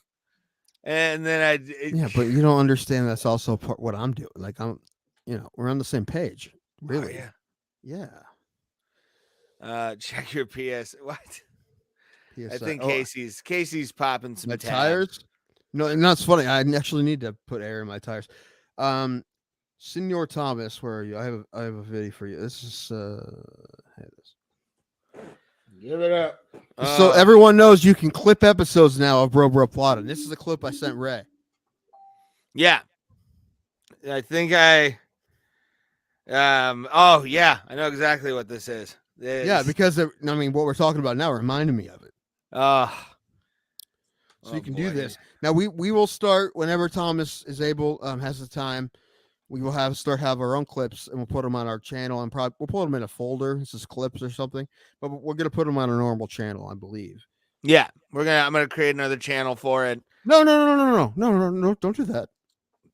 Well, that's usually what you do, Tim. No, you can a folder. You can make a folder of clips. I know. And you put listen, don't do a separate channel because we haven't a hard enough time getting people on our channel. Listen, McAfee. McAfee has his clips on the same channel as his episodes. You just have to put a different folder. But like Tim Dillon does clips too. All those guys do. Rogan. Yeah, but they have enough people on their normal channels. This is true. That's my point. Listen to me. I will fight you with this to the bitter end. The best way to do this is to just put them on a normal channel, but then put them in playlists and folders, clips, full episodes. Okay. That's the best, because we don't want two different channels. We don't want to share subs with two channels. We want to have, and it will be fine. They'll have the playlists and the folders is the best way to do it. Okay. Play the clip that you clipped. This is from the New Year's episode. It was a long time ago. Yes, I love that. Just I love that. This was an idea Ray had. I saw an episode of those Rhett and Link guys where they ate mac and cheese made of breast milk. I just want to say real quick now that I will not do that on the show. Just in case you were thinking about us consuming breast milk on the show and seeing what happens, I refuse. I've had one experience. I'll never have it again. as an infant, but like, nah. No, listen, I'm a milk drinker, but I like my milk the way Ray likes his blowjobs, from a cow.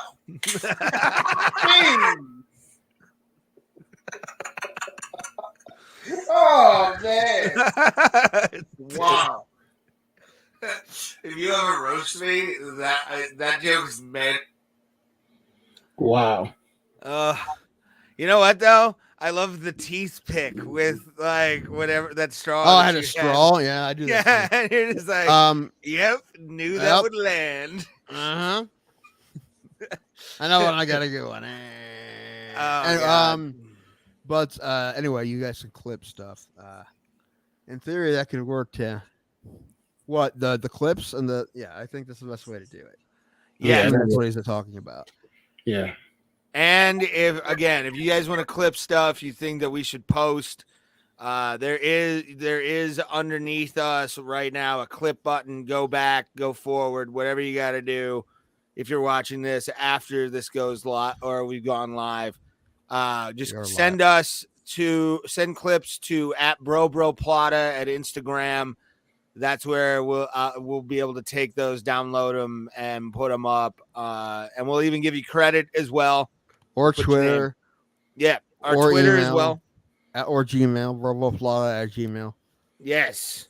And those work. We want you guys to start doing a little bit of interaction with us and what you like on the show.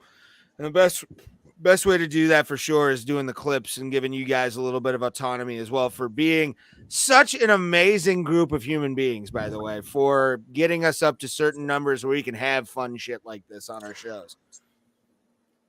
I think everyone can clip now because I clip on my channel. Yeah, so can I. Yeah.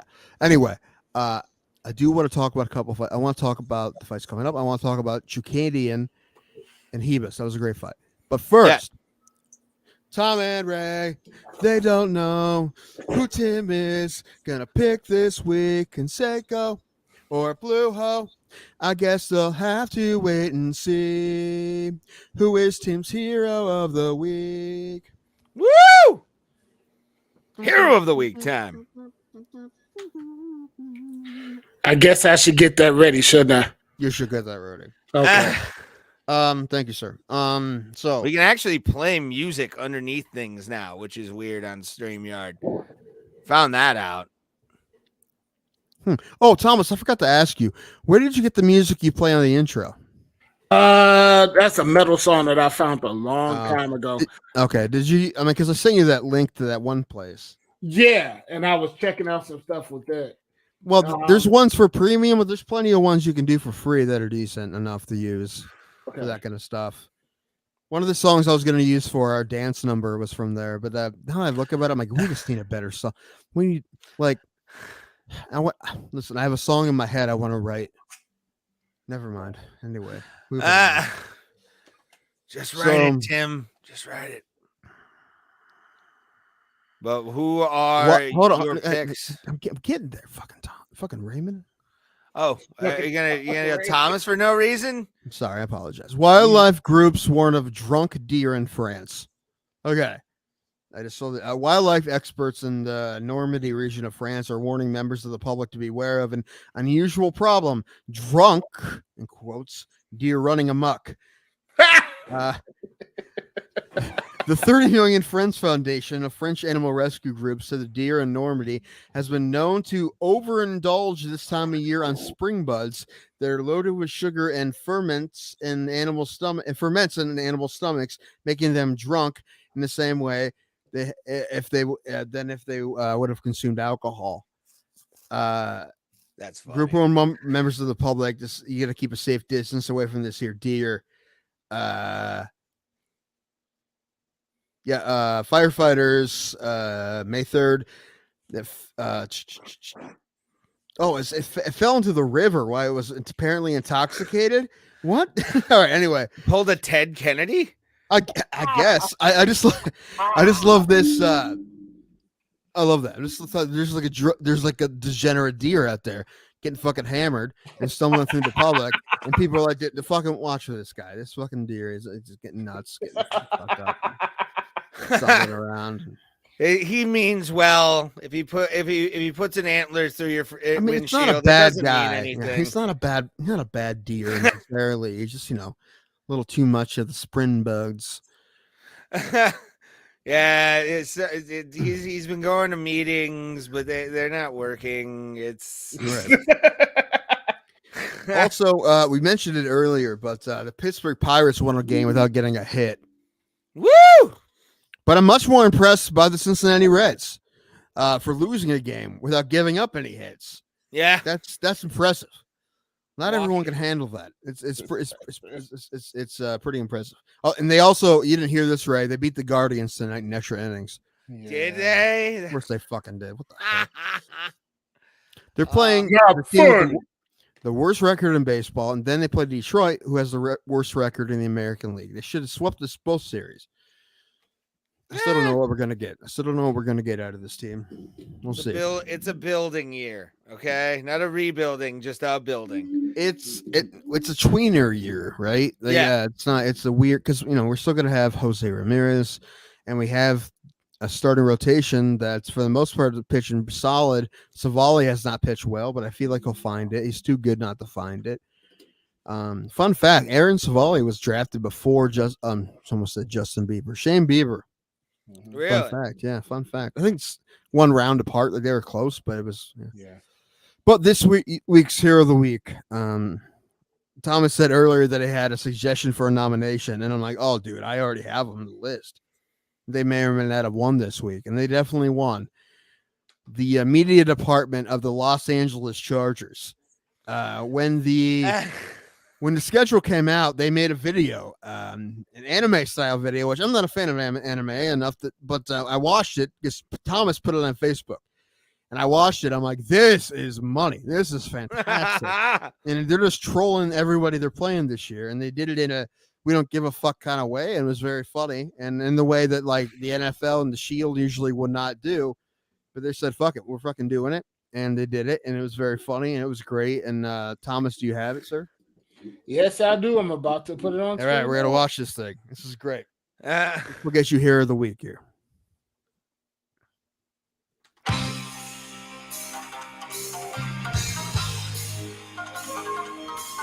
Japanese rock is so good. Oh.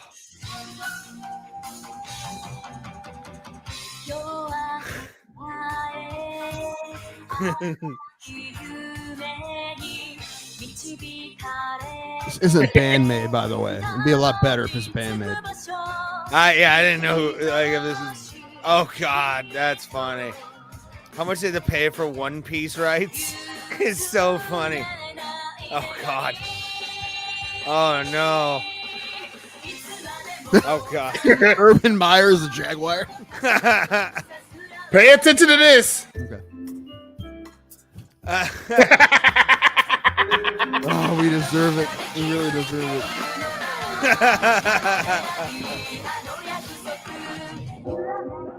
He should. Oh Jesus! Wow. Ah! Oh God! Andy Reid. Oh no!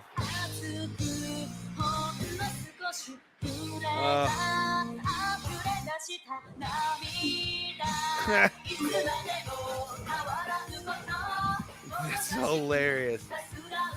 Ah.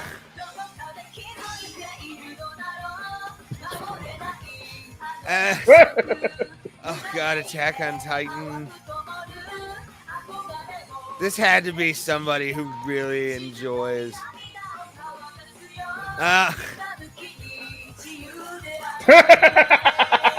Jesus Christ.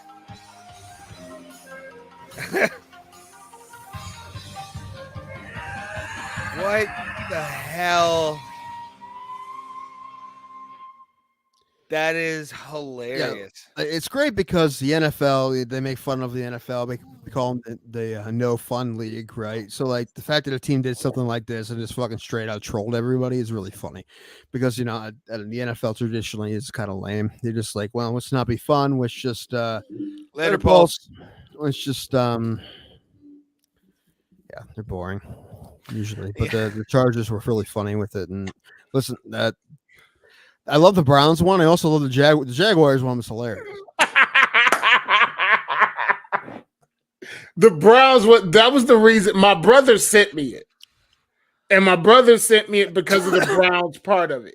And he said, oh, that's how they're looking at us now. I was like, oh, 100%. Yeah. Oh, that's how a lot of the teams are looking at you guys. Yeah, that's how I look at it too.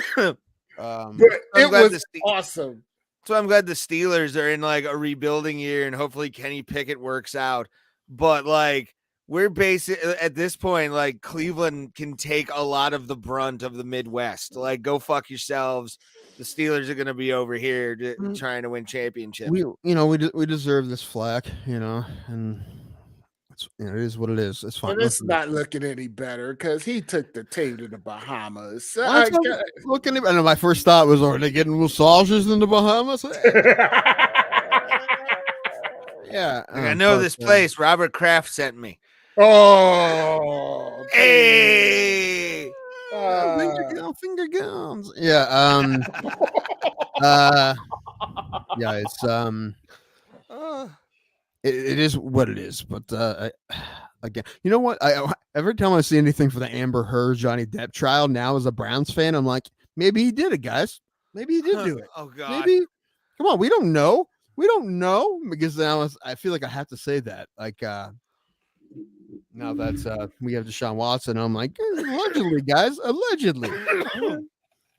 Either way, he was creepy. Either way, at the very least, he was still creepy, right?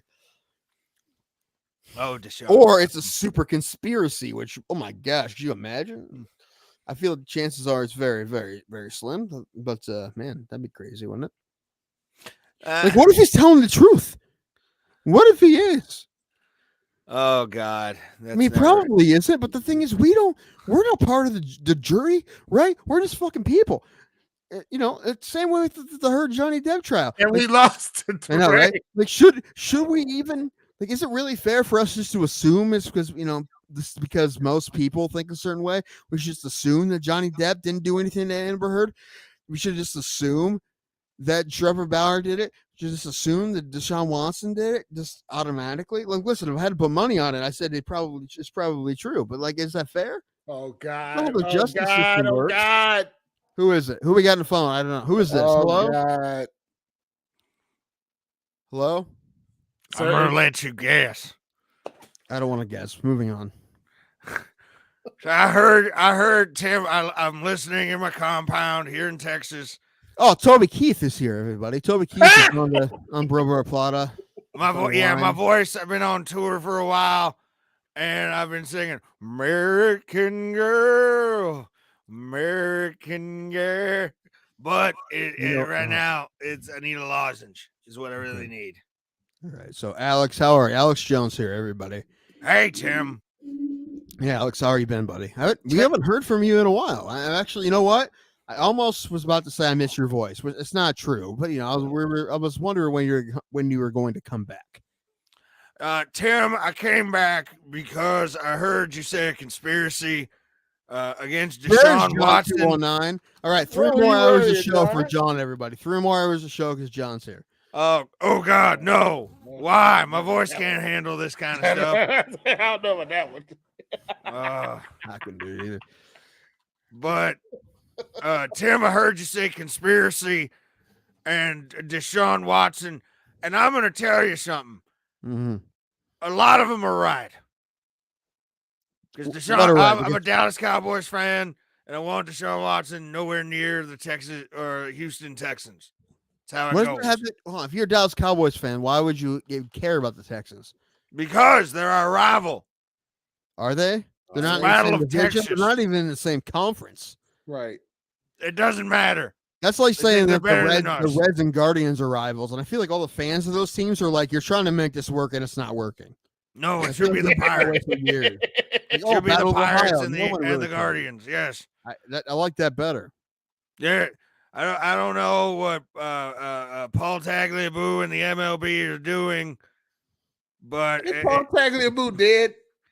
I don't know. It might be. He might be in a cryogenic freezer waiting for the Robot Football League. Who knows? Alex, I would think your football knowledge would be better than that, man. Come on. Anyway, it's not. Texas. I promise you're you. From Texas. You should know all of this. I know, but I was too busy weightlifting.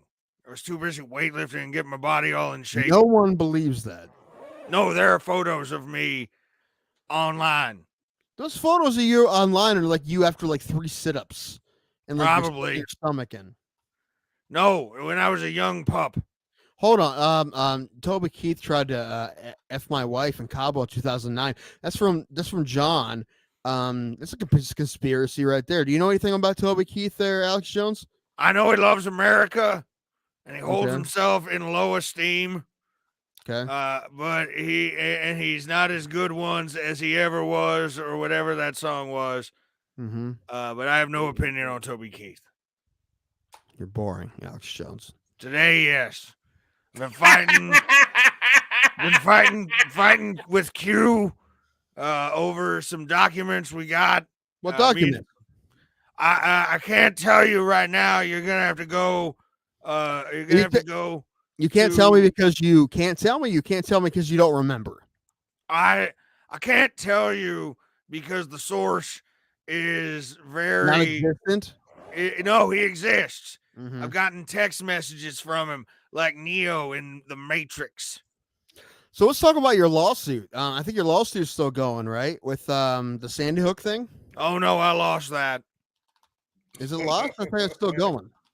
Oh, that was a couple months ago. That was something recently. No, well, it might be the civil suits. I don't know.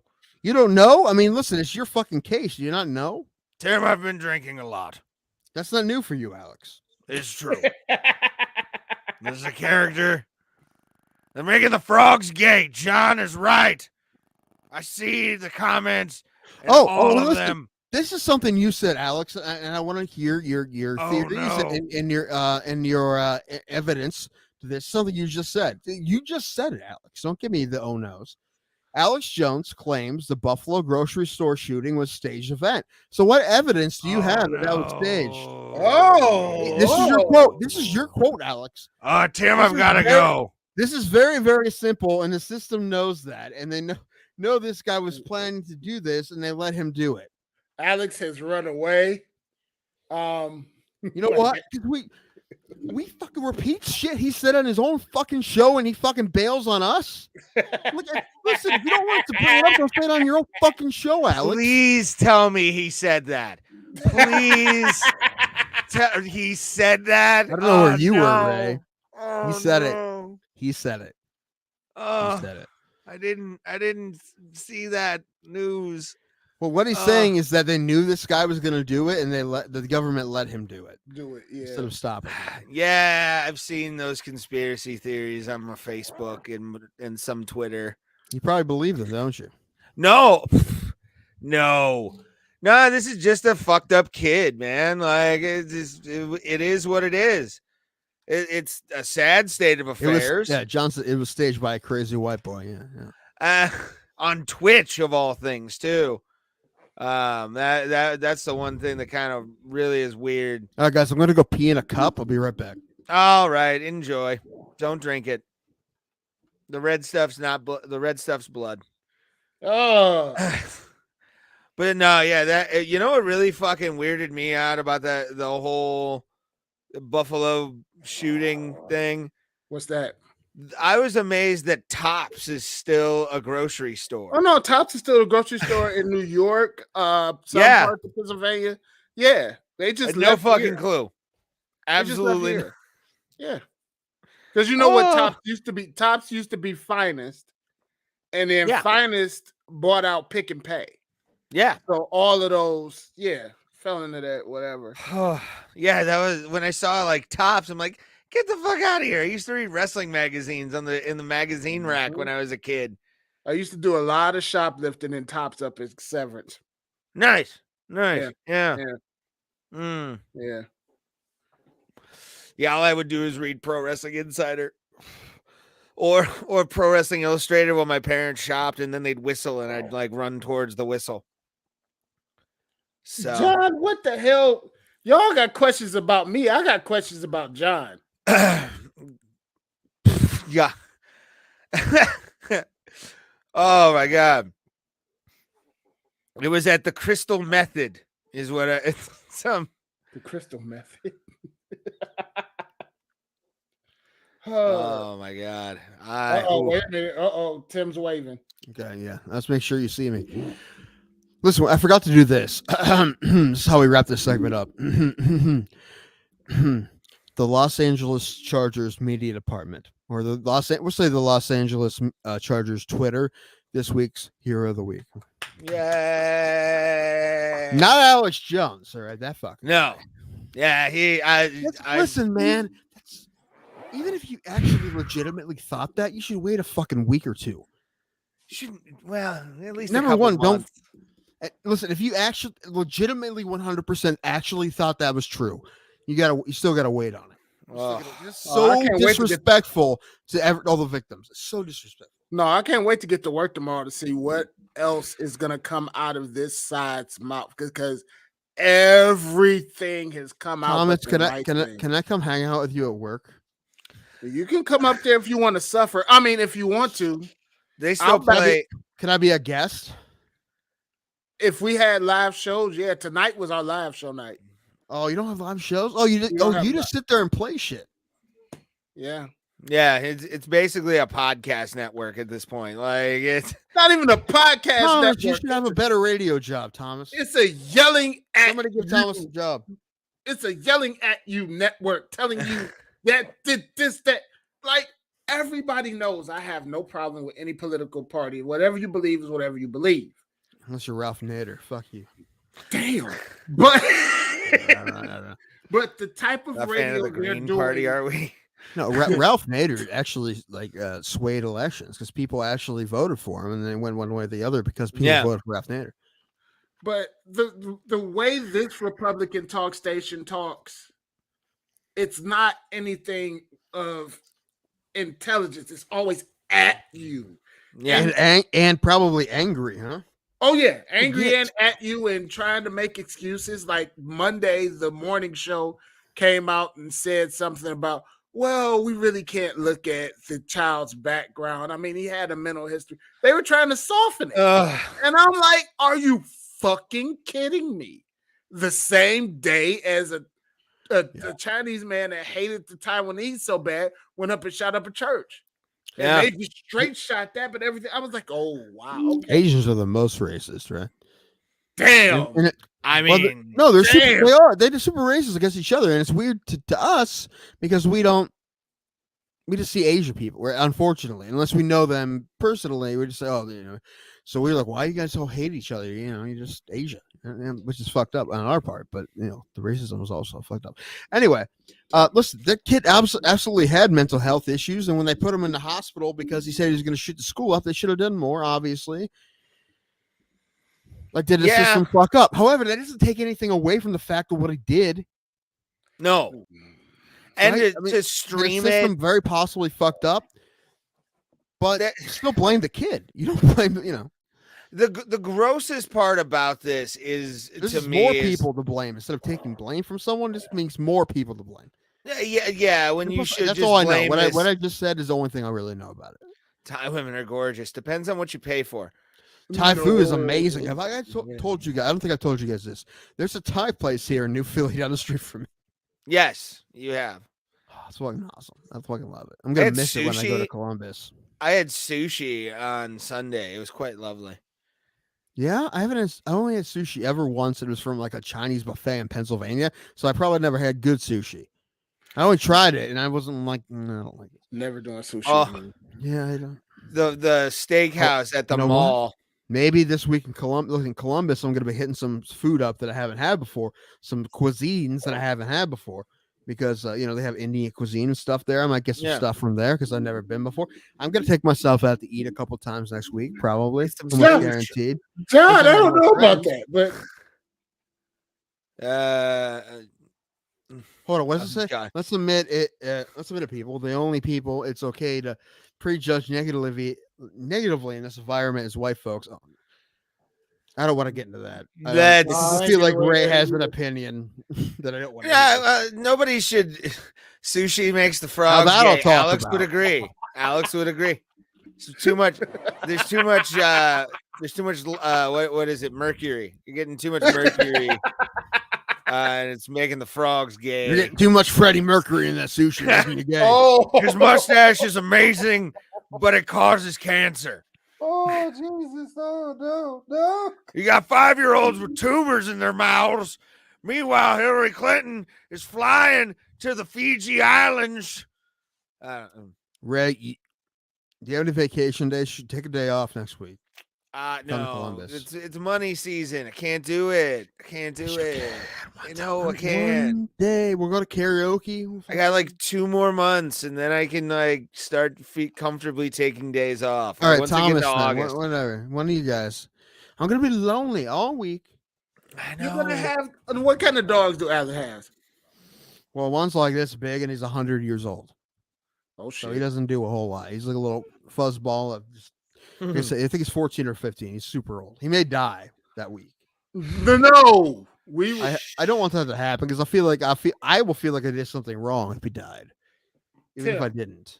Nothing is dying. You're not dying. Dog's not dying. No one's dying. Stop the dying talk. And the other dog is a pit bull. Oh shit! See, I would have fun with him. He's like you have him on a treadmill. He jumps on you. It's like. He feels like a linebacker jumps. I bet. He's made of full muscle, but he's a sweetheart. He's goofy and he's a sweetheart. But yeah, I don't know, it'd be fun. It would be fun. The only problem is that I have the sleep apnea issue. I feel like I always have to take naps, and I feel like I'm gonna oversleep there going out. So I have to set alarms for my naps. The Big J Okerson one, by the way, was another white dude. So that's that negates the whole thing. Does it, Ray? It does. Does it? Yeah. All right, Alex. White people, what you expected from drunk white trash white people is what you do. When was the Big J thing? Recently? It was during the pandemic with out at that place, the Dome. I can't remember what it's called. Tropicana Field. No. It's like it's a comedy club in an inflatable dome. In Pennsylvania. I A never lot heard of of it. comics are going to this one. A lot of comics are starting to go to this place because they do an outside show in like the winter time. Oh, cool. Yeah, it's pretty dope. But How much it costs to run that? huh? Wonder how much it costs to run that. Yeah. No, I mean like the dome and the heat and shit. I wonder what I would assume they probably make it back in ticket sales because like it's a gigantic outdoor kind of thing. I feel like I'm like in a spot that I would like. If I had the money, I'd probably just buy a comedy club and do that. I mean, fucking run a comedy club and do sets. I'll be fine with that. I think. Oh Listen, yeah. If I had money to buy the funny stuff, I wouldn't. But I know I'd be in decent hands. There's so much real estate up here that like business places or like former bars that would make perfect places to have like a comedy club just for people to do sets for local. Well, the thing is, comedy is a really, really tough business. It's a location-driven business. It really is. It's all there's all kinds of shit. It's hard. Like, I mean, how often do you think, oh, I'm gonna go to the comedy club tonight and see whoever's there, no matter what? There's people who do that, and I love them for it. They're the best. But I never think that. You know, yeah. And the people who do that, I see them all the time at the comedy clubs, and I love them. They're great. Keep doing it. They're amazing. But how many of those people are there? They're like to look online, like, oh, who's this person? And, it's somebody they heard of from either the TikTok or the TV or something. The TikTok. Yes, or whatever. I think I got on my video I made the other day. I have 5,000 views total on that. Cool. You do, yeah. It really took off on a big level, and I was happy about that. YouTube's done, but Instagram's still popping up. So Reels.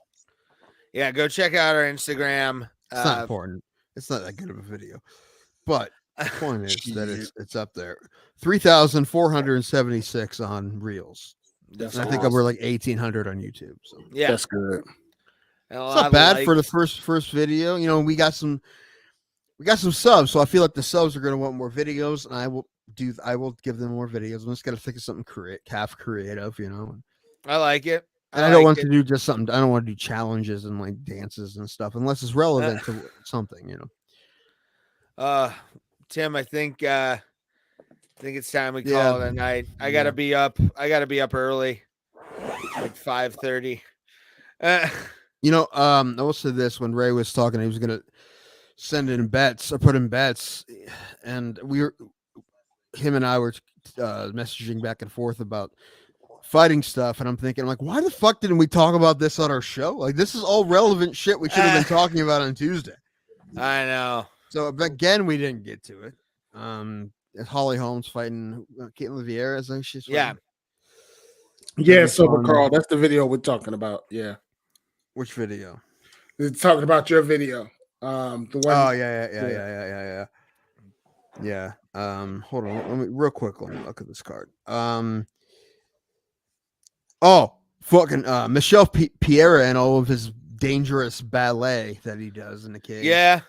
Against Santiago Ponzinibbio, dude. That's gonna be fun. That's gonna be fun. That's gonna be a striker's delight, dude. That's gonna be really fun. Someone's going down in that one, and it's gonna be stylish as fuck. I really hope so. Chase Hooper's back as well.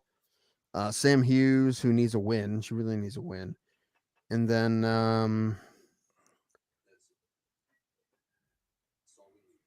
don't even see who's on the card for Volkov Rosenstrick. Is it the next week? Okay. So that's the only thing I was going to talk about. Alrighty. Was going to be Shukadian and Hebus, because the fight was great and it was very close. And I think sometimes judges don't realize how tough it is to hold somebody down. I mean, they go back and forth. Like, how much credit should we give for someone for controlling the ground if they're not really hitting them? I'm like, you realize it's really hard to keep somebody there, period. But Chukadian, as I told Ray, if she doesn't get finished, she almost always wins. She always wins decisions. I think her only loss is when she gets finished. Because her Muay Thai is fantastic. Her technical Muay Thai is fantastic. Like, she doesn't knock people out. But if you're a fighter and you see a Caitlin Chukadian seminar, like, fucking go to it. Because she fucking knows how to kickbox. And her distance, her uses of distance is fantastic. That's why she always wins these decisions. But Hebus did her best to try to muck up the fight, and she got it really close. I think they got the decision right, but it's very close. But anyway, point is, Chikadian it looked good as always. But so did Hebus. I love Hebus, and that was a tough fight for her. She wasn't even ranked at 125, and she fought the number 1 contender at 125. So, okay, now I'm done. All right, boys and girls, it has been a fun night talking to all of you. Make sure to take advantage of Raymond, yes, sir. Raymond, give me like a minute and a half. Just do it for me. I'm looking something up. All right. But we do probably less than that. We do appreciate everybody. Make sure to use make sure to use the clip function below to send us clips. Go to Instagram, at Bro Plata on Instagram. Okay, I'm good. And we'll post them to our reels. What does Tim have? Hi, Cookie. Besides a cat's butthole. Cookie's butt. Look how pretty she is. Look how pretty the cookies do. They released MLB The Show. They released a card, a player for Diamond Dynasty. Carlos Carrasco from a few years ago, 93 overall. I picked him up as soon as I could. Nice. Yeah, he's good. And I have Tom Seaver now. I'm good rotation. What were you looking up? I'm good. Just finish the show. All right, guys. And again, share the love. We love all of you. And as always, we will see you at the Kumite fam. You can never, ever, ever, ever, ever, ever hide your heart. Don't ever, ever, ever even try.